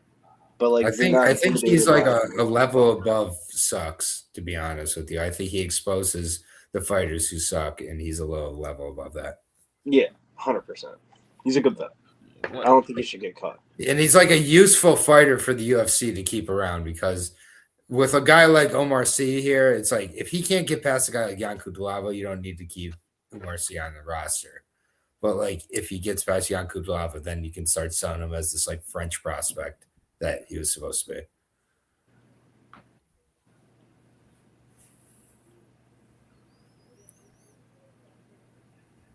Yeah, it was a dirty robbery, but you know, sorry. More money on Gillian. So I've seen worse though. I have seen worse, exactly. Yeah. So I'm not too mad. But yeah, I thought the third round went to Charles Johnson. Yeah, we whatever. We got blood money. I already got rid of it. Put more money on red. So that's laundered very quickly. Laundered into a slush fund of Gillian Robertson. Let's fucking go, Red. I like to see here by gross decision 29-28 that we're all just happy when it ends. Well, I bet Cuțelaba, so let's go. I'm rooting for you because I got nothing here. I usually don't get Cuțelaba fights right. So I've profited quite a bit off Cuțelaba. Like I'm usually like a good spot for when to bet Cuțelaba and when to watch him crumble. So let's go Cuțelaba. I'm hit and miss with him, man. Like sometimes I can get some dog money, and sometimes I like he's busting some parlays for me. So it's kind of I don't know. It's okay. I'm okay. Yeah, Oumar C is nothing special. He is the lesser C brother. There's another one. Whatever. Sabadu. Are you talking about that dude from a PFL, whatever the fuck it is? Oh, they're related. That's they're brothers. That's my point. Is that Swedish Denzel is the better C, and he's not even in the UFC. Yeah, Sadibou C is better than Oumar, I would say. Yeah, exactly. Oumar looks like he should be good. Everybody's like, oh, look at this. Look at how souped up this guy is. He's awesome. No. I can't believe I know that too, because I'm not a big like regional guy at all. No. Yeah, Sabadu is somebody everybody should be mildly aware of. He was like a multiple-time champion, I think. Right, he does end up on the periphery of my radar, you know. Yep. But yeah, this is one of the few dog bets I have on this card, so let's see if it comes through. I mean, he can kind of just out-dog him here, honestly, for 3 rounds and make it an ugly fight. You know, he's a big, strong grappler, and C is not some fucking world beater. And if he tries to play it close and coast, I can definitely see Cuțelaba, getting a split or something. I don't even know who's better on the feet. Yeah, I would say I would give C the advantage just because of the reach and stuff, and Hulk's kind of a fucking retard on the feet. Hulk kind of sucks on the feet, so just by default, I guess. Right, he's inconsistent, so it's like I get it, and he can win this fight, but it's just like it feels like too much of a coin flip for me. But I think it's going to be an ugly fight, and I'm rooting for it because I got nothing here, Bo. We shall see. What'd you say? I said I fucking hate you, Billy. No, I'm just kidding. Billy, did you already give your take on this fight? I'm just got back a minute ago. Yeah, I would stay off this fight. I don't like Oumar C. I get fraud vibes from him. I'm thinking about betting his I like his submission or decision prop line, but I don't know, man. Something about this fight just gives me fraud vibes. I need to see it first. Because, like, if you go back to looking at Jose Delgado's up to -500. Yeah, his line is. But going back to the C fight, I like C when he first came in. But if you go back to looking at Cuțelaba's main losses when he does get finished, is usually versus the bigger fighters of a sort. Outside of Ebo. Depending on, I'm curious the pace of what Cuțelaba is going to bring. Is he going to try to just throw wild and maybe throw, or is he going to try to wrestle?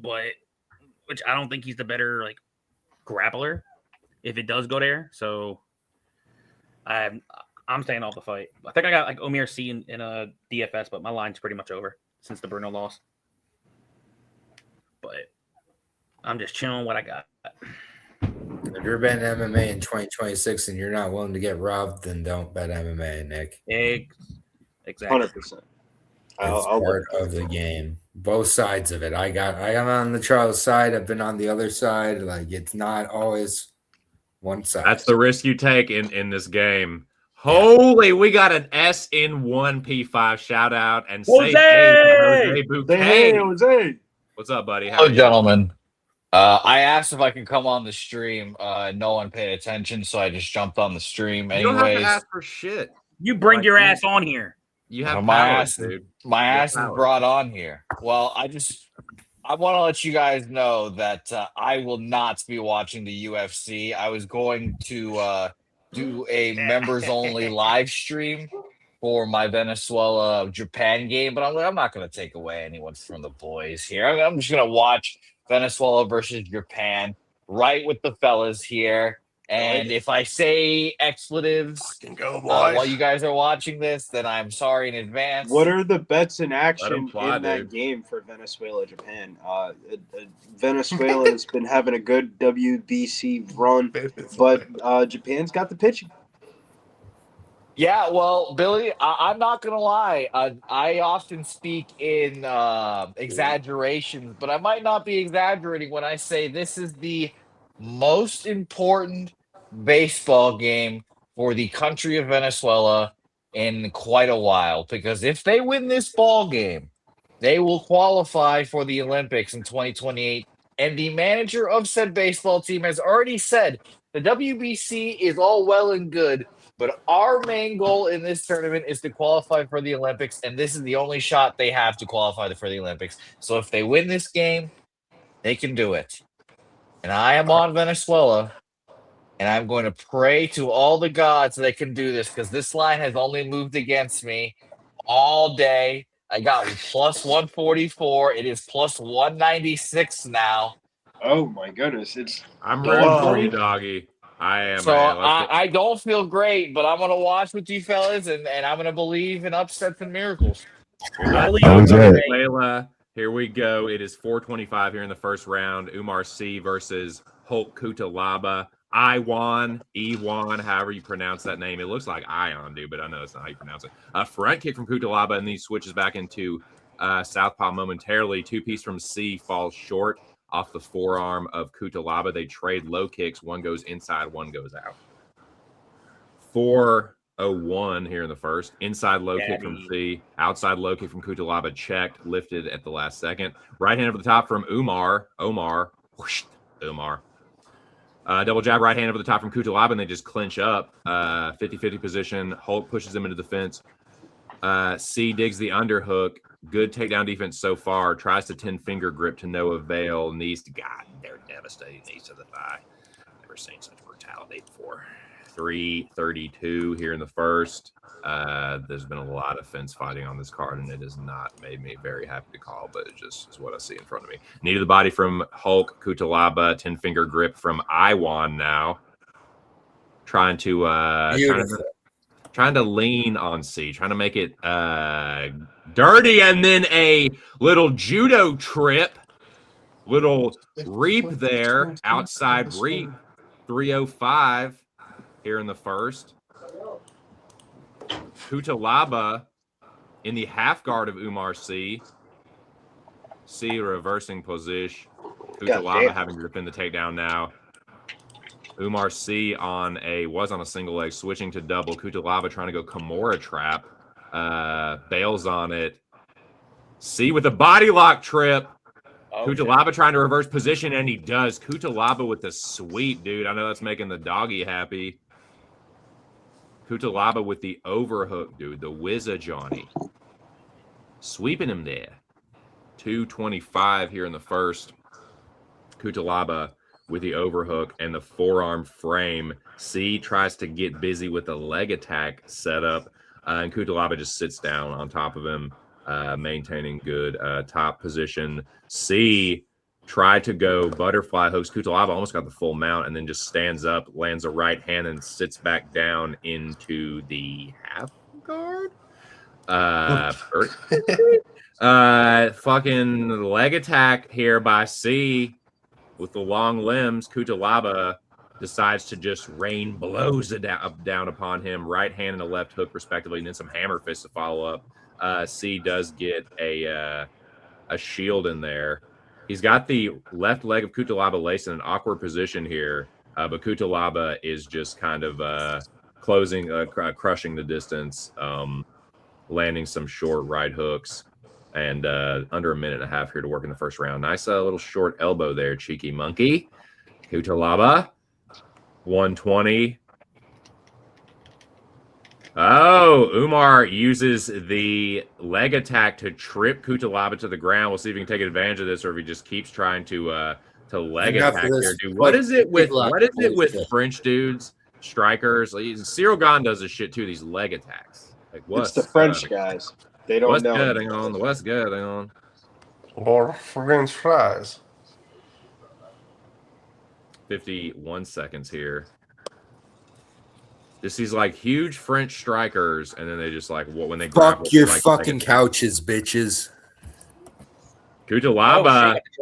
Cuțelaba pulls guillotine. Instant tap! Cuțelaba with the mounted Gillian instant tap. Holy shit! Instant tap. Yo, he tapped quick. That is a fraud. Example of why niggas don't fuck with Omar C, bro. He sells bags, bro. Cash it. Not the V bags. Yeah, Sorry, I didn't tweet it out. I just bet it. That was crazy. Bro, he didn't even try. He's like, oh, no. Easy dog bet. Easy dog bet. Bro, I'm so happy for you and so glad I didn't fucking parlay Oumar C. Right after the robbery, a little more on it. Let's go. Get the blood. Breaking news from Gabriel Ballers. Oumar C is officially on the ban list. Bro, he's been on the ban list. No more hop things. You not remember the Alonzo Metafield fight where he fucking busted as a -700 parlay and he killed my fucking 8-leg parlay? That nigga's banned. Dude, he should have already been banned. This is where you cash it when he's a -200 favorite still against a guy in the UFC who's beat legit talent. Jan Cuțelaba doesn't his lowest odds in the UFC. Let's hear for I know. Dog. Well, no, they're about to be lower next fight, Billy. But it'd be plus odds. Right, yeah, exactly, and they're about to get everybody plus money C. So is that the first actual odds? Oh, that was the first odds dog. Yeah, easy money. Nice, dude. That's awesome. Like Eric Anders counts as a dog, but he closed as a favorite. Yeah. Good asterisk there. Dude, that's sick, man. I love Jan Cuțelaba. I said it in the show. I can never get his fights right. Dude, I love him. Yeah, I knew I was staying on the sidelines. Sometimes, Aaron, it's better to not lose money than to gamble money. That dude. Virtual handshake on that, Billy, on avoiding a fucking dude. How pissed would you have been if C was like anchoring a parlay? That shit almost happened to me. That almost happened to me. I was like, nope. Fuck, dude. I hope that opens up the DFS slate a little bit more. Oh, it definitely will. Kyle, you deserve that cash. That was the one I was talking to Joey about on the live. Let's go. The Oumar C, Gillian Robertson fights. Feeling a little bit better about Gillian. Gillian might get added on. Gillian ain't Oumar C, please. No. It was just more of the betting odds were like the same as that. Yeah. Like both fighters weren't going to win. Hulk with a nice fist bump of respect. And we'll talk about that fight when we get that fight. I'm not positive Gillian's winning that, but she's my girl. I do. So Matt Green. We'll I got Rahiki to finish out the Dana White Contender Series parlay.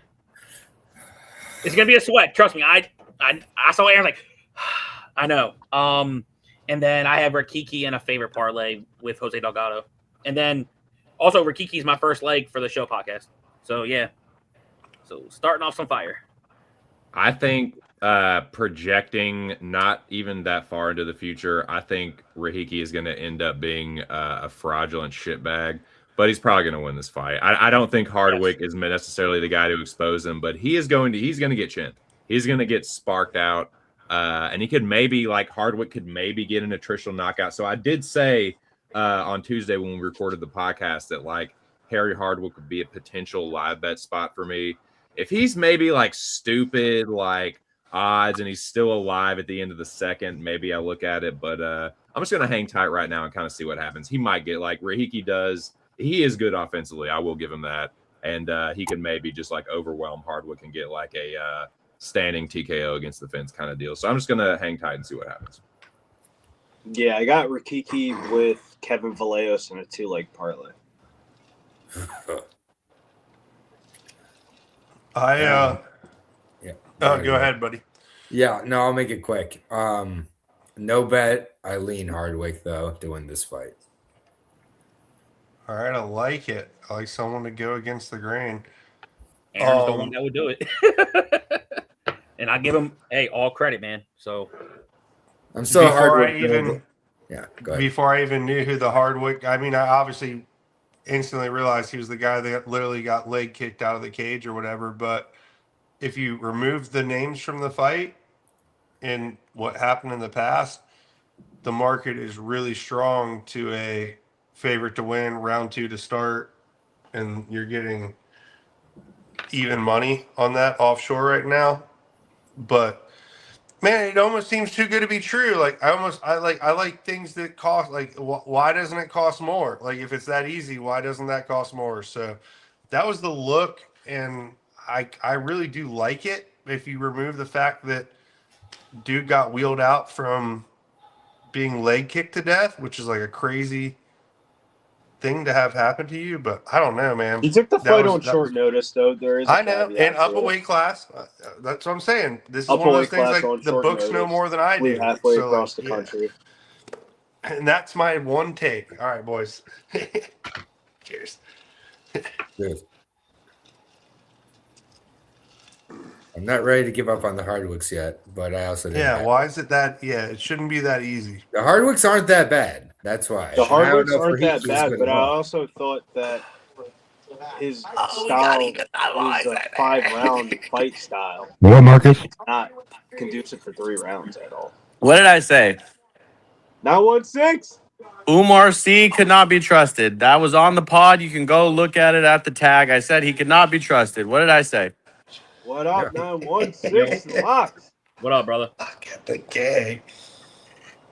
How you rolling tonight? How you feeling? How you doing? I mean, 6-2 on the prelims. I feel pretty good about that. I'm not mad at it. Let's go. Yeah. Fuck yeah. Ain't bad at all. And that fight I had to do not go the distance. I'm good with it, bro. Let's go. Do you got anything rolling here in the last couple fights that the people can maybe get on top of? No Diddy? This Hardwick and Rahiki fight, that's not going the distance. I'm going to say probably under 1.5 if I really had to say that. But I'll just stick with the do not go the distance. Let's see. We've been good on decision so far. So I think Gillian and Lemos is going to go the distance. I think Delgado gets it done. KO or decision is a safe bet if you want to do that. If you want to just go KO straight up, it's probably a little riskier play. And I love the Emmett over. And if you're feeling spicy, take Emmett by KO. But that's only because I have 916 in my tag. Good man, supporting the local area. But good to see you, dude. How's your evening going so far? It's going good, man. Took the wife out to a steak dinner. We're here to see what else we can buy with the money after we cash some more tickets. Let's go, dude. It's a party now, boys. Shout out to you, man. Shout out to everybody. Smash the like. Cheers. Nothing like when someone else cooks you food and it's good.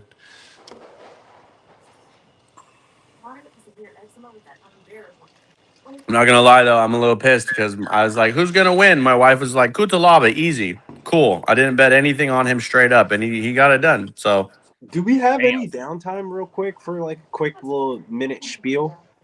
There's a game that comes on tonight in the WCC. It's the semifinal game, and it's one of the most interesting stories you'll ever see in college basketball in a very long time. This team named Utah Valley. They got added into the WCC this year. Long story short, they're #1 seed in the conference. They made them pay over $1 million in like fines and stuff like that for their women's and their basketball team for them to qualify for the tournament. And they just been playing pissed off ever since. Over $1 million for a mid-major team is like a death sentence. They're #1 seed in the conference. The line's only 3.5. It should come on after the UFC stream. I like Utah Valley. I've been backing them in this conference tournament ever since that news came out on ESPN last week. One of the most I dropped the article in Discord, Pub Sports Radio Discord. One of the most interesting stories you'll ever see about a team that had to pay over $1 million in fines. Like, what? They're number 1 seed in the fucking conference. What the fuck do you mean? They almost ran a conference tournament without the number 1 seed regular season titles. Let's go, Venezuela. Venezuela! Jose! Jose! Yes, sir. As soon as I turned it on. Fuck them. Fuck Ronald them, Acuna! I blind bet that shit. I blind bet Venezuela. I had Acuna over 2 bases. Let's go. Well, he definitely cleared that. I bet Acuna over 2 bases. Oh, there we go. Home run. Acuna home run. They're more. Lead. Come on. Acuna's like, Let's I'm go. back, motherfuckers. Acuna, cash in the bet, 2 fucking pitches in. Thank you. Dude, that shit is hilarious. Come on, Ronnie. Fucking guy. So happy you're on stream with us so we can get that live reaction, dude. Yes. That is fucking awesome, man. Let's go, Venezuela. Fucking dude, we've had a couple bangers today, dude. The boys have been. I love this. Dude, I'm Fucking cashing bets left and right. getting it in through every the sport hoop, right now. man. Let's fucking go. Got Minty's thick little slut bets here. Yeah, I know. She just faded exactly what I just said. My bet is now a lock. Nice. What'd Let's you say? go. She just said it's hitting under 3.5. She calling it like that? Sure. Oh, wow. That's what she just said. She All said that's her right. bet of the night, under 3.5. Fuck, Minty dude, I'm Bush. tailing this, I guess. Let's fucking go. Yo, that Dana White Contender Series fight for Rahiki was one of the wildest ones ever. Yeah, that was. Any other ref would have stopped that fight early. Lumba look like a fucking baller. It was so Hey, terrible. It will be. I DM'd you on Discord. All right. Rikiki's I got all my shit turned off right now. Get a Some room refs for stop us. that. We're not even talking about this dude right now. Oh, yeah. A lot of refs would have stopped it. You know, then we'd see him in another year after he wins his I next Contender think Series, but- I put this in a group chat. Big Cage Warriors guy, not really as much in the last 6 months as I would say in past years. But the reason why I like Cage Warriors, they have the most finishes out of all the regional scene promotions in the last 3 to 4 years. So if you like people just getting their ass beat, you watch Cage Warriors. But as I digress, the UFC goes out to London next week, and they ain't put Hardwick on that fucking card. That's a red flag. Like, you might get fucked up in this fight. That's a good point. Yeah. That's What I other didn't bet. card would I you didn't bet make this a fight for a reason, but I just feel like Hardwick. I don't know. This is if Hardwick can win fights against someone like Rahiki. Oh, dude, I feel like if Rahiki doesn't kill him in maybe the first 2 rounds and he starts to flag a little bit in the third, Hardwick could maybe because Hardwick throws good combos if he's got a tired opponent backed up against the fence, and he'll be looking to avenge that really fucking embarrassing first loss in the UFC. But this could be a test too. They could be like, all right, George kind of showed he was a little fraudulent in a big spot. Like, you prove that you can win a fight before we have you in England, kind of thing. Maybe that's a reach, but I don't know. Yeah, And I always think thought Hardwick George is was live the if he better, doesn't I always die. thought George was the better Hardwick brother. I Anyways. thought George was the better Hardwick brother until last year where he lost me a shitload of money at Publipalooza. Well, yeah, he lost all of us a lot of money in that fight. Yeah. But yeah, George used to be the better fighter, but I don't know if either one of them are better fighters than both. Yeah, no, dead ass, bro. George Hardwick, I don't know who, bro. The dude that he lost to, that long story short, the dude's like a dog. He was a dog in his Cage Warriors fight today. Like, bro, what? Like, you're out here losing to a plus 220 underdog on it, 2 fights later is crazy to me. Yeah. But, Like, the Hardwick brothers, they were hyping them up for years. yep, I know. I bought into it. I bought into it too. I was like, the Hardwicks are better than Luke Riley. That's for sure. Nah, Luke Riley's got. Oh, I used to say that, not anymore. Luke Riley's got advertising marketing to him. Like he's got charisma. He's got. Yeah, I didn't care about any of that. He's gonna put you know, fans in I the was seats. talking about marketing. I don't care about that. No, you care greatly about it, dude. Don't be. No. Mayabek Orlabi is one of my favorite fighters in the UFC. I don't care about it. Ululu for life. Ululu. This market's kind of similar to the without isolating too much, just doing a snapshot, like 140-pound fights that we've looked at this year. We're looking at a market similar to the Ige Costa fight. I mean, you have a favorite within 20 cents. A fight it distance. makes sense because I could definitely see. Yeah, so this is that would be like a really strong reference point, and you have a fight that gets finished. So you're kind of looking at a finish if you wanted a reference point for something like that. Finish in this market. Couple dogs in here, couple decisions, 2 fights with submissions, 3 fights with knockouts, 4 favorites and 3 dogs. So it's a little coin flippy in here. Come on. So market says values on Hardwick. Yeah, that's what I'm saying. That's why, like, it seems too good to be true, man. That's why, like, I'm not betting it. I'm sitting out. I don't know, man. Like, the market. That's what that. But from that information, I would say I would probably walk away with a Hardwick. Yeah. I want to bet Hardwick, but I'm good. I just got Jan. Let's just sit it out. I was at dinner for the Anders and Tavares fight. What happened in that one? Bullshit. Anders got a late takedown in round 3. And No. Give him the real, Joey. So Sorry, Eric Anders Anders almost knocked Brad Tavares the fuck out. In the first I was gonna say, did he rock Then him? Brad Tavares Anders almost killed him. knocked Tavares Eric came Anders back the in the fuck out second, and then Anders took him down like halfway through the third and like won the fight. Like 20. Was it a split? No. Yeah. You know. It was a pretty. So they gave him 1 and 3. It was pretty obvious that Anders had won it by the end, but it was just like he hung on, got the takedown, and then secured the last half of the third. Gotcha. Yeah, it was 2 29-28s and a 30-27 mixed in there for the people that had plus 3.5. They got fucked. We cashed the distance, so I mean that's what was cool. But I couldn't believe that when I saw that. There was some weird line movement on that fight as well, because I know Tavares was favored all week until I think earlier this morning. Yeah, Here's somebody's TV. Make sure to mute the TV. It's Venezuela. It's got to be Venezuela. Oh yeah, it was yeah. No, don't worry. I'm muted as fuck. Oh, that. Muted as fuck over here. I'm just sitting here in silence. My dog is sitting here staring at me.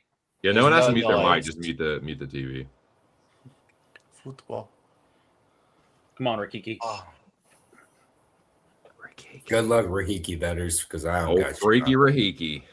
Here we go, boys. Lay it on us, Come TC. The sweet play-by-play.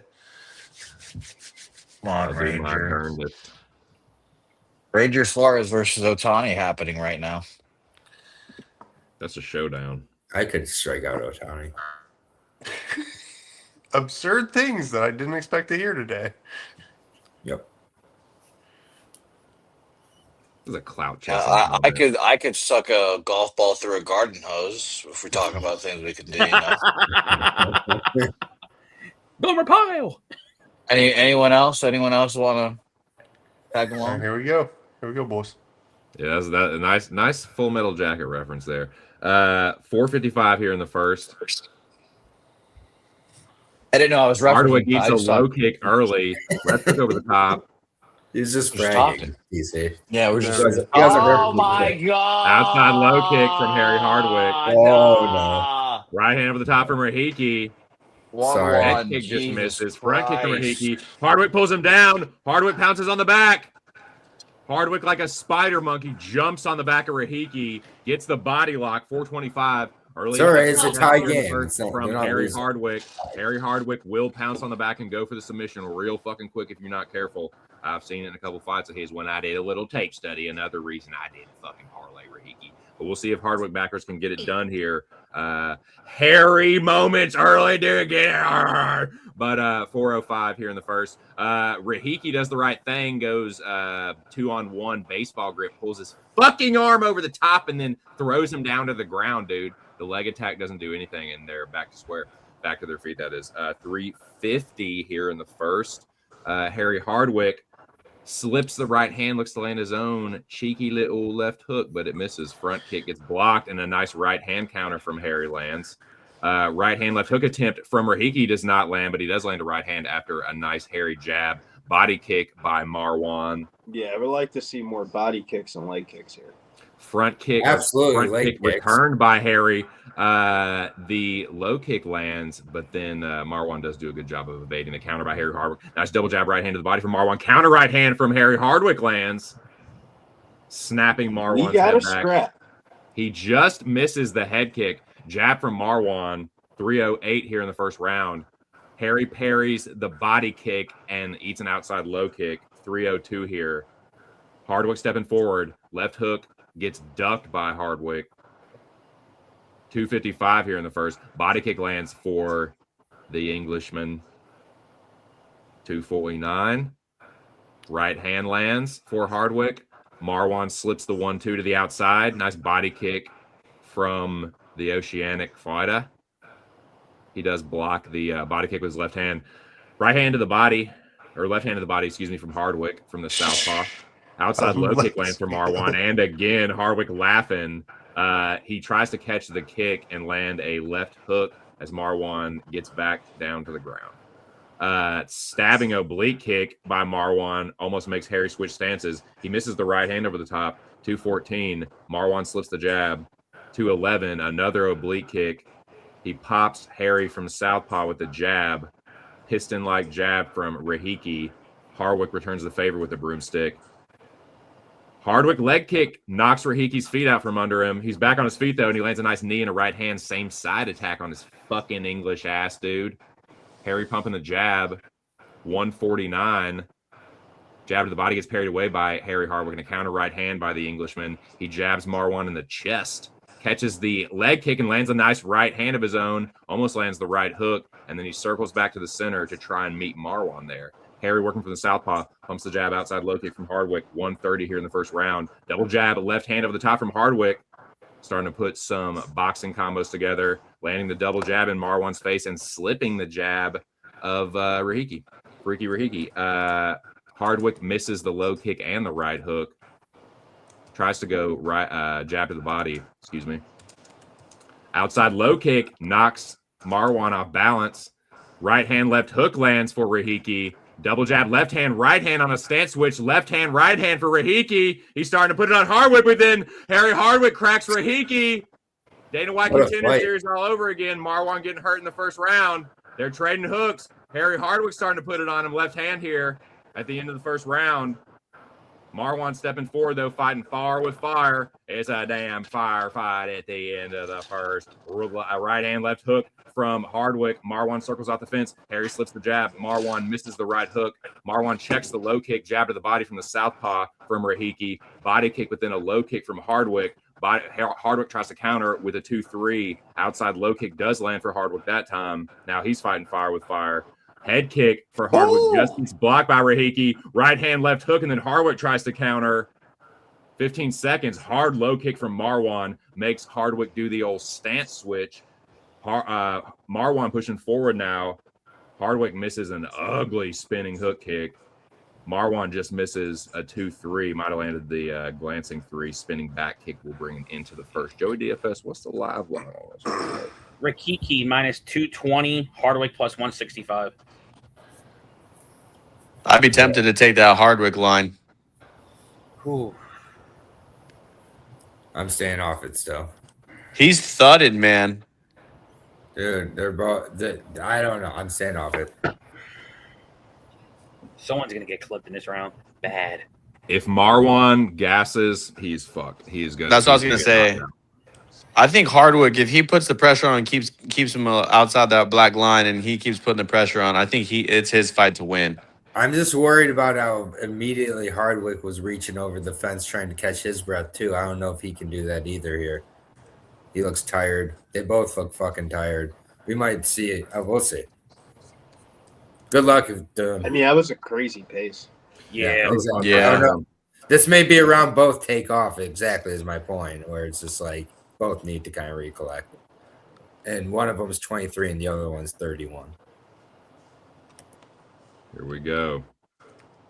Good stuff, gentlemen. Round 2 commences.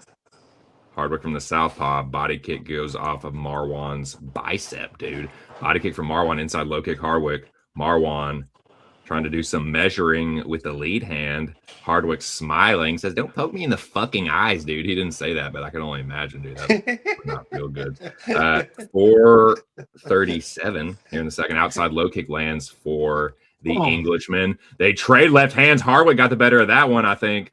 Nice jab from Harry. He goes left hand to the body. Marwan answers with a right hand and then a head kick. Harry backs up after that one, and then a right hand from Marwan. Got Harry backed up against the fence. Body kick from Marwan Rahiki. Outside low kick from Harry Hardwick. 4:17 here in the second round. And Born it on. right where we left off. Double jab, elbow, right hand, left hook.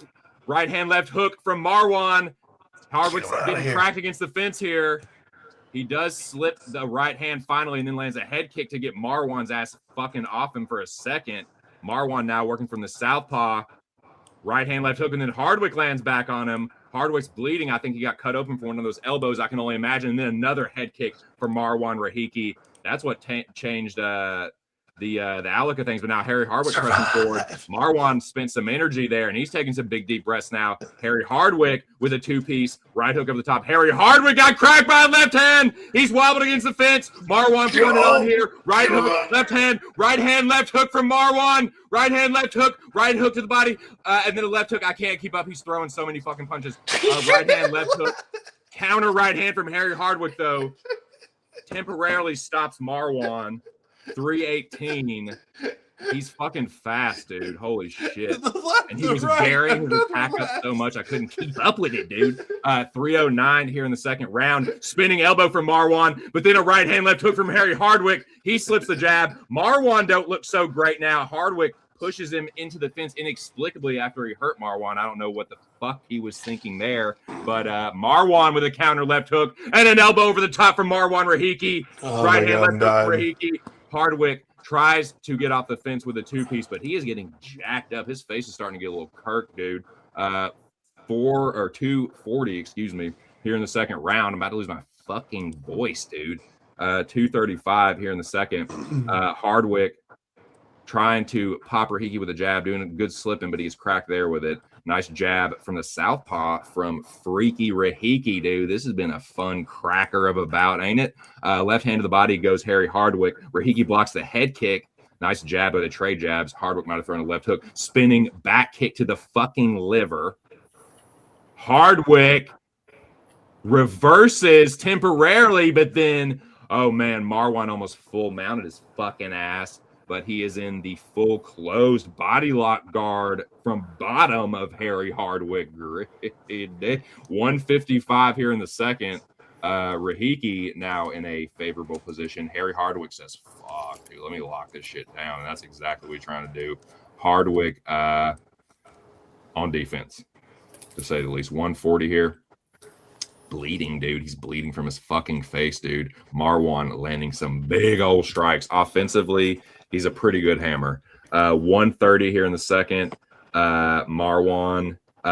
Harry has opened it a little bit. It's still closed technically, but at least it's not a fucking body lock from bottom. That means you're going fucking nowhere. 119 here in the second.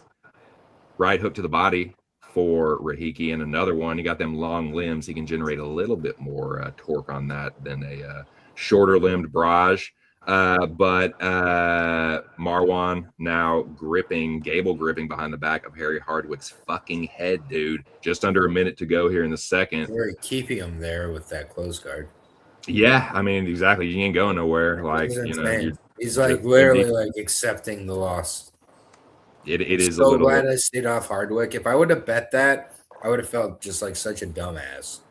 He's at least capitulating right now to the ground. Like what? Like I'm just gonna play terrible. That's terrible fighting in the UFC. And finally, he goes for like he could have done that like a minute. In what ago. situation? Oh, head kick again for Marwan. Hardwick eats it, but he's gotten kicked in the head. He's gotten elbowed in the fucking skull, dude.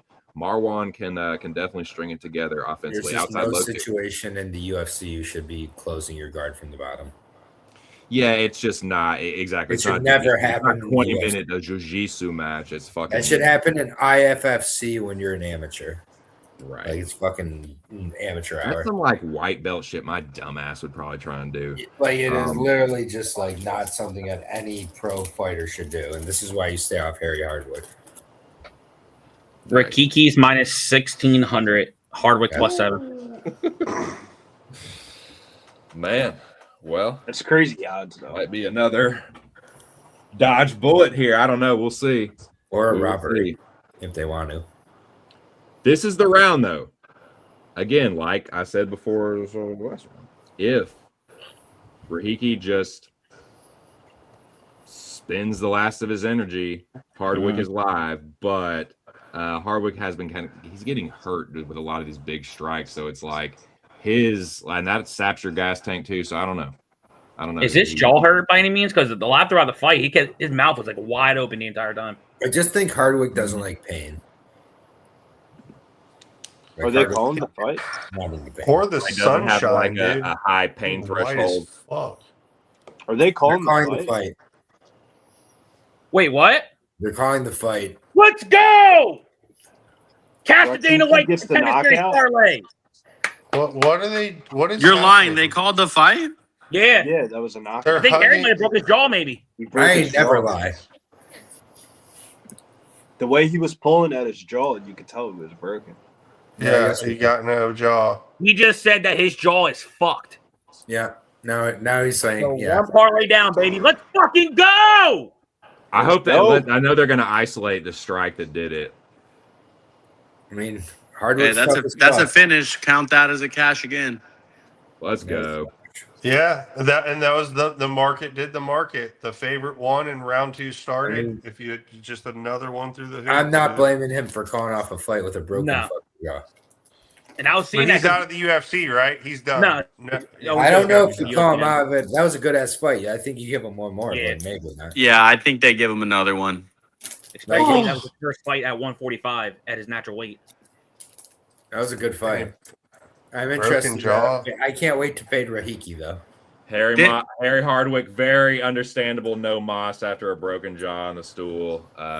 Again, just gets stopped by strikes in a variety of ways this time. Broken jaw looks like. I hope we get to see the one that probably did. I mean, it could have been a head kick, elbow. You never know. Could have been when that that Did he elbow tell was- his corner and then they threw the towel in for him? I Yeah, look think like he so, tore what his it corner, looked Nah, man. he and went said that to he- the corner and he said that his jaw was broken. Yeah, he said his jaw was fucked. Damn it, man. Get Yeah, out. I know what's going on with Jose. Oh, we take the lead back. Right. I We know. take it back. Yeah, everybody but Let you it seems to know that. We What up, take pal? it back. Put him in the middle, dude. Fuck We yeah. take it back. We need it. Who was it? Suarez? Raymond Torres, yow! A Detroit Tiger, yow! Come on! Detroit, He almost baby. had a 2-runner. Back Shit. doubles. Let's I go, might get a Tigers. noise complaint tonight. Let's fucking go, Jose. That's Come tight, on, dude. Kyle, come on! For the boys. We fight! We're here! We fight! I'm trying to go to the Olympics! Yeah, we need that Olympics, baby. That's why I bet them. I love the Olympic baseball. Oh, God, right now. Very important stuff. Thank Jose, you. do I need to start drinking with you soon? I can't drink. There's no reason to drink right now. I need runs. I need a lead. I need victory to drink. I need success. Hey, let me I'm know probably if smoking Suarez big. gets 2 bases. That's all I got left. It's okay, bro. I got you covered. Oh, Yo, Big I'm Show. just having a heads up. lobotomy. Big Show. What Just up? a heads up, Big Show. This upcoming fight Big with words. Delgado and Fili.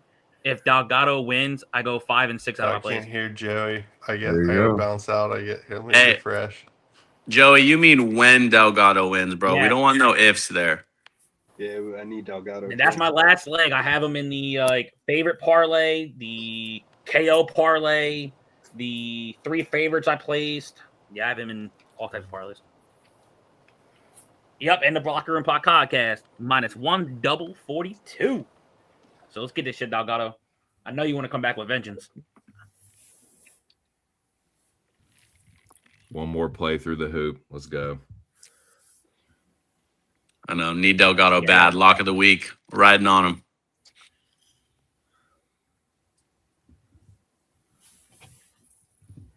This is kind of like second to last positions of the night. Is this the co-main event or feature bout now? Feature Coco, I think. Coco. Right? Yeah, featured. Yeah, feature. You're right. Because you still got Gillian left. Yeah, you're right, Billy. That's the technical name for it. Featured bout. Coco. Coco. How much time do I have left with you boys? As much as you want. I'd say 90 minutes. Oh, if you're asking how much longer, yeah. I need so much more time than that. I need all the time in the world. Probably, I mean, I imagine the pace they usually go at 11:30, something like that. Yeah. Oh, for the another hour. depending on how this game goes, we might just end up going to a members only live stream on the Big Joe, you gonna need me on boys. Tuesday? Chad. Big Show mulling over his options right now. What- He's going through his What's roll. up? What's up? Sorry, I was on a different page. I concentrate. Sorry. It's all good. You guys gonna need me on Tuesday? If you're free, man. Bro, I'm flying out to Denver, bro. I'll be sitting in the hotel lobby, so it's already locked in. It's penciled in for the locker room. I bet. Yes. Fucking Ted. God damn, Ted. Venezuela Hey. went so hard I had to restart my okay. setup. What's the score? 2-1. Reboot 2-1, everything. got 2 guys on, no outs. Yamamoto is capitulating. He is capitulating. He's hit his pick. He's folding like a fucking paper mache flapjack bitch. Please, Salvi. You gave me $100 once in the most casual way anyone's ever given anyone money in their entire life, Salvi. Please. I believe in you. Send me into ecstasy. I'll cry right here with you guys on stream. I don't give a fuck. All right, here I goes don't Minty give a again. fuck. Yep, minty sluts. Here we go. Hey, What you hot missed take those of the times. night. Minty is more attractive than Nina. Yeah. Yeah. Both of I them mean, in a room. I'm hollering at Minty first, if I'm single, of course. Hypothetically. Hypothetically, of course. For science. 115. I don't think that's a hot take, sir. I don't think that's that. Everybody loves Nina, and I don't understand why. Yeah, no. The titties, bro. Titties. Yeah. Titties are huge. She does have some good tatterals.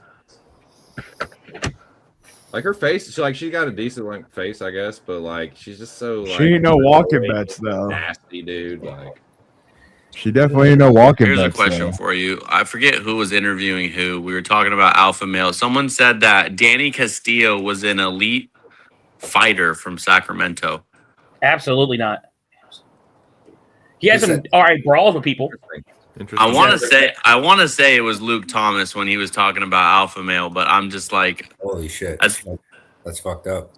as much as I love my city, I'm sorry, I can't back Danny Castillo as an elite fighter. No, that's a fucked Was up. he fun? Wow. Yes. That's Baron Von Donk taking a fucking piss, dude. That's the You really can't say that out loud and expect to be taken Luke serious. says things to draw reaction, and then he can loquaciously like reply to that in the very. Think about how many fighters are elite fighters if Danny Castillo's an elite fighter. Like, think about how that opens All of the them? door. All That of them. opens the door to fucking some crazy fucking shit. His side job was being the owner of like the Pilates rooms around my city. if that tells you anything. You should go back into that. Dude, shout out Gabe Bowles for the $4.99 donation. Says Hardwick is a wussy, dude. I would have continued fighting, shaking my head. Shout out Gabe Bowles. Appreciate you, dude. Gabe. I wouldn't have. I wouldn't know. Fuck that. Absolutely not. Fire. Yeah, me. that shit sounds all cool until you're in the moment. You're quitting. Yeah. You're sitting on that stool for a minute with a broken jaw, thinking you have to go back out and take another punch to it. No. Right? He literally just punches it right Not out to the mention face, his like, brother is. I'll be Not to moving. mention his sibling is one of his cornermen. For Like- 10 and 10, Yeah, I don't know. I'm taking my show money and I'm walking out because the Yeah, show I money think- is I probably think going to be the the whole Hardwicks house. realize Hardwick's that they're- jaw is literally like hanging I think off. the Hardwicks realize they're not UFC caliber fighters. I realized that when they lost both of their fucking Cage Warriors fights. Well, no, sure, I agree, but that's why I didn't bet Hardwick there. But still, Rahiki, I'm not super. He'll be a sold. feature fade. Nah, Rikiki's like level of competition. Like, Jose. they're going to keep on giving him guys like that. He's going to win. I'm gonna take off for a little bit. What the fuck, Hey, dude? Big You Show, leave do us your like thing. that? Friends like these, huh, Gary? I still got love for you in my heart anyway. Shout out to Big Show Picks. Oh, in you all lucky seriousness. cunt motherfucker, Yamamoto. You lucky bitch. Is that Miguel Cabrera? He is one of the coaches for Venezuela, yes. Yeah, I'm he's the topping hitting off coach. my drink. I think, yeah, Delgado inside the distance here. Should I bet it? I got him as a last leg in a knockout parlay too. Should I do it and knockout Delgado Because I was knockout? thinking about doing a Delgado by finish and then maybe parlaying it with Gillian. All right, I'll do that. Let's go. The Joey parlay. I'm Joey parlay. The spreadsheet endorses Joey, this so. move. I got No, Delgado spreadsheet inside loves I got Delgado inside the distance and Gillian parlay. Let's go. We're seeing a lot of violence. Yeah, the round 2 to start when we isolate this market. I'm seeing a lot of violence here. We have a submission in the mix, a couple TKOs, few dogs, and a few favorites. So this is Philly this is market on the favors full-on- chaos. And Philly's on the full-on win-loss alternation, so it's on the lose. Spreadsheet says chaos. I'm gonna top off my drink. I'll be right back. Well, you know. Yeah. We'll be No, here, I'm on bud. fire. I'm on fire tonight, so let's keep it going. Delgado inside the distance. He says, let's keep the hot hand I rolling. blind bet Venezuela. They're about to win this game like 2-1. That's fine. Like, I'm fine with that. Just like It'll be a good night. I promise you, if we win this game, this will be a stream to be remembered for the rest of the year. Let's go, dude. Let's keep the good times rolling, boys. Cheers. Let's keep cheers. kicking ass, man. Oh my god, I feel like I'm having a colonoscopy. Oh my god, this is you horrible. wouldn't be awake. You would not be awake. I feel like I am taking it right now. The camera is inside the bum. You feel like your butt's getting cleaned out right now, dude? Is that what You'd be you're saying? asleep though. Like you wouldn't even feel it. With water?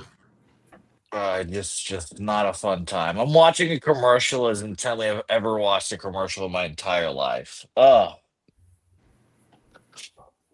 Yeah, Joey, what are we going here? Yeah, Delgado, round 1? I didn't play it around. I just did the knockout.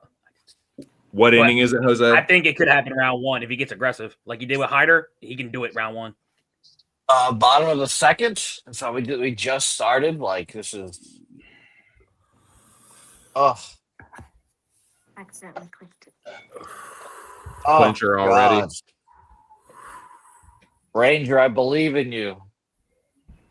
Ranger Suarez, dude. I feel like we shouldn't believe in Ranger Suarez. Well, he Don't just you got say paid that, for Aaron the Red doggy, Sox. dude. Don't you even fucking say that. He's getting All kind right, of one ball- pitch, one out. Yeah. Here we go. There we go. Oh, How many God. innings would you like to see him get through, realistically, tonight? He will probably only throw 5-6 innings. 5. Yeah, I was going to say 5. Yeah. But this is one of these situations where I care more about this than the Red Sox season, so it'd be Interesting. nice. Nah, that's, dude, if y'all get to the Olympics, that'll be so fucking cool. Yeah, and then we play Japan, or not Japan. We play Italy next round if we win this game. Very winnable game. And it sets up the rematch from last year, which I am not going to talk about right now. We do not need to talk about the Philadelphia Phillies shortstop. Well, dude, thank you for hanging out. You chubby motherfucker, Ranger. I could kiss you on the mouth. Keep pitching, buddy. I believe in you. Dude, thank you for hanging out, man, and bringing the good vibes, man. This has been a good time. Of course. And if the UFC ends and the baseball is still going, Hey, we I'll will stay on we'll if do people do. yeah, we'll change this over to members only, and we'll just keep rolling along for the members out there in the YouTube universe. So shout out to I you need to guys. dial in for baseball. I haven't been paying too much attention for like to spring training and stuff. I need to fucking lock my shit in, dude. I have not paid attention to spring training either because of this. Let's go, let's go, Jose Miguel Delgado. We're getting. Yeah, I was like, what did I do? You can't forget the Miguel. He's going Jose Miguel JMD. Like that. JMD, I like that. Dude, Joe Martinez with the cheapest of suits. A little bit. It looks like a damn couch cover. You don't like the rectangles? Not at all. I was gonna say it looks like the flooring. Ill-fitting. Yeah, they do look like curtains or something. Yeah, no, it doesn't. It doesn't look good. One more pitch. Let's get out of here. 1, 2, 3. Let's get some momentum. Fighting out of the blue corner. Come on, Ranger. That ump's blind. Let's go, Delgado. You're blind, dude. That's why you have fucking glasses. Ah! No, see, he's blind. Jose just saw it. Sorry, God, Jose's like, whoever's spoiling, I'm gonna cut you with a knife. Oh. I'm sorry, get better internet. Oh God, Ranger. There you go. I didn't spoil that one. Dude, don't, dude, please. I won't. Now I know his internet. Please, dude. Ask nicely. Come on. 3 more outs. Get him out. Let's go. Come on. All right, here we go. Andre Fili and Jose Miguel Delgado. JMD, as Aaron the Dog so eloquently put it. They do touch love to start things. JMD in the purple and Andre Fili in the blue with red lettering. 449 for everybody listening along. Inside low kick from Jose.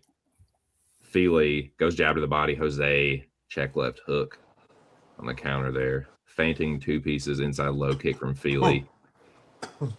Jab from Delgado. Splits the guard. What time are you at? 2 cents. Sir? Time yet? I'm at 424. Copy that. Perfect. Body kick from Delgado. 2-piece from Delgado. They might have traded left hooks there on the end. Delgado looks for a right hand in the body kick. Inside low kick from Jose there. Right hand over the top from Fili. Counter right hand from JMD. Fili checked that low kick. Pumps the jab. Delgado goes jab to the chest. Front kick almost gets caught by Fili. Fili looks to land the left hook off the caught kick. Jab to the chest again from JMD. Outside low kick checked again, it looked like, by Fili. Inside low kick, and then Fili counters with a fucking left hook. Then he switches back to the southpaw. This is Andre. Delgado circles back to the center. Head kick there. 2-piece in the left hook, but then a counter right hand from Fili. Delgado says, let's wrestle because I just got fucking rocked, dude. He gets back to his feet. 326 in the first round. Delgado looks for the overhook. Oh my God, for this. Delgado diving for a takedown, and then Fili says, nah, I am just trying to knock your ass out. Fili holding his ground in the center of the octagon, flying front kick, jumping front kick attempt by Delgado. Fili looking to counter here from the center. Just under 3 minutes to go. They trade jabs. Delgado getting rocked early here, dude. Andre Fili staying composed, though. Fili missing a 2-piece. but trying to cut the cage off from Jose Delgado, who looks for the left hook to the body and the right hand upstairs. Fili blocks the body kick. Delgado steps forward into the orthodox. Fili working from southpaw. Body kick from Fili.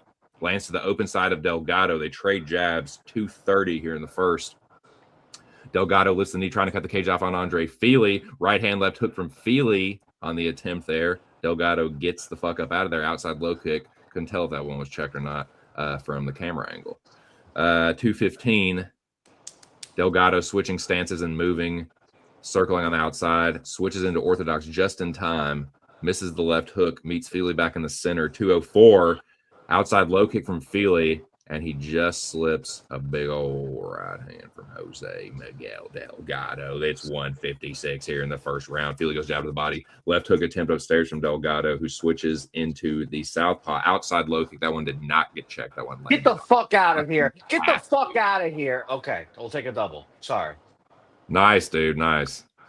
Jose wanted it to leave the ballpark, but he says he'll take the double play. That's tight. 135. Viva Venezuela. Is it Viva Venezuela or Viva La Venezuela? The first one. The first one. Okay, let's go. Viva Venezuela. Left hook from Andre Fili. I mean, I'm a dumbass. I don't want to sound like too much of a dumbass if I can help it. 120. Andre Fili landed a nice right hand. Fili Delgado rolled with that one. Fili blocks the head kick one-handedly. That can be dangerous. The jab from Fili lands, though. Fili had a big moment early, stayed composed. Outside low kick from Fili. Fili circling on the outside now. Right hand, and then a counter right hook from Fili. Touchy-feely. Touchy-feely having some big moments in the first round. 49, nice Lose all audio body there from Delgado. Delgado steps forward to meet Fili in the center. Nice jab from Fili. Snaps Jose's head back. The Delgado one, not the Bouquet, obviously. I think he did that. But jab from Fili lands again. Fili using the broomstick well, switching stances and popping Delgado from the orthodox stance mostly with the jab. But 26 seconds here. Delgado trying to stay in front of Fili. Outside low kick does land for Jose. Hard right hook over the top of a lazy Delgado jab lands for touchy Fili there. Fili with a cheeky reactive takedown there. Ducks under a fucking punch of Jose Delgado. And now he's got a standing body lock. There go the blocks. Andre Fili has JMD pushed up against the fence. 4-3-2 and 1. What's the live line, Joey DFS, if you don't mind? Yes, sir. The live line for this fight is Delgado minus 150, Fili plus 115. Yeah, Fili definitely won round one. Yeah, well, let's see how Fili comes out in round 2 here. We're gonna have to make a sound bite. We're gonna have to have a sound bite for the live line with Joey DFS. It's great. It's perfect, dude. It was great. Yeah, Briz came up with the concept. I love it, dude. The live Human line. genius move there by Billy. Yeah, where champions fly. Billy's third eye was open. Human genius. Dun, dun, dun. Yeah. And the Egyptians built the pyramids. Yeah, Fili with a nice stance switch right hook, dude, in this right hand there. Yeah. It looked like there wasn't much power on it that dropped him either. I mean, Fili is not the most pillow-fisted dude. He does pack a little bit of a punch sometimes. Great walk. Great you're good. Walk. Sorry, that wasn't real. That was just me. All right, bye, dog. Great fucking walk. Big show, I think, away, but here comes Ranger or Eugenio Suarez with a big moment here. Come on, Ranger Suarez. Throw that smoke, Bo. Inside low kick from Fili. I got 449 here in the second. Body kick there from JMD. Outside low kick from Jose MD. Feinting. Popping the jab out there. Trying to draw reactions out of Fili. Fili with a nice jab. Delgado switching stances. As is Fili back and forth. Nice jab from Jose. Snaps Fili's head back. Fili checks the outside low kick from Jose, who's kind of winding it up a little bit. Fili trying to cut the cage off with the stance switch now. Doing a decent job of it. Nice straight left from Fili. Keeping Jose on his mic. That's the runner. That's fine. Let's get a productive out here, Suarez. Nice takedown defense from Fili. Productive out. Come Jose tried to on. hit a duck under reactive takedown, and Fili won't having it. 3:51 here in the second. Fili pops the jab. Jab back from Delgado, body kick. Fili tried to catch it. Nothing doing though. Fili pumps a double jab. Jose got a nice bike. He gets on his bike and he circles on the outside. Left hook there from Fili. Outside low kick from Jose lands from the southpaw, and again on Andre Fili. Jose giving Fili some different looks now. From the It's funny, TC. The duck under double was obviously my favorite takedown in my 2-14 wrestling career. Let's go, Jose. That is fucking awesome. You're fucking awesome. 2-14. Oh, that was a really nice spinning back kick, dude, to the body by Jose Delgado. And there's a nice Muay Thai body kick, dude, to Fili's fucking liver.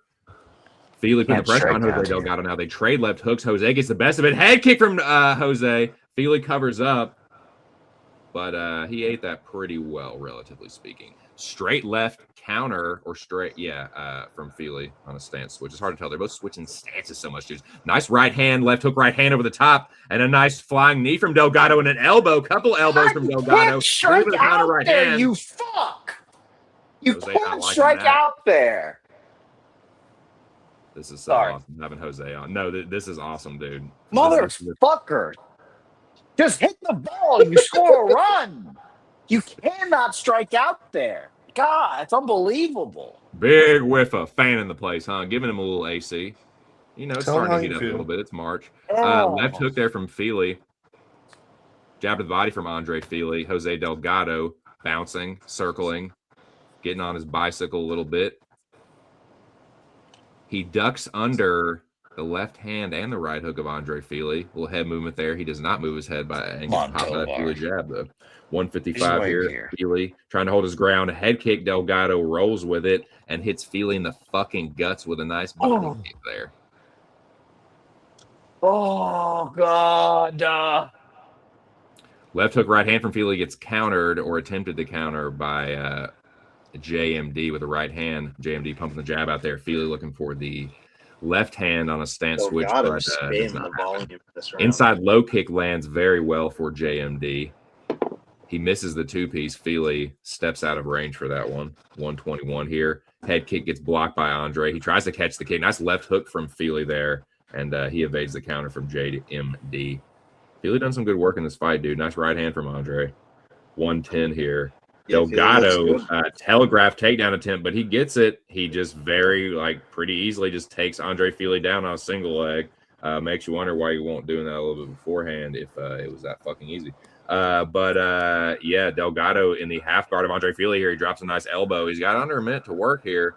It's like it's kind of short time, but it's a little bit of time to score some points here. Nice sweep by Fili, and he's back up to his feet, and they just fist. And my dog's out there chasing. They doing the monster. They doing the man dance on the monster cam. What I was trying to say, but they're not fucking there anymore. They're circling on the outside a little bit. Jose gets back to the center. Now they on the damn monster cam doing the man dance. Switch kick attempt by Jose Delgado gets blocked by Touchy Fili. Left hook there by Delgado lands, but Fili eats it pretty well. 17 seconds here in the second. Jose Delgado pretty easily avoids a high kick attempt there by Fili. That was a sneaky reactive double. Fili ducks under a JMD right hand and sits his ass down with a takedown attempt there. I don't think this is enough to win the round there. I got it 1-1. Joey, over to you. Yep, the round line is Delgado minus 220 with Fili plus 165. So I got it 1-1 though. Thank you, sir. Gents, what do you think? Yeah, I got it 1-1. This is going to be a sweaty one, though. Yep. 1-1, probably with 3 different scorecards. Fili got the hands on the octagon, head looking down. That's the only reason why Jose Delgado got those takedowns. That wasn't, great technique. It was just more of exhaustion from Andre Fili. He didn't have much to, fight back. I am not impressed by Jose Miguel Delgado, though. He's not impressed with your fucking face either. That's fine. Let me see. I'm trying to impress him with my face, so it's fine with me. I think you were. Dude. I can tell by your micro expressions, and you No, just I danced wasn't. in between the rounds. No, I wasn't. So, He was trying to impress me with this fighting, though. And he did. Here we go. Round 3 coming up. Seconds out. Tognon says, here we go. Jose Delgado gets double jab right-handed in the face a little bit by Andre Fili there. Fili with a nice jab to open things up again as well. 448. Delgado gets out of range. A nice hard low kick from Andre Fili. Delgado tries to pop the jab out there. He does parry the jab of Andre Fili and down. Nice straight jab there from Fili. Jose Delgado tried to land the left hook in there. Delgado with an oblique kick there. 430. For anybody listening along here in the third. Trading left hooks. Jose Delgado misses a 3-2. Doesn't really fully commit to it, honestly. Outside low kick for JMD. Fili misses a very telegraphed high kick. Straight left to the body from Delgado from the southpaw. Stepping forward, Fili gets the jab hand up to parry the two-piece. Fili with a right hand over the top. Delgado rolls with it, though, I do believe. A minute into the third round here. High kick blocked by Fili. Delgado with a nice jab there. Circling on the outside. Delgado ducks under, but then he does get cracked by a right hand. Avoided the first combo, got hit by the second. Fili hung in the pocket there and did a little work. Nice left from Fili again. Delgado rolls with the 2 over the top. Delgado moving along the outside, but then he meets Fili back in the center. Gets hit with the left hand as he tries a low kick. 325 here. Fili putting the pressure on Delgado now, trying to cut the cage off. Delgado cycling. Right hand over the top from Fili. Delgado blocks the left hook. Nice right hand from Jose as he steps forward.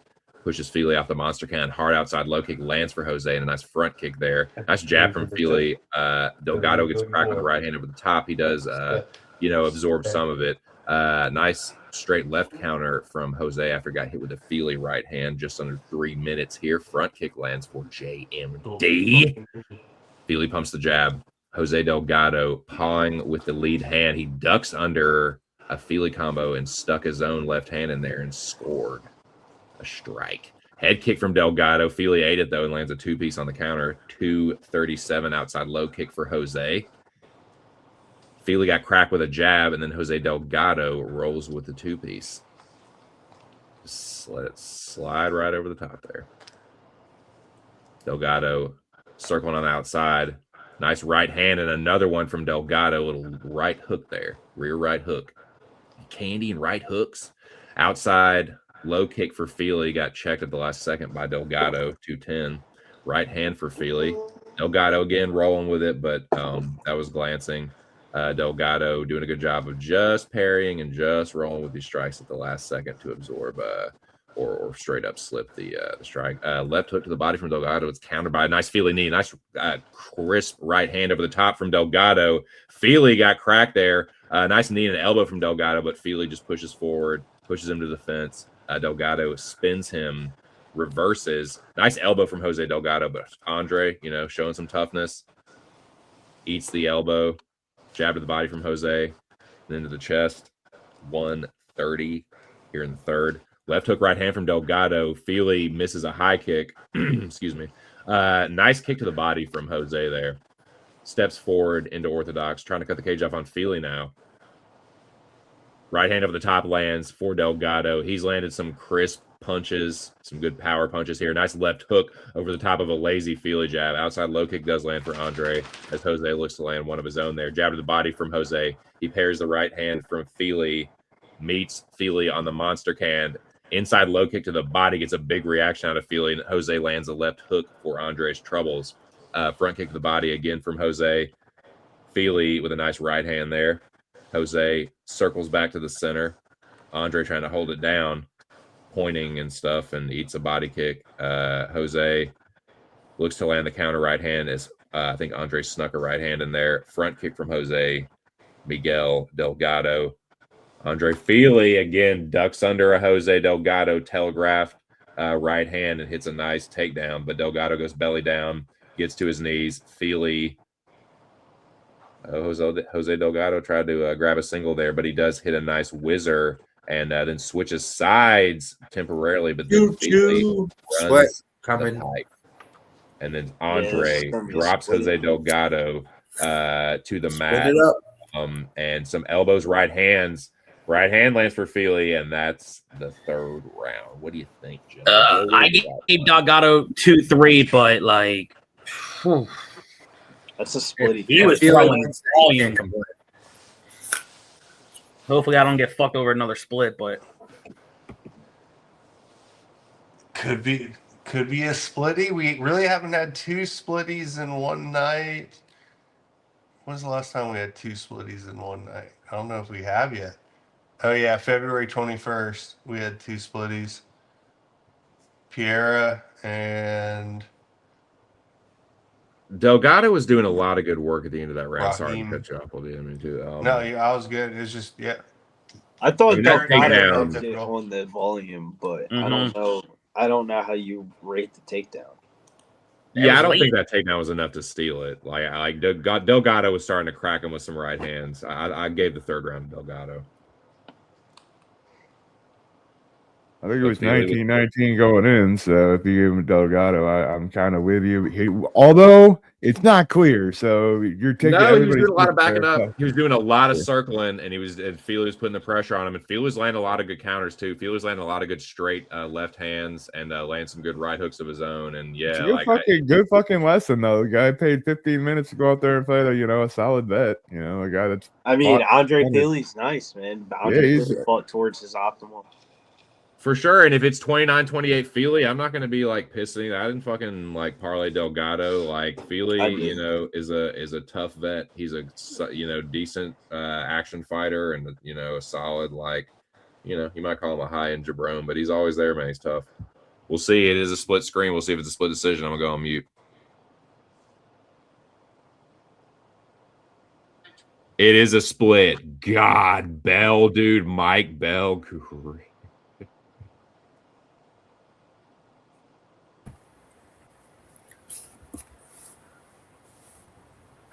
Ball through the hoop.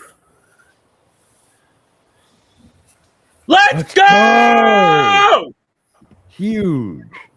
Let's go! Huge. We cashed the parlay. Ball through the hoop. 3 leg. Phew. Locker room clash. Fucking the bets I gave out went 5 for 6. Let's fucking go. Or 4 for 5. I found the right side every split so far tonight. That's Joey, talk your shit. Yeah, 4 out of 5 on the play. Should be 5-0, but hey, Delgado fought for it. So now I'm gonna go get me some food and I'm gonna smoke me a joint. Let's fucking go. All right.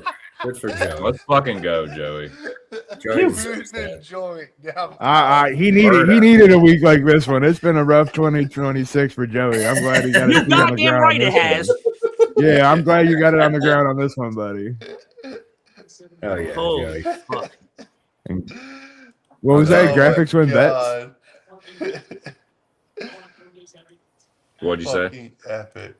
I'm excited about this co-main event. Yeah.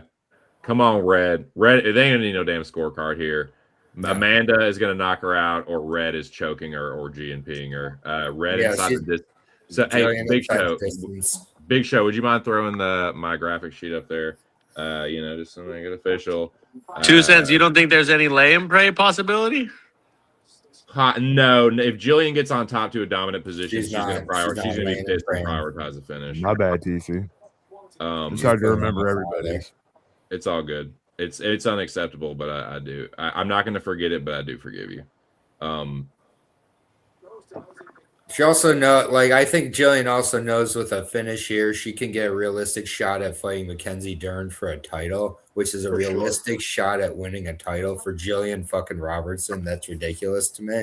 Like, as a huge fan of her from the jump, straight up, that is a path to a title that is her most realistic path possible. So, but yeah, real quick, while Big Show looks for that graphic, real quick, while Big Show looks for that, this is an official play for me. Half unit on Gillian. That's not the right graphic, and that's still Billy's. Nope. It's Not like, right look, again. it's like, There look, we it's go. like- Third time's a charm. Gillian Robertson inside the distance, half unit plus 195. Red is going to smash this bitch or choke her out if she does get on top, and I think she will. Let's Oh fucking my go. fucking god! They hit a 3-run home. By the way, if she gets a finish here, it would break the women's record for finishes. Oh my god! How do you give up a 3-run home run to a pinch hitter that doesn't play the MLB? 2 cents. I don't want to fade the momentum, but like, let's make it interesting. I say lay and pray. What happens if she lays and prays to a decision? Then she lays and Then prays. she lays and prays to a decision. Yeah, like Yeah, but give me some juice. Give me something on 916 lock side of things. Do I take over the Or- graphic next week if she lays and prays to a decision? do what now? Oh, He's asking you nicely of a 1v1 challenge. Or wait, yeah. What are the stakes here? What we I talking? That's what I'm saying. You tell me. I'll take Gillian by decision. You're saying Okay. Gillian inside the distance. What are the Yeah. stakes? I mean, you tell me. It sounds like you wanted to initiate this, so you tell me. Don't come in halfway with it. What do you like here? I don't know. Billy, what's an honorable way to just have a nice, friendly 1v1 challenge? I take over. just a I friendly, take over friendly one way of his to- graphic lays, or what?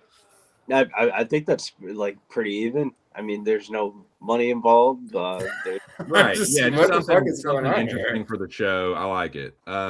Okay. So what Do do it, we do it for a membership, but that costs money. Yeah. No, that's nothing I like that. think you should keep it money free. You know, it's spontaneous. on the Two spot. cents has to plug a bet that I pick, no matter how crazy it is. And if I lose, I'll plug something on my channel favored by 2 cents. Yay or nay? Okay.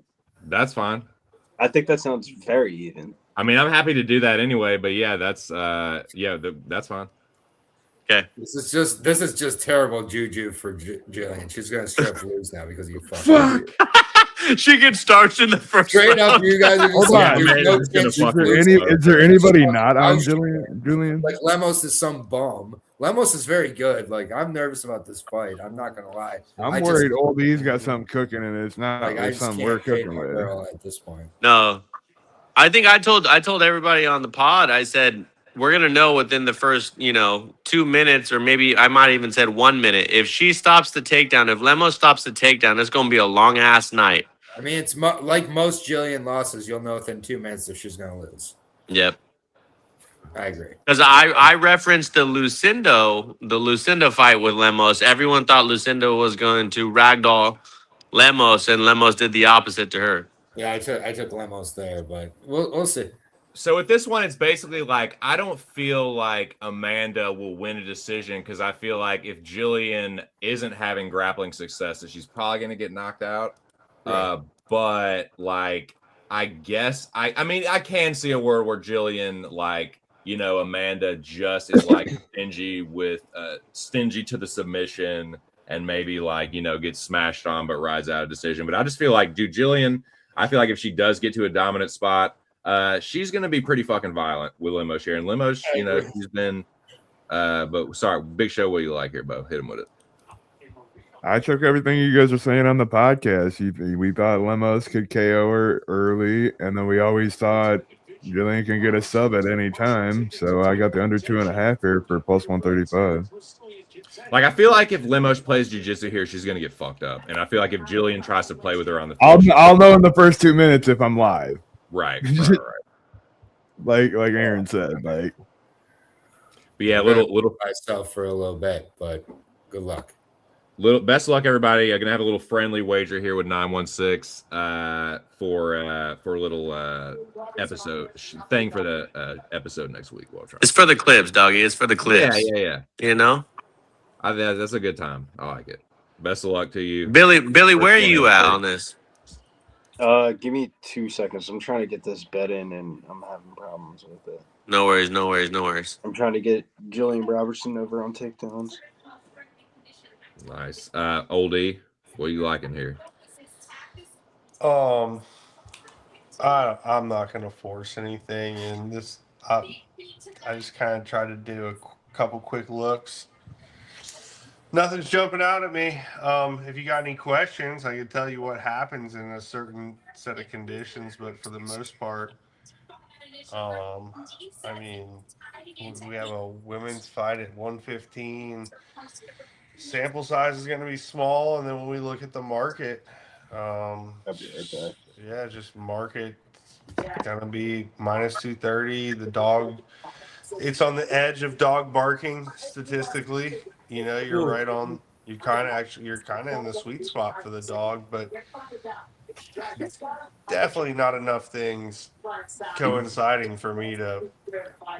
Everything that we achieved earlier and made sense. I'm not gonna try to like just slowly give a little back. So I'm sending off this one. Best of luck to everyone that's got action. The case for, I guess, Lemos decision is that she hurts Gillian a few times. Gillian hangs on, tries to get the takedown, can't really, or maybe gets a brief one, but she's hurt, so she can't really secure it, kind of deal. I don't know. It just feels kind of binary where one of them's going to get the stoppage, it feels like to me. Yeah. I would say anybody, on Underdog or, a different platform. Fight distance. No. We've had a couple of these this evening. They're giving us some of these fight to not go the distance right around even money. So here, I'll give it 105, 100, and minus 115. See what happens here. We have a shit ton of decisions. You got 2 submissions, favorites, a dog, a lot of round 2 to starts, some round 3 to starts. Yeah, it's just a little bit all over the place. Not enough for me to really jump on anything. 2 cents on your opinion. Those of anybody that's on the stream that's on a different platform going significant strikes. 32 significant strikes for Gillian. Does that seem kind of a lock? Especially if you're going your takedown narrative. I feel like that's pretty safe. If Amanda is stingy to the submission and is just like, I'm not going to get subbed here, then yeah, I think that is going to feel pretty good, because I feel like Gillian's going to try to do one or the other. Like, she's going to try and smash her if Amanda is like, fuck, and just tries to play lockdown. I don't know. I just like, that's where it's kind of, because if Gillian just prioritizes the sub as soon as she takes it down, I can't tell if he's muted for just me or everybody. So I don't. That's a little tougher for me to kind of like. That's why I went inside the distance instead of picking a method of victory when I decided to kill Juice on the Gillian side. Who's muted? Someone tell 916 to refresh. Refresh. Oh, I lost Joey. I'm right here. All I know is Joey. That's just a StreamYard thing. It's Jose. Yeah. When Jose jumps in and out, it fucks up the audio. God damn it. It's a StreamYard function. Yeah, it's a StreamYard issue. I'll tell you that. Was that my bad? No, it's Jose's fault. No. Yeah. StreamYard fucks up everything. Let's go, Matt. Let's go. I missed everything you said as far as the significant strikes question I asked you, 2 cents. So I just think it's tough because, like, if Gillian prioritizes sub, I could see it just not happening. Like, she's just like, as soon as Gillian gets her hands on her, she's putting her away. That's kind of like, let's fucking as go. long as she gets her down, she's putting her away. It'll make it a winning night for me. Choke her out. She's been choked out plenty of times before. You need the finish to make it a winning night for you, yeah? This a finish here or a decision win for Kevin in the main event. Either one of those hit, it'll be a winning night. If both of them hit, I might actually be slightly in the black, but I don't want to count my chickens. Let's get this submission. We're not putting anything else out here but the submission, guys. Come on. That's tight, Subby? Yep. Big Show, you need the sub here for Gillian? I need the under 2.5 is the main play. Let's go, Joey. And then I got sub for Julian and like a 3-leg fucking like fucking far out, like I think like 50,000 or plus 5,000 fucking parlay. Let's go. Oh fuck! My wife just said Lemos is winning. Let's test this out live. She's undefeated on the main card. Dang. Well, may the best Chickadee win here. 454 here in the first. Gillian blocks a left hook from Lemos. Amanda pumps the jab. Gillian with an outside low kick. Amanda from the southpaw. Red in red. Eats a left hand. Amanda in white with platinum blonde hair. 432. Gillian trying to push forward, eats another straight left. Misses the overhand right front kick from Red. Front kick answer back from Lemos. And another front kick here by Amanda, who looks for the right hand. Outside low kick misses for Gillian. Front kick from Amanda. Red clinches up here. Amanda pushes her to the fence. 407. Amanda pushing Gillian to the fence. Gillian reaches over Amanda's head. Gillian reaches up for Amanda's head. Amanda's like, fuck, okay. But Gillian does use it to reverse Amanda into the fence and near the body from Lemos. 350, and Amanda does circle off the fence. Outside low kick from Red. Outside low kick, Amanda. 342. Gillian evades that low kick. I think she switched stances. She looks for the oblique kick. Nice jab from Amanda. That shit had to have hurt. But straight left from Amanda.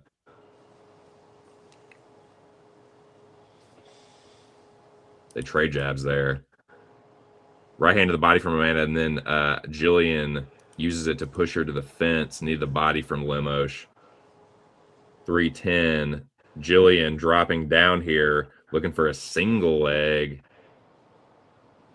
Amanda looking for something. I can tell she's a guillotine or what, but a Red looking for the single, rip this shit down. Yes, let's go, Gillian. Let's fucking go. She got the takedown? Come on, Red. Yeah, Red gets her to the ground, 250 here in the first round. Amanda Lemos puts the knee shield up. Well, let's go. We got over half a round to work here. Lemos trying to, she does sweep, but Red gets back on a single, diving here. Lemos with an elbow to the back of the head. Those might be the side of the head. I can tell from the angle, but Red is on this now looking to go to double. That's the back of the head. That's the back of the head, dude. That was to the back of the head. And it's going to be hard to tell with the red hair.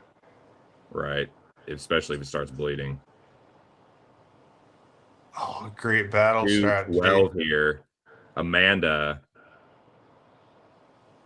Those are to the side of the head. Gillian got to be careful with those. Gillian rolls to her back. Fuck, dude. Amanda Lemos trying to posture up here and drop some elbows. Gillian with her toes in the fence. I said, what them feet do? Yeah, what them looking feet at do? that. She's not been able to use it. Amanda Lemos looking for these elbows here. 140 here in the first. Gillian. Oh, Amanda looking for a Kimura here. Gillian has to roll.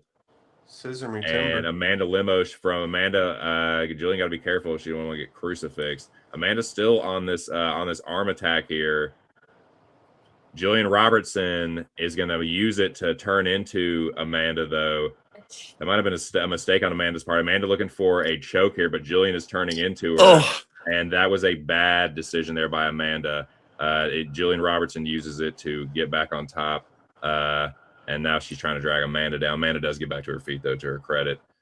Just under a minute to go here in the foist. Gillian Robertson got a body lock, standing body lock on Amanda Lemos. On the backside. Tries to throw the left hook in here. Lemos with good balance. Gillian tries the trip, and then on the far side, got around her back, does throw the right hook in, lacing the right leg of Lemos. Lemos trying to break the grip here with 35 seconds.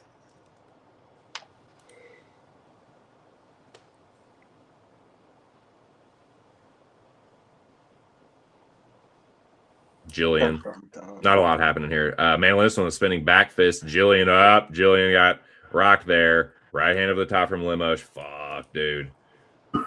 Danger, Will Robinson. Danger.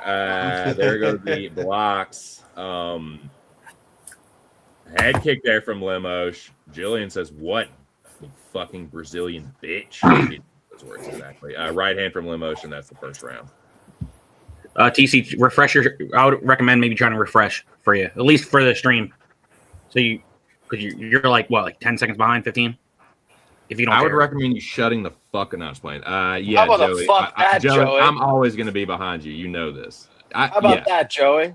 Shut the fuck up. Now since you want to try to but be the line- tough, then yeah, I would recommend you shutting the fuck up because your fucking dumbass already knows you're always like 5 to 10 seconds. No, I'm not. I don't care if I'm ahead or not. Are you I'm just saying is this something new to you, sir?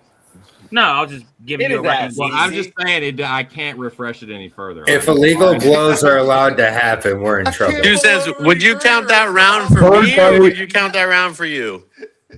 Yo, pull over any further. I mean, as Lemos far as is our minus thing, 330. I mean, I think that is looking good for you, but I don't know though because if Gillian doesn't win, it don't fucking matter, you know. I think that looks better for Lemos winning, so it's like it's kind of a push, I guess. But we'll see. 453 for me here in the second round, and I apologize if anybody's. Joey's always ahead, and he fucking knows that. So I don't know. My apology. Anyways, outside low kick for Red here. Left hand and a right hook from Lemos. 435 here. Lemos holding the center of the octagon with a nice jab and a left hook. She goes low kick, and then Red goes for the takedown. Lemos tries to pull Gilly. That was a little silly because Red's just going to end up on top. Lemos is trying to pull some kind of choke here, and Red just, ends up on top. There we go. We get the 2 takedowns. Cash for Gillian Robertson. Nice. It ain't easy. Lemos being a squirmer here, but Gillian trying to settle her down. She does manage to land in side control here. Now, this is a little spot for maybe an arm attack, dude. Amanda Lemos. Yeah, this is not going to work for her. Gillian moves to north-south. Amanda Lemos trying some bullshit here. Gillian's just going to pop her head out. Yeah. 327 here. Come on, Gillian. Hit her with a fucking arm attack, dude. Hit her with the fucking arm bar, doggy. For the boys. For Big Show. For Aaron. For me. Your best friend. No, I'm just kidding. 315. Lemos trying to lock the arm down. Gillian looks to sweep around to the back. She has taken the back. Aaron. Prayer hands. Prayer circle for Gillian. Trying to settle Lemos down here. Who's being very squirmy-wormy on the ground. Gillian at 250. Trying to settle on top of Lemos here.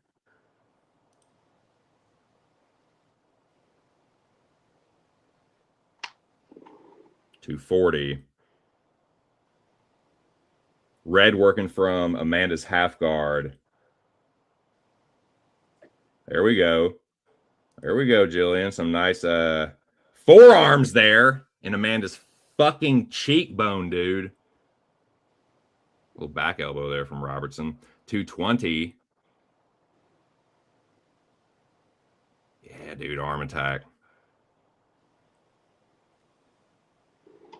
Amanda Lemos. Trying to play jiu-jitsu. Gillian Robertson.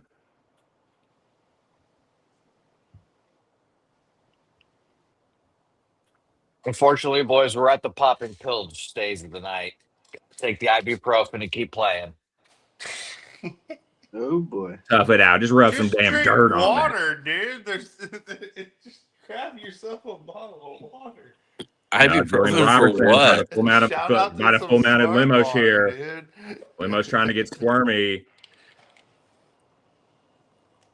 128.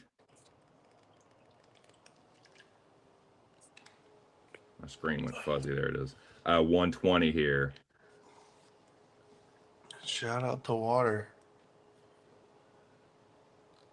Gillian dropping some elbows to Amanda's side.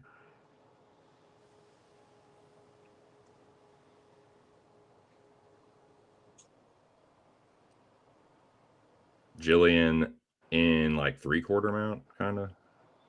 No, she still don't have it. Amanda got a knee shield through.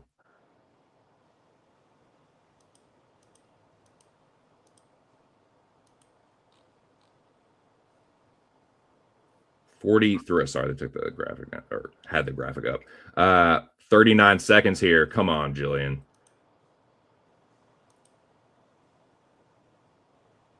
Some right hands there. There we go. A little chopping elbow. There we go. Lemos trying to grapple now. Lemos with a takedown at 15 seconds here. Oh, hard elbow from Lemos. Gillian didn't like that. Gillian just kicks her off, though. Amanda teeing off here. Lands a right hand, and there's the end of the second round. Now, that round, 916, that definitely looks better for you if Gillian does end up winning. So, but it's like, who won the first? I think as far as pure dominance, they're going to give Gillian the fight as long as she doesn't fuck up this next round. Mm-hmm. But curious as why she didn't go for the back when they transitioned there in the kind of scramble. It seems like Amanda's just like, anytime she's gonna find an opening, she's just going to like explode. Like she's just like prioritizing, just like getting back to her feet and just like avoiding sub. Yeah. Yeah, I think this is probably a decision, though. Gillian minus 190, Lemos plus 140. Yeah, because she's going to get a takedown within the next 30 seconds in the third round, and then she's going to lay there for the next 4 minutes. We used to do early takedown. We used to do this shit all the time. Aaron, be the corner. Let's hear what you say. You got to be the corner for the last 20 seconds. For who? I'll be the corner right now. Who you want me to be the corner for?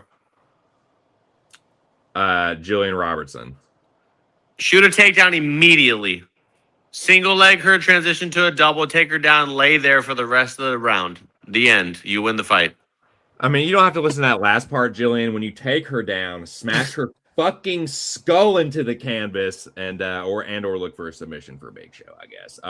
Like straight left from Amanda Lemos, but that is good coaching there for a nice dub for Gillian Robertson, and that'll be a nice shout out from me for you if Gillian does win by decision. So here we go. 4-18, third round.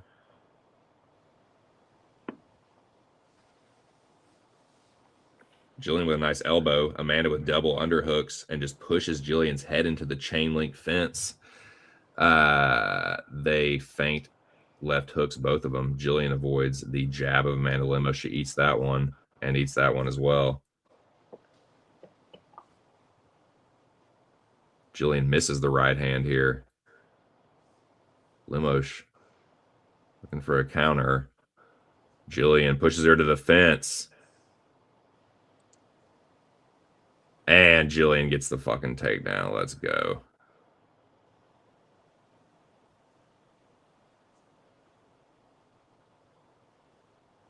Amanda being squirmy here, though.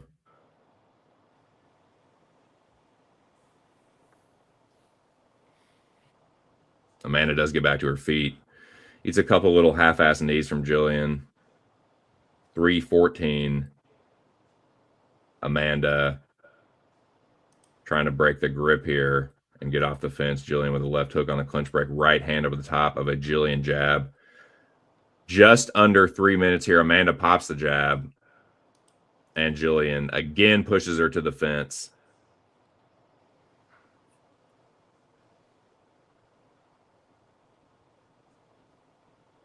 Boo. Trying to rip a single. And Amanda shows good takedown defense. And she tries to twist Gillian's arm and pull an arm bar here. Gillian trying to pop her arm out. This might end up being a mistake for Lemos if Gillian ends up on top. But we'll see. Now Gillian's having to defend this now. But Gillian does do the right thing. Turns into her. And she's going to end up on top. Let's fucking go. Fuck! Amanda tries to sweep her over the top. Lemos just quit. That tongue out was I quit. She might as well just say I quit. It's over. 2:15 here. It's a wrap. Good job on the Gillian. decision thing, but it's a wrap. I don't care. Nah, She just fuck gave all up. that. Get this sub here. The tongue's out. Go take it. Go take that fucking finish. She's trying to step over. She does step over into half guard here. Come on, G. Finish this shit. Yeah, come on, Gillian. Come over this Finish your fucking lunch.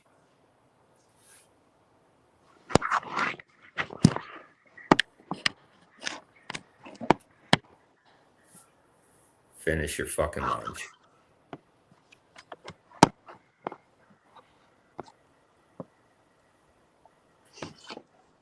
$130 here in the third. I'll take the win, but I want to fucking finish.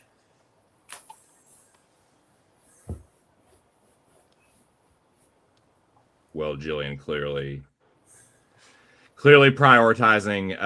If anything is she's gonna stop anything. She's gonna get the win, but no, she can get the finish in this last minute. Lemos is. She does try to step over Lemos, still in Lemos's half guard. 103 here.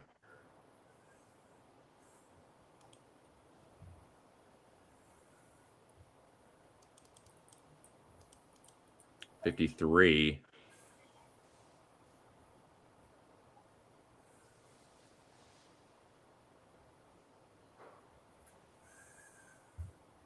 $41. Tough fight regardless. I'll take the win in this one. Lemos showed up for this one. Well, she did a good job of like defending subs or like positionally. I don't think Lemos is done by any stretch of the. I think she can. No. Hey. I said decision. Let's go, G. It's looking like it. She's gonna get it. I'll take it. Well, you'll have to let me know whatever you like the most. And just I guess are we following each other on Twitter? I doubt it. Well, you'll have to get in touch with me somehow and just let me know what play you'd like me to shout out. So we can do it on the pod. If I'm gonna be there, we'll do it. Okay, yeah, if you just want to tell me on the pod, and then yeah. Okay, cool. Awesome. Well, now you got to show up. Now you're already locked in, so now that's just even more incentive to show up. So there you go. Man. Good job. Appreciate it. I apologize for you. Those who wanted the sub, I'm sorry. No, I still got one more chance to win. Kevin decision will still give me a dub tonight. So don't kill him, Kevin. Like I said, I was all over on the board on that one. Like, I don't know if I came out ahead on it because I cashed plus 396 for a quarter unit instead of the fucking half unit bet that I wanted to cash. But I don't know if I'm Gillian Robertson over. I always cover my prop plays with money lines. Yeah. But yeah, I'm gonna mute just to make sure they don't do any fuckery here. They better not. If they do some fuckery, I'm ending the stream, bro. Dude, if they rob Robertson here, dude, no, there's no way. There's no way. Lemos did nothing but defend. For fucking Lemos, no way. Like, she did nothing but defend. There's no way they'll give it to fucking Lemos.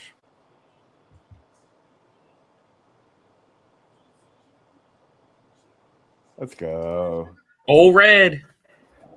There you go. You see on the bottom there, you gotta read all the small print. The sub watch parlay.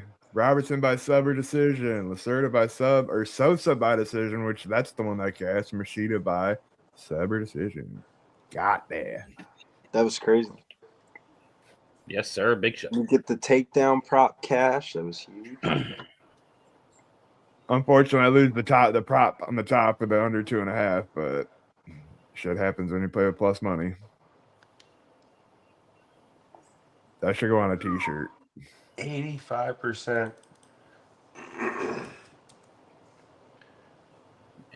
All right, I got a oldie fun fact for you guys since we're just chipping away at it. If you wanted to just straight bet round 3 to starts this year that fell between 200 and 225 minus I'm saying minus 200 and minus 225. You're just laying chalk, dude. I'm talking just, I hate this bet. 200 to win 100. You're hitting it 85.7%, and you're only paying an average line. You should be paying minus 500 and minus 566 for that. So you'd be beating the market extremely heavily by attacking these round 3 to starts around minus 200. Very interesting. Very strong anchor point. Disgusting. Like, oh my God, like here, just minus 200. Yeah. I don't mind minus 200. I wish you would have told me that before I put a round 2 KO bet in. I'm telling it to you as I'm over here just like hoarding it. I just saw it myself, man. Wow. Fuck. It's fucking interesting, man. That's I got eyes on it now. I like that. 85%. 85% minus 220 in that intro. That's really good stuff. Mm-hmm. It'll correct. It always does. We gotta adjust as it adjusts. But put eyes on it. Yep. Minus 566, dude. Wow. Boo. Big Show, can I broadcast a 10-3 record right now on the night? Let's go, dude. Can I bring that to the locker room? Can I bring it to the Pub Sports Radio page? There you go, buddy. Yeah. Come on, doggy. Bring it on. 2 Cents and Billy and Big Show said, hey, bring 916 on here real quick. Give him a 10-3 record right now. There you go. All right, lead the people on. What do you got on the main? Shit, yeah, you get up in here with that 10-3. Let's go. It's the over. It's the over. It's the over immediately. 6-2 on the prelims, 4-1 on the main card, and we got a main event next. Come on. Jamali. Yeah. Heard it here for Joey. How are you doing? What are you doing on this one? I'm about to chill the fuck out. I'm gonna watch this main event. I'm about to smoke me a J. There you go. That's fucking tight, dude. Smoking J's is tight. My first successful fucking card took till fucking March. Hey, congratulations, Joey. I'm glad you got one through the hoop. Good job, bud. You control anything? Y'all. Shit.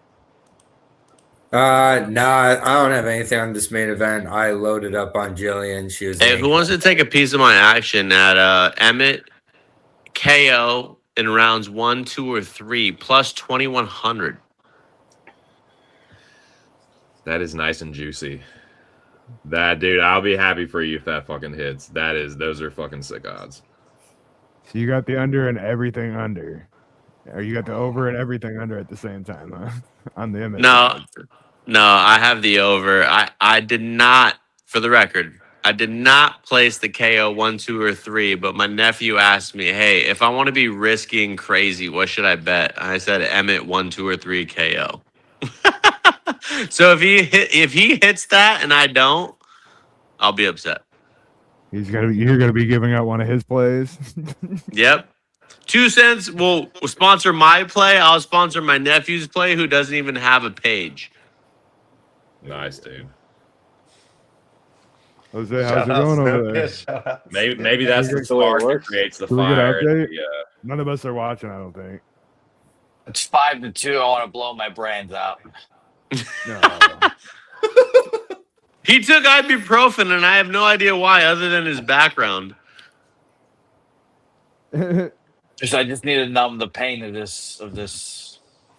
I'm watching. I just need to numb the pain. Yeah, Jose's watching the Venezuela game. He's not even watching the UFC with us. He's just. No, I know what he's watching based on what he's wearing. My brother is soccer till he dies or baseball till he dies, but still, I don't know why you're taking ibuprofen. You need something stronger than that if you're losing. Yeah, Novocaine for the pain. Exactly. Turn on the Frank Ocean. Got tornado come around. That's your problem. You ain't got no Whataburger shake. That's your problem, Jose. You live in a Whataburger city and don't got Whataburger shake? Whataburger ain't the same place it used to be. They ain't the same company. Once that whatever the family that owned it, it's under new ownership now, so the quality is gone. I just want to throw myself off a balcony right now, guys. That's it. That's all I need. We just need a victory here. Yeah. What ending is it? What inning is it? Top of the 5th. And the score? To Japan. No, what's the score? 5-2. To Japan. Oh, I can't hear the first score. I'm sorry. Your audio. 5-2, he said. 2. Yeah, your audio was. He's like, can you say one more time how much you guys are losing by? So 5-2 Japan in the 5th. Yeah, there you go. Yeah. Jesus Gotcha. Yeah, Christ. there's still some time. There's still some Christ, time to already. potentially come back. I'm gonna switch to Turn the the pie. hard liquor here soon if I have to keep saying it, but it's okay. Bro, No, hey, yeah. So we Don't- got it. Okay. We got don't it. act like the Latino communities don't have to come back at the end, bro. When do we get it done in the first? Venezuela is the culture of choke artists and losers, so we'll find out together here. Come on. How about the God. Well, we'll see if Venezuela can mount a comeback, and we'll see if Kevin Vallejos Round 2, can knock get it out. done by decision for your boy. I got a half unit on Kev by decision plus 240. If that hits, it'll give me a winning night. If it doesn't, I will have a slight losing night. But yeah, I like Kevin here. I think he could potentially get a stoppage, I guess. And I think Emmett is live to get a knockout himself. But I think if you told me knockout or decision, I'd say Vallejos more likely to win by decision. Josh is pretty fucking tough. But I think Emmett is always live for a knockout, dude. But yeah, that's the Shout out to on them. earth. If I had to give anybody advice on the live, hope and pray that Emmett shoots the takedown in rounds 1 or 2 and you get the live odds at a 50-50 and you take Vallejos. Okay? That's my tip to you. Okay?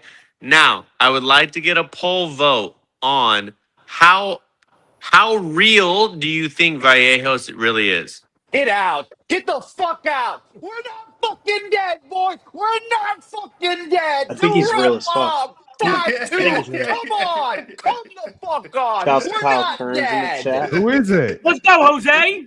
Tell Garcia. We're not dead. There we go. Say hey, Jose. Get yourself Four. Don't some- call it a Come on. comeback just yet. Jose, we had the Let's same go. name. No, keep those on. Holy fuck. Holy shit. Let's do it for the Not Jose the one he out takes. here. Don't call it a Oh comeback. my God. It's 4-2. Come on. into We're the not Olympics. dead. This will be so fucking crazy. Jose will blow And the Melky roof Cabrera. off this fucking stream. Hey, but the poll question, how is everyone feeling about Vallejos? Straight up. Scale 1 to 10. 10 is being he's going to be the next fucking title champion. 1 being he's washed. We'll never see him again. Fucking Garcia. 8.5. I will say 7 for me. Yeah, he's like a 6 or 7. I got an 8.5 and a 7. Mhm. Billy, where you at?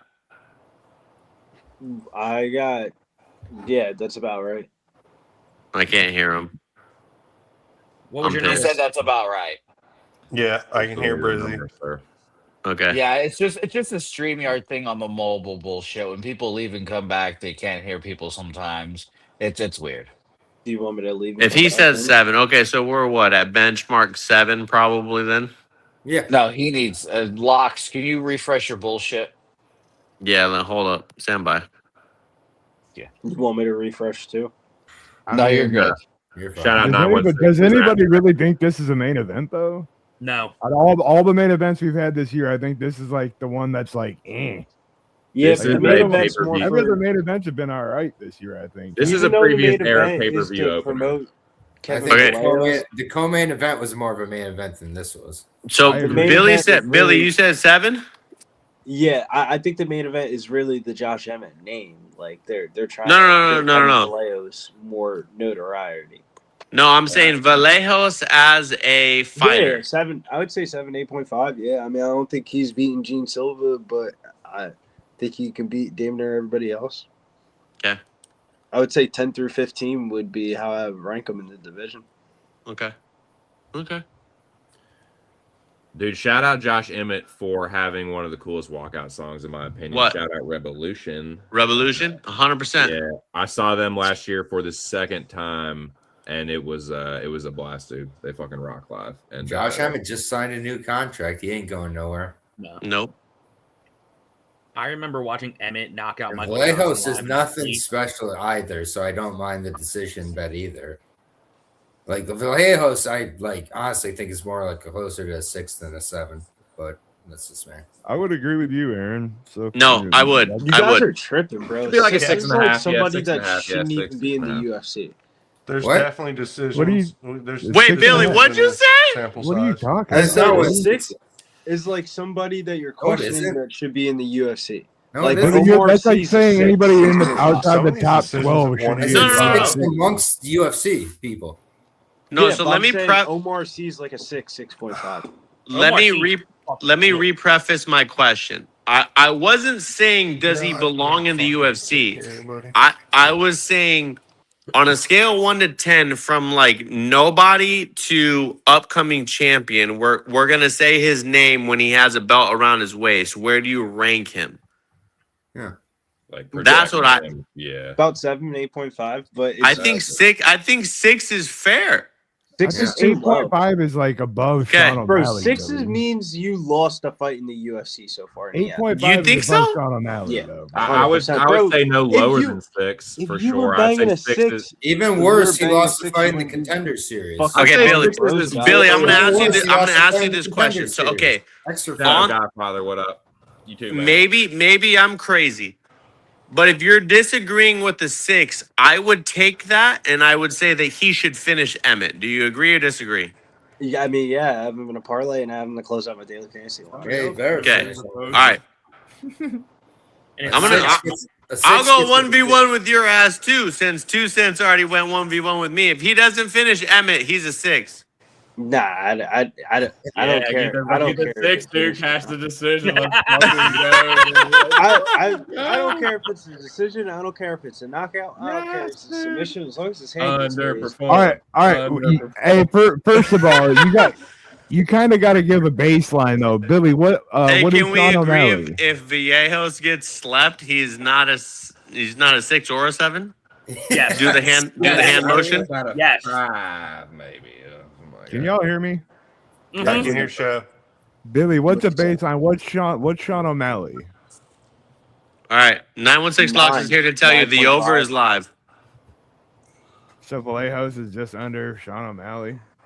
No, O'Malley's 9.5. Get the fuck Vallejos outta is here, like a Billy. 7, 8.5. Bro, Kevin Vallejos is nasty. Shout out to all you guys. This has been a great panel. Vallejos will not Against be in a who? UFC game. Sung Jung Yu? Watch I'll make a Kevin lifelong Vallejos future and- bet with you, Billy. Bro, Vallejos against will Sung never Jung be Yu? in a video game. Come on, Billy. Come on. I think man. I'm You guys high have not on watched Kevin Vallejos because I like his He's really potential. good. Here we I'll go, make a boys. lifelong bet like with you, your Billy. potential. He will Joey, not stay be up. in a UFC video game. Because he hasn't been in the UFC for longer than, what, a year and a half? I say I'll make a lifelong bet with you, Billy. This Hey, motherfucker's Anderson never Silva making got a a title video shot in his game. second fight. I'm just saying. taking it to Those the are cup. aggressive Here he stakes. lies. All right. Lifelong. He's about to He's knock not you out making a right now. video game, Billy. I'll buy you the video game if he makes it. Get your Bro. weed rolled up now. This ain't gonna last long. All right, hold shit. Let me hold. What's the over? What's the over under, Yeah. Billy? What's the over under? It's 3.5 right now. 3.5 rounds, I believe. No, I want your over. I want your over under. I think Kevin Vallejos is going to start off hot. Then Josh Emmett comes in the middle rounds, and then we're going to see who has more gas in the tank left in the championship rounds. That's kind of how I see it playing out. If that's the game plan, how are you going to say it's not going to last long? Because I really think Kevin Vallejos wins round 1 at a very high clip. Because he's got Josh Emmett as a fucking 9, bro. That's what it is.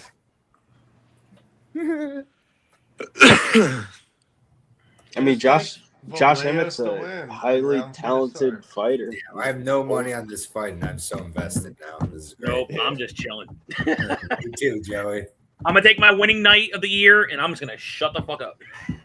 Any card where Gillian wins is a huge night for me, okay. so we're good. Joey, congratulations on having a kick-ass night, dude. That's Fuck sick. yeah, dude. Appreciate we got you. Mills in Brother that. Mills! Boys! Let's fucking go. What's good, boys, man? We trying to get this last little. You already know, man. Prospects to profit, man. Let's go ahead and get this shit. Fucking go. Don't hurt him too bad, Kev. Just enough to secure the victory. Josh Emmett has a chance to do the funniest thing ever here. Don't you even bring that in here. Don't fucking dare put that evil on me here in the doggy dog. Here we go. They do touch gloves to start things off. Hey, Jose, you're on here because you the Argentina-Venezuelan connection or something? I'm not going to dignify that with a response. Thank you. I thought I was hoping I was on to something though. I was hoping. Is that some disinformation, dude, to get you to move away from the Argentina Venezuela connect theory, dude?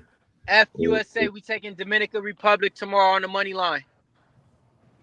Yeah, what's the money line on that? I think it's a trap line, to be honest. It's minus 150 US. There's no way such that a line trap should be line. minus 150. Just stay alive, Josh.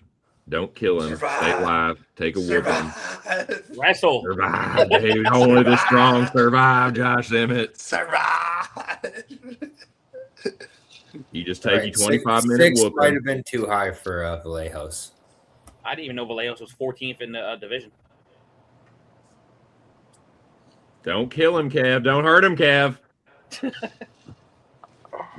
I mean, whoop his ass, but don't hurt him now. I mean, too bad. Just do what you need to do. Right hand, left hook, and an uppercut from Kevin Vallejos. Josh says, fuck, dude, let's wrestle. Kevin has other plans. Kevin Vallejos putting the pressure on Josh Emmett. Yeah, I would like to see him spam those leg kicks. Yep. They can fight in bursts like this. That's just fun. Oh, there you go. Oh, head kick. Vallejos puts him down. Emmett does get back to his feet, though. You just be, oh, shit, Vallejos with the elbow. Bounce. Josh Emmett's a tough old cuss. He can hang in there and take a lick. Ain't nothing. Ain't nothing. Ain't nothing. Ain't nothing but. We have blood. We have Wait, blood. what are you guys hanging in for? What are you guys got round props? I ain't got shit. Bro, they're shout out. I got a half unit Vallejos decision prop. Oh, But okay. it looked like he's gonna. I got a dominate small round two Emmett here. problem. Okay. Oh yeah, I got late round props, a little sprinkles on coffee money, but fuck that. I need this parlay. I mean, Emmett is a 41-year-old man, so if he gets knocked out, it won't be crazy.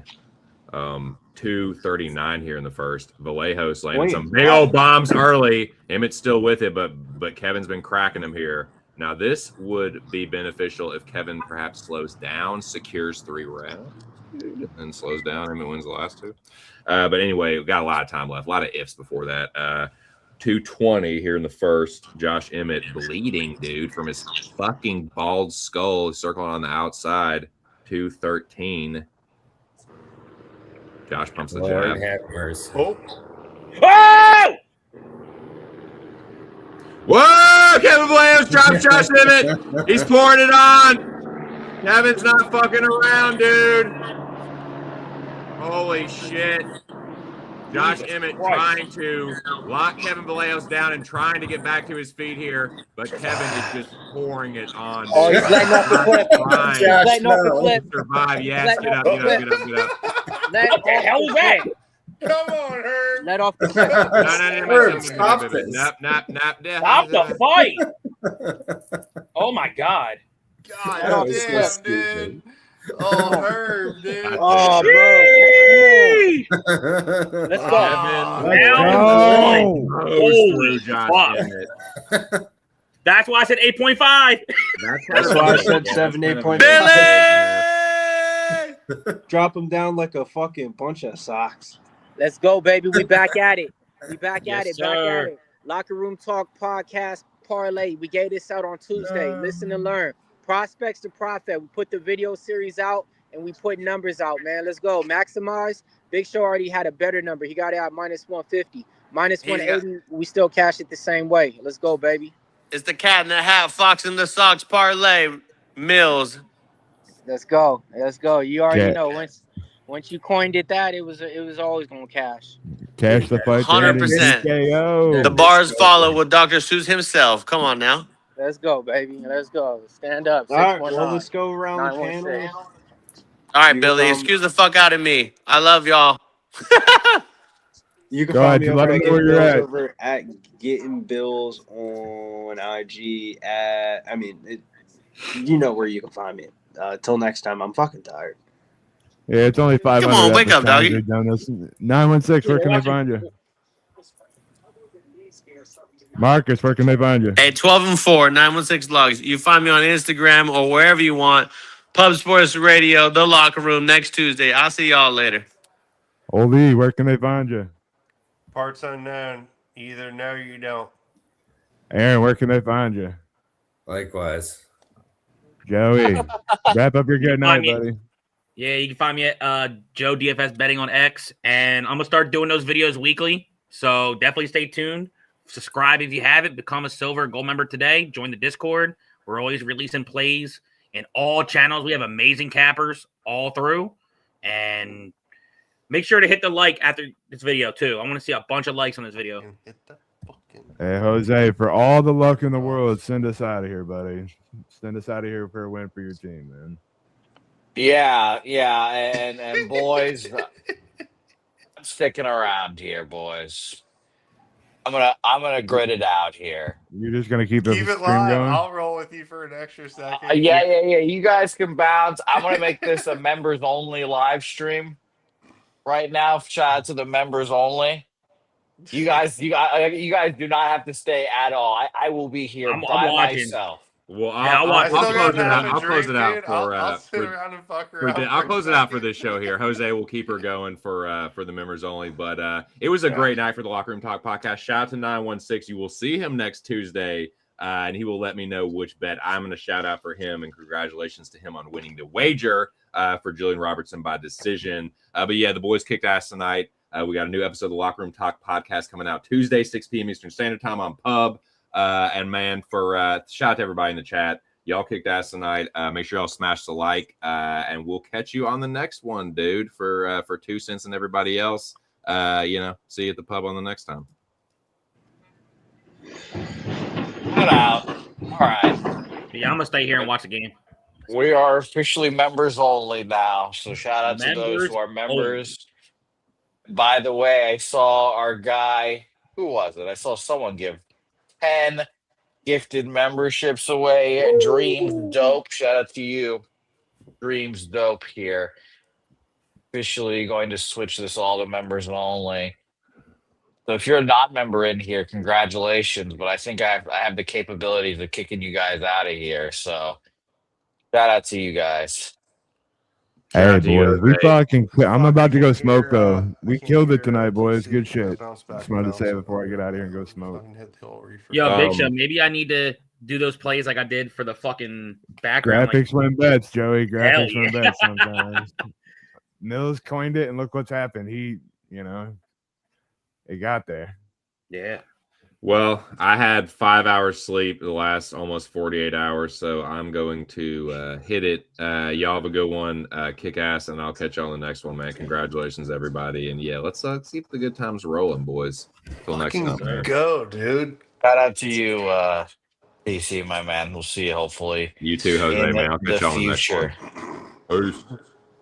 All right, beautiful. I think I'm officially switched Back to your over here, regular members. scheduled programming here.